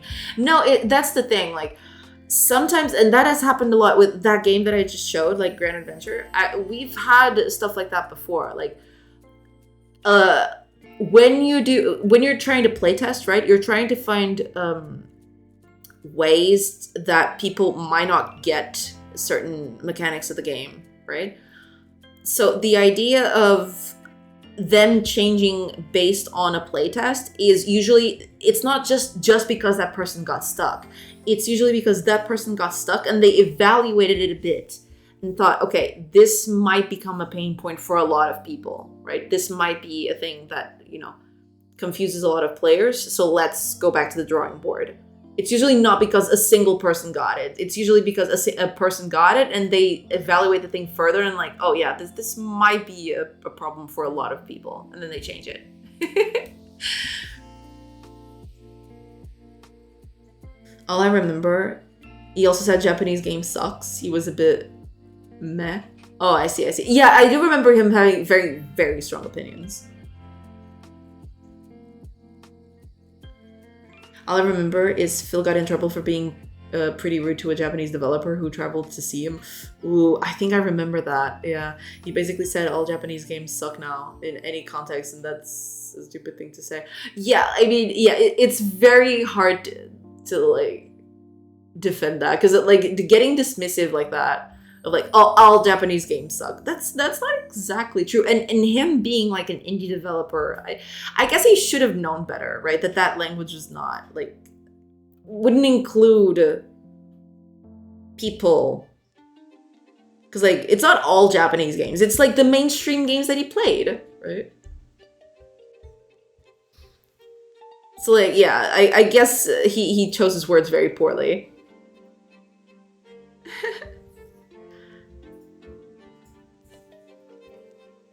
Oh, I'm sorry for the ads, everybody. Actually, let me do just a quick break, and I'll catch up with chat in a bit, and you know, get all that stuff going. But I will be right back. And just, where's my OBS? There it is. Okay. Be right back, everybody.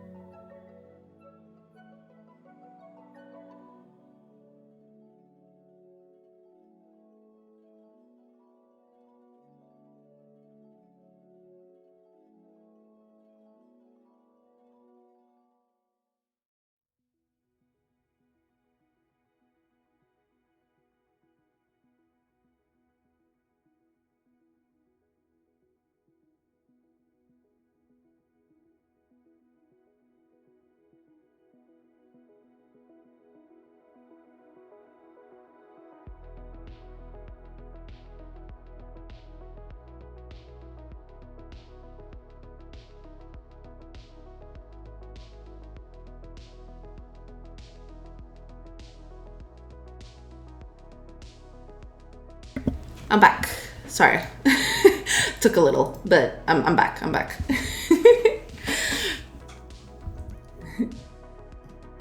Oh, you guys didn't write that much in chat, so I'm good. I'm good. I don't have to catch up all that much.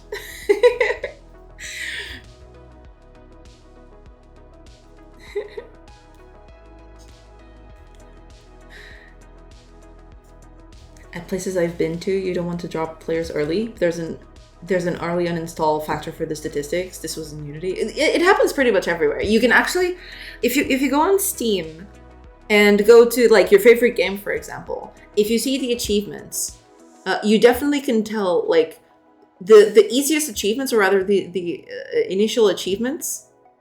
Those are like a big number, but as it gets closer and closer to like the long term of the game, the achievements start dropping off quite rapidly. And this happens with every game, you know. Thank you so much for that, GameDev. Hydration station coming up.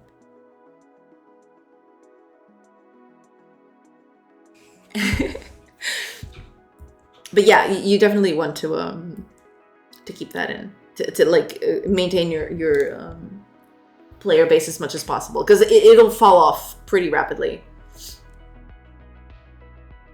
I'm more of a target group guy. There's some of that strive to only widening their audience. Yeah.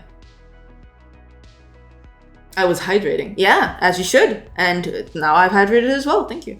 I'm gonna do one more.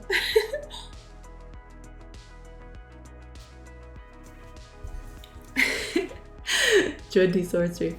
I'm stumped in Godot. Should I just clone games to get some more experience?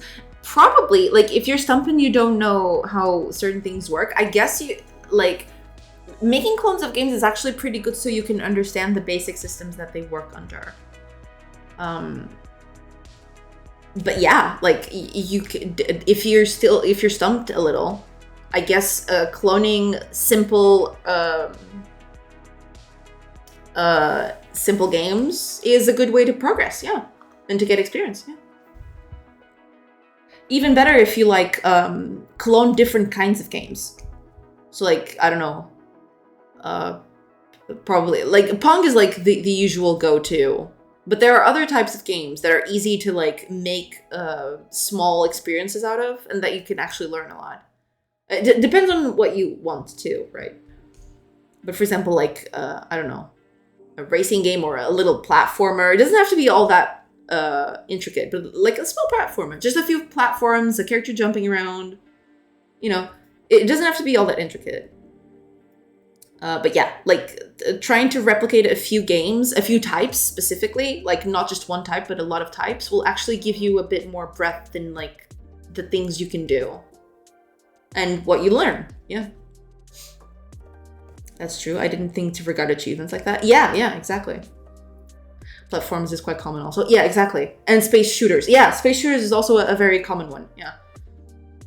So like the more initial projects that you do that tackle a lot of different things, you'll eventually learn quite a bit to like be able to like exercise your brain to think, oh, okay, this is a thing that I've replicated in a more simpler way somewhere in a prototype, in like a different kind of game.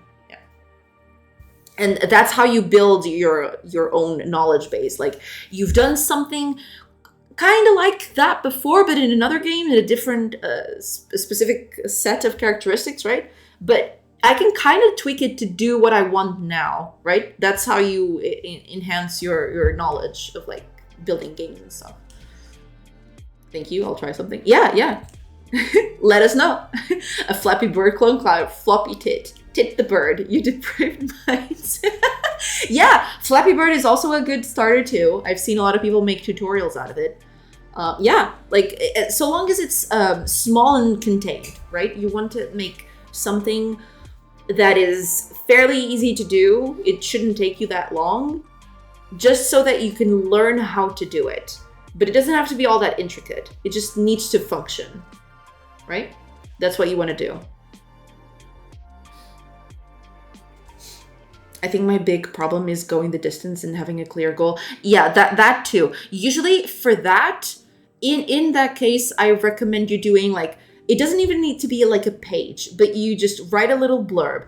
I want to make a game where a bird goes through pipes and you get scores out of it, right? You make a small list of things that you want to achieve with that project and you go from there, right? Like having like a small phrase or like a small paragraph of what you want to accomplish usually helps a bit. Like, okay, I am going to do X. Does X fit into the description that I set out initially? Maybe yes, maybe no. Maybe you can adapt the description that you did initially, right? But like making very small projects at the beginning is usually the best way to like expand on your knowledge. Yeah, hopefully that helps. Hopefully you'll get there, Zittlebleed. I believe in you.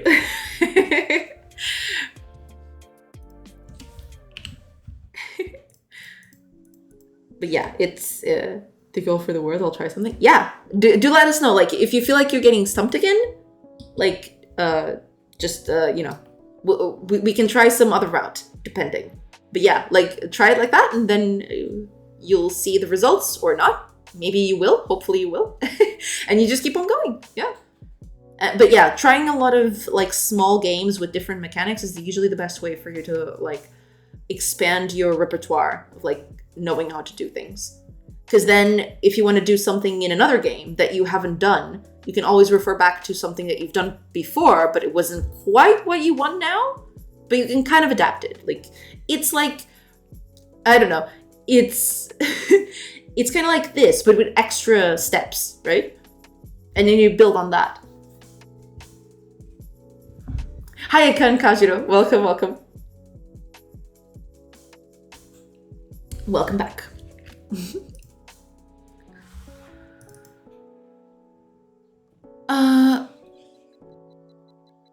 Right, okay, I totally botched that. Okay, set of parameters, we got that. Change language with the language. And probably an update nodes. Ah, you see, that's the thing too. There are some things in here that are missing. There's the World Resource Manager, that's true, but we need more than that. We definitely need more than that. Let's see here.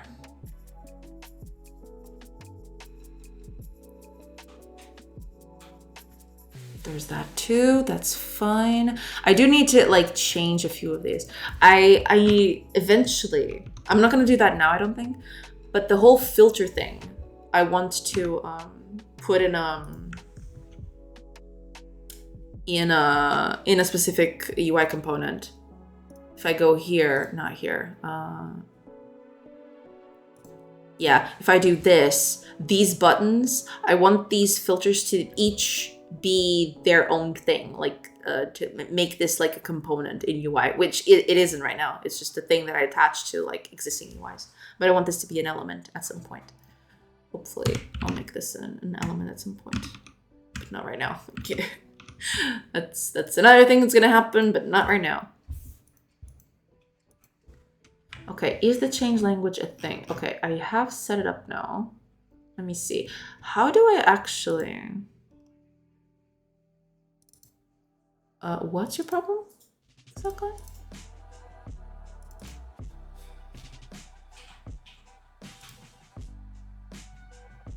Ah, okay, yeah, there's the building job setter. There we go. Okay, so sure, I'll do that, but yeah, because there's the building instance, there's the state progress. Okay, let's do a private thing. UI element, no, this is like a screen, I think. Building job setter, there we go. Set of parameters. Building job setter. Set of parameters, there we go, okay. We can do that over here on ready.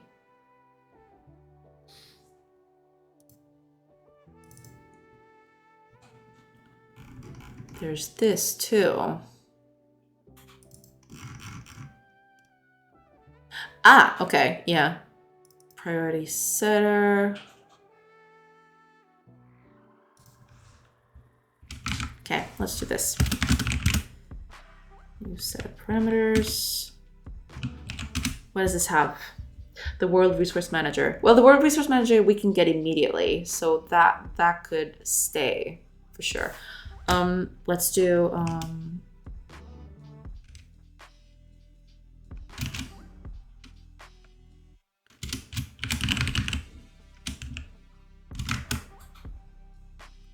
right, hold on. We do need the World Resource Manager up in this.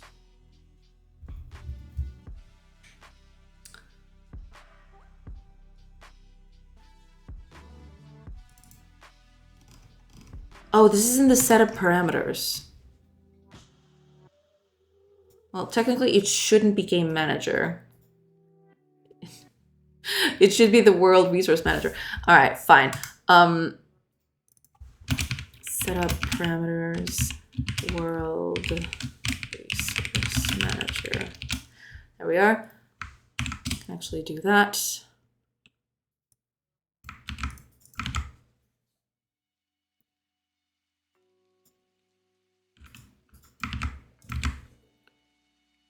There we go. We don't need the game manager for anything, do we? If we take this out, what is it complaining about? I don't want it to have access to the game manager itself. It seems like very, very not what it's supposed to do. What do you need?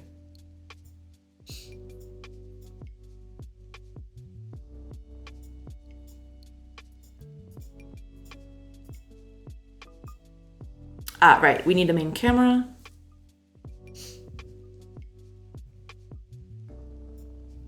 Does your game manager require the TPS reports to be submitted on time with a proper cover sheet? No, I don't think so. No.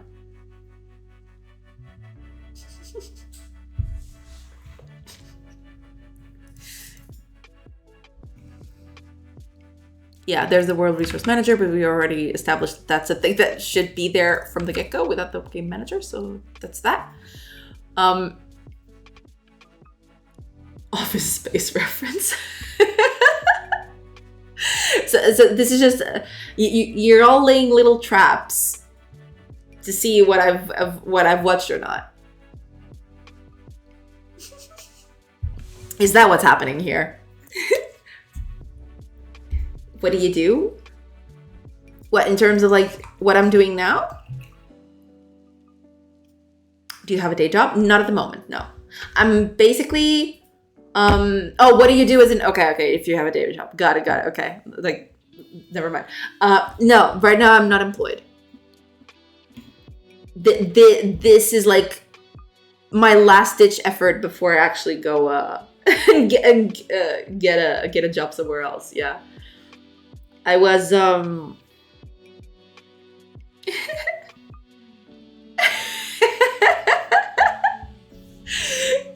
she entertains us. Yeah, I try at least.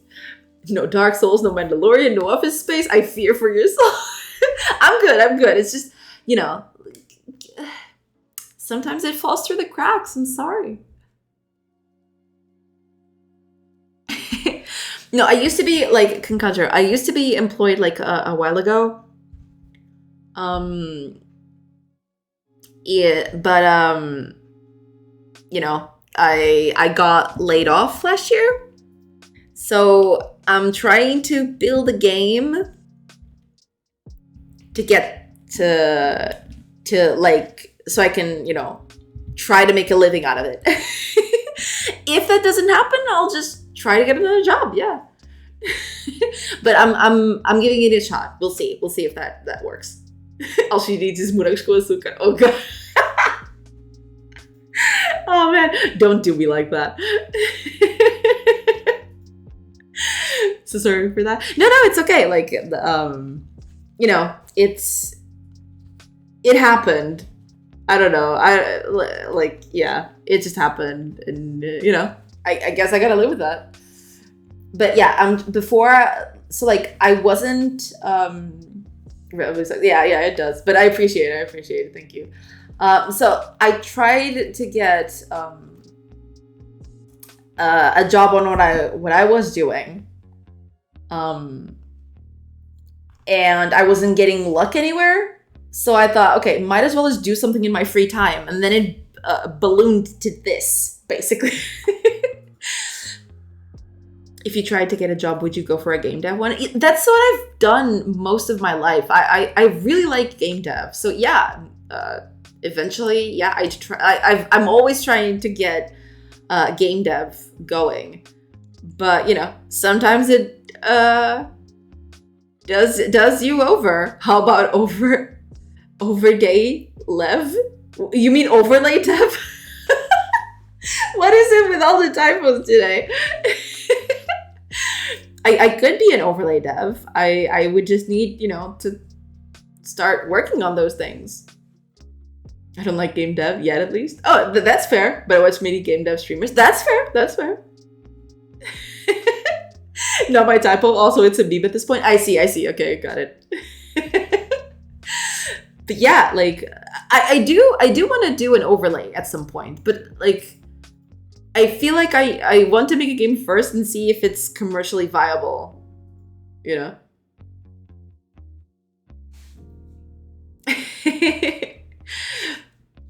Sometimes life gives you lemons. Yeah, sometimes it does that, yeah. This may sound extremely insensitive, but if you weren't here streaming your game dev, I don't think I would have rekindled my thing for it and even tried Godot, so I'm thankful for your stream. Oh, thank you! Thank you so much, Xenoblade.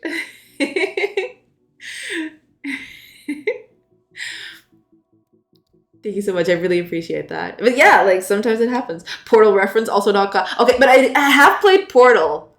You Philistines. I actually played Portal. But sometimes life gives you lemons. That's a very common turn of phrase. That's not a Portal thing. What?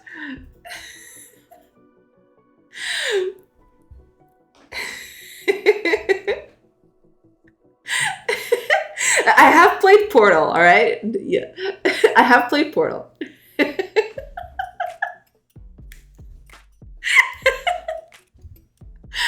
Oh, man.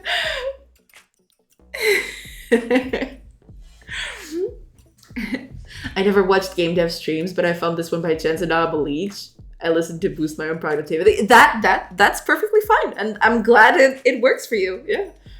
So no Dark Souls, no Mandalorian, no Office Space, no Portal game. No, I have played Portal, both of them. All right, don't.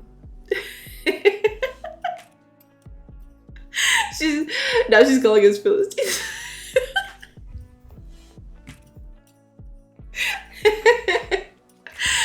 If you said you wanted to burn someone's house down with the lemons, that would be more Portal. Yeah, I guess. Because, like, when life gives you lemons, sometimes life gives you lemons. That's a very common turn of phrase, you know?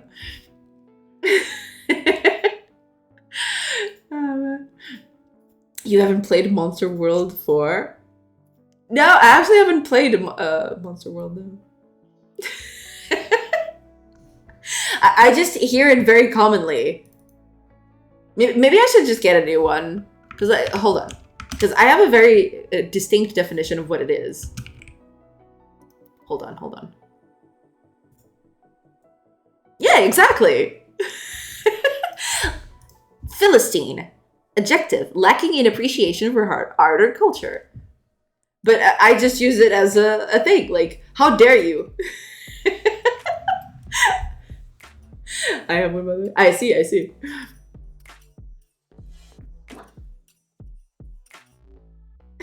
You don't appreciate art or culture? I mean, that's okay. That's valid. Maybe I lack culture. Like, we all... But I don't lack geography.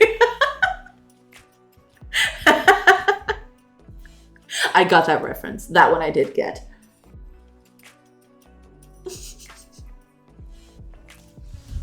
You know, we do commit a few gaffes in here. You know, it's bound to happen, I feel.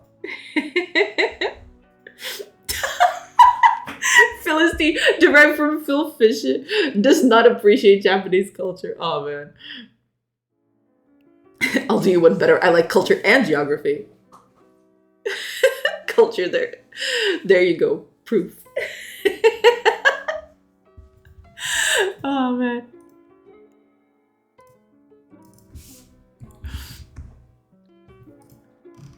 All right. Let me. I was doing something, wasn't I? I think I was doing something. Wait, where is the... Oh, there it is. Oh, so this needs to be set up. Start world manager. Activities. Blah, blah. I assume you're all talking about fungus culture, right? Oh, man. Words are treacherous. Words are very treacherous. 100%. Current language. Actually.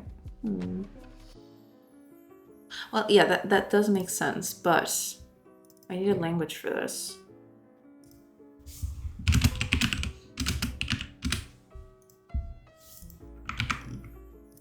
There. And that means that whenever I call this, I need a language. Yeah. Oh, no, wait a minute. What? I don't technically need that, do I? Oh, no, I do. Maybe I do.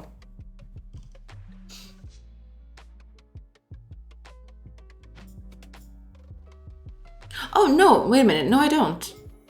I just need to move these away from here. And that should be it. Where is my change language? There we go. It's gonna be here somewhere. Do you know any web dev stuff or maybe AI? Not exactly, no. I've never done it. Like, I know very little about web dev. AI, unless you mean like artificial intelligence for games, then no. If everyone believed they had in Portugal when I was running against the entire Mediterranean. Oh man. Like, I make a mistake one time and Penna is out here dragging my coals. No, forget. No, then I'm... No. Never done any AI stuff in that specific turn of phrase. No.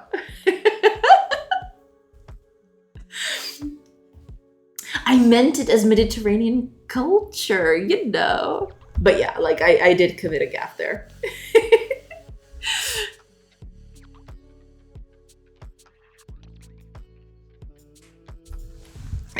Yeah, I know. You're just trying to, like... You're just dragging me because it's fun. And I know it is fun. It's fun. I appreciate that.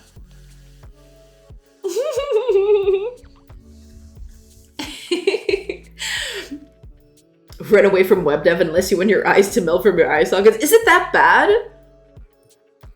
I've never heard the middle ground. I've always heard, oh, web dev is great, or either web dev is like the spawn of the devil. I never like I never heard like the medium thing. It's always like I'm a web dev now, working on my app and a uni student and want to be an AI dev. Oh, I see. Okay, that makes sense. Web dev is frustrating. I see. I get, like, the one thing I've heard about the frustration about game dev is like trying to do something that works on every browser is like an exercise in frustration, right? Because like that's usually the pain point. I don't know if that's actually the thing, but that's what I've heard.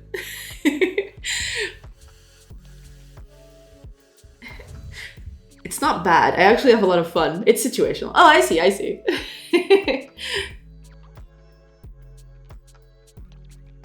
Web dev is cool if you get rid of 99% of the unnecessary technology stack. I guess. Okay, I can see it. I want to learn mobile dev through React Native too. Oh yeah, I have researched that a little bit. About React Native? Yeah.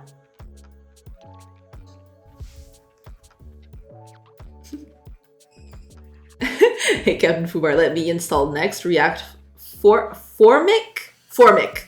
I almost read that as for milk. That was like, what? Is that the name of a thing? Yup. GraphQL, Apollo, etc. It's like all of the libraries and systems out there. Yeah.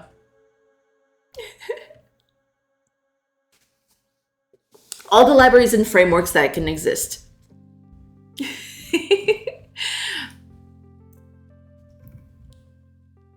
Okay, refresh character list, but this needs a language. True. So you... Ooh.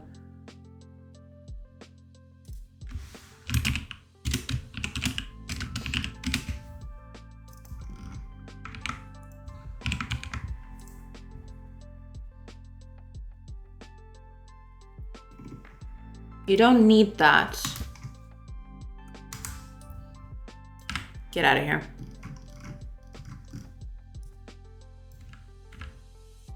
There's the work building. So there's that. Okay, we do need the work building for that. So that's going to be in our work parameters, or our setup parameters, I mean.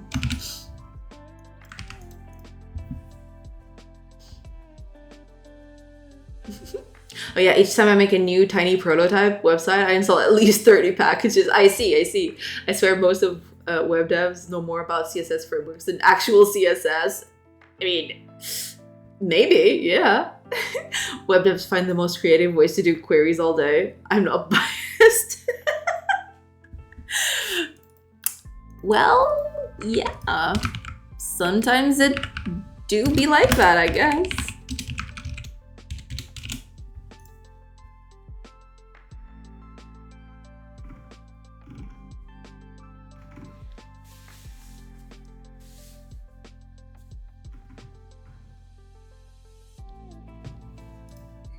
Oh yeah, I do need to keep the language somewhere, don't I? All right then.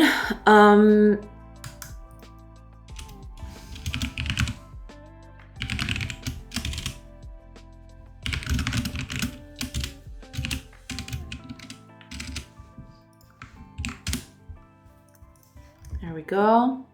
And then we just use this for everything.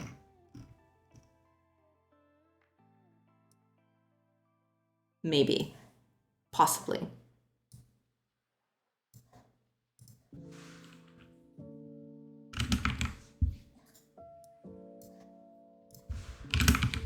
No, what am I doing? No.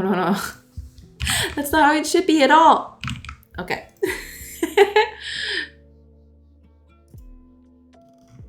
Okay, good. We good.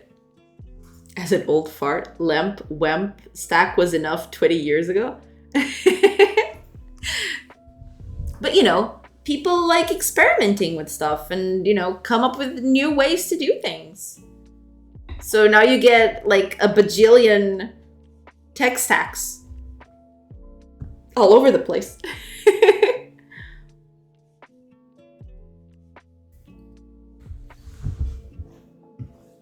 Oh, I do need to do this. Oh God, okay.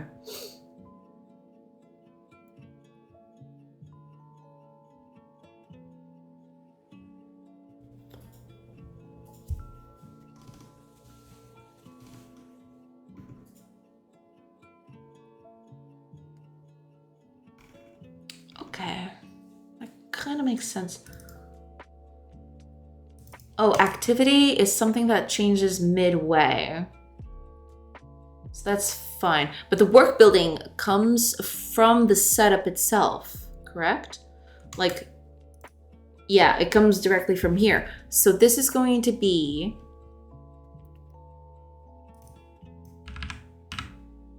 Yeah. I'm gonna change the names of these things later, but for now, we'll just keep it like this. It's fine.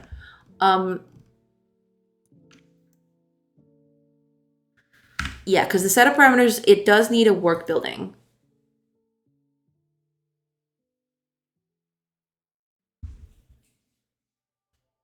900 Theresa, welcome, welcome. Hey, how's the coding going? Doing good, doing good. Hopefully I finish most of the UI stuff today, and tomorrow I can actually start, reviewing files and stuff. Because like, there's a lot of project upkeep to do, and I've only gone through the surface stuff. And when I mean surface stuff, I don't mean surface stuff at all. I mean, I'm just touching the UI, which is like what you can actually see in the game. But like, you won't notice any difference, hopefully. Hopefully you won't notice any difference. But I do need to work on like actual stuff that doesn't involve coding or anything else. Which is just like organizing all of these files. Because like some of them are in places where they shouldn't be. And I need to fix that. as one does, I guess. But yeah, that's what we're doing. That is a lot of files. Yeah. And most of the folders aren't even open. It's scary. It's scary out here. Should there be a line of space between regions? Between regions? Oh, you mean between C# regions? I usually put one, but I don't think it's mandatory. I just think it looks better.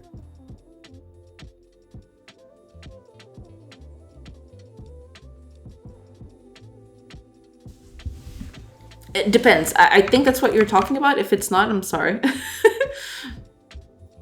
Wait, is this private? Why? It should be public. Come on. Get with the program, man.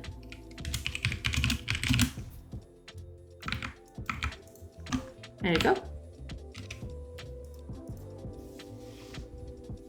One. Okay, I have that currently. Thanks. No, yeah, it all depends. Like, I think it's just what do you call it?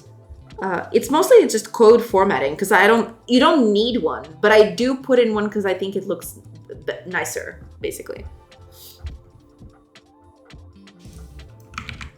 But it all depends on either personal preference or project preference. The people you're working with. Yeah.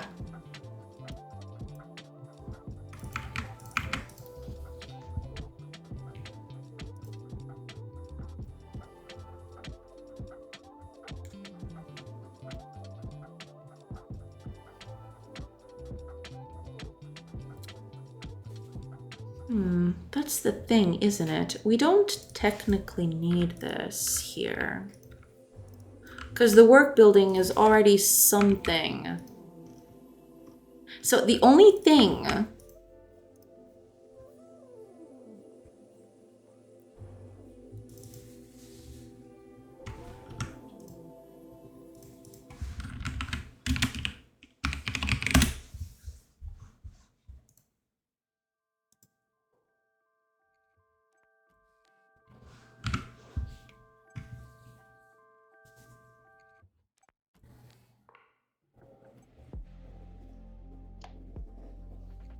Okay.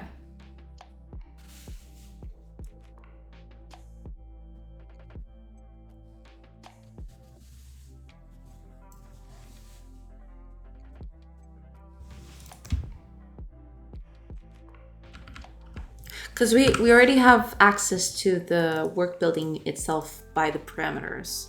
But the activity should stay, because activity can change. Right? Activity is a thing that's going to change throughout the thing. The work building, not usually. But activity does change quite a bit. So we do need to watch out for that.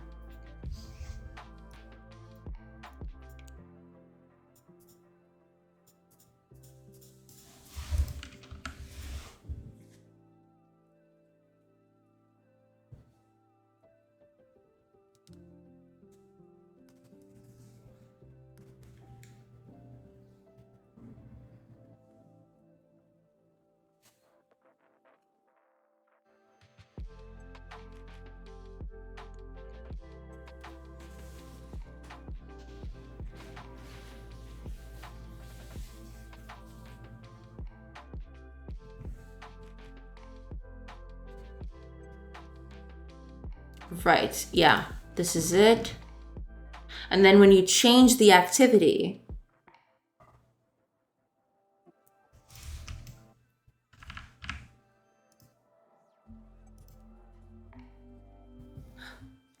Oh, I see.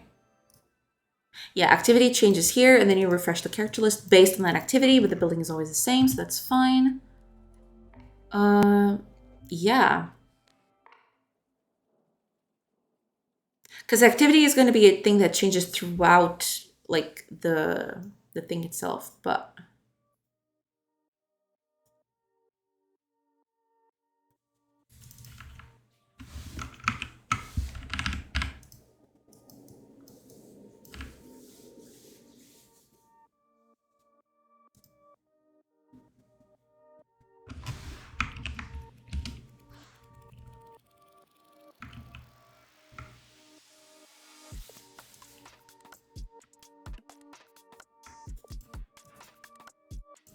Okay.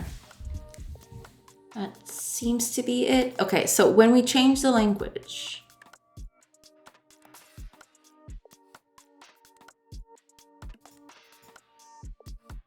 Right, this is it. So here...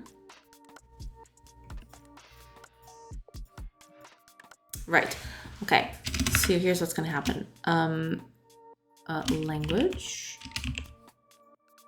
Get... No, string...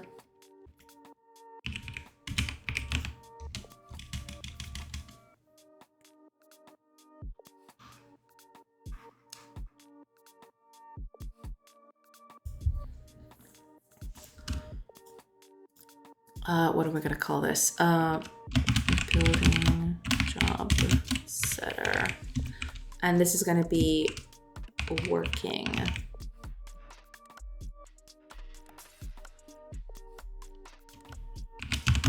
Building.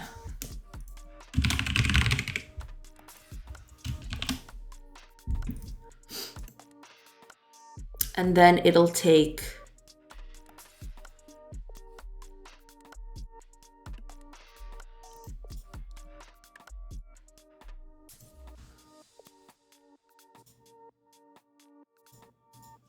Right. It'll take a building name.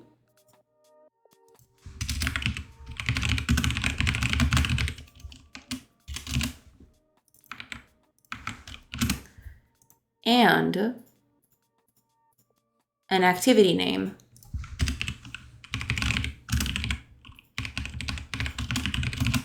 That's it. There we go.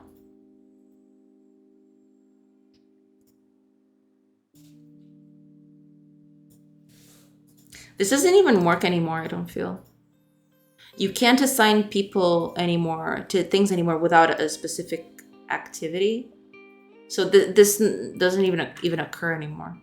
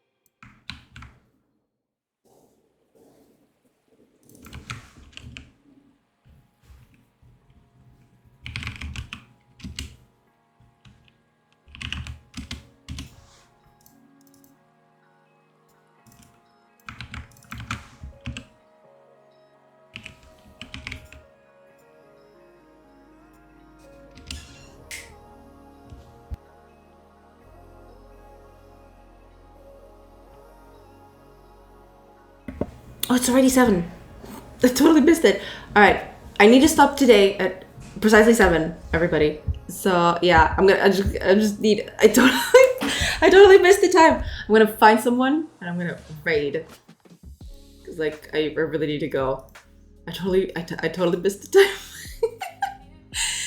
And I know exactly who we're raiding. Hell yeah. I hope she doesn't stop. Oh, she's on it for quite a bit. Hopefully she doesn't stop now.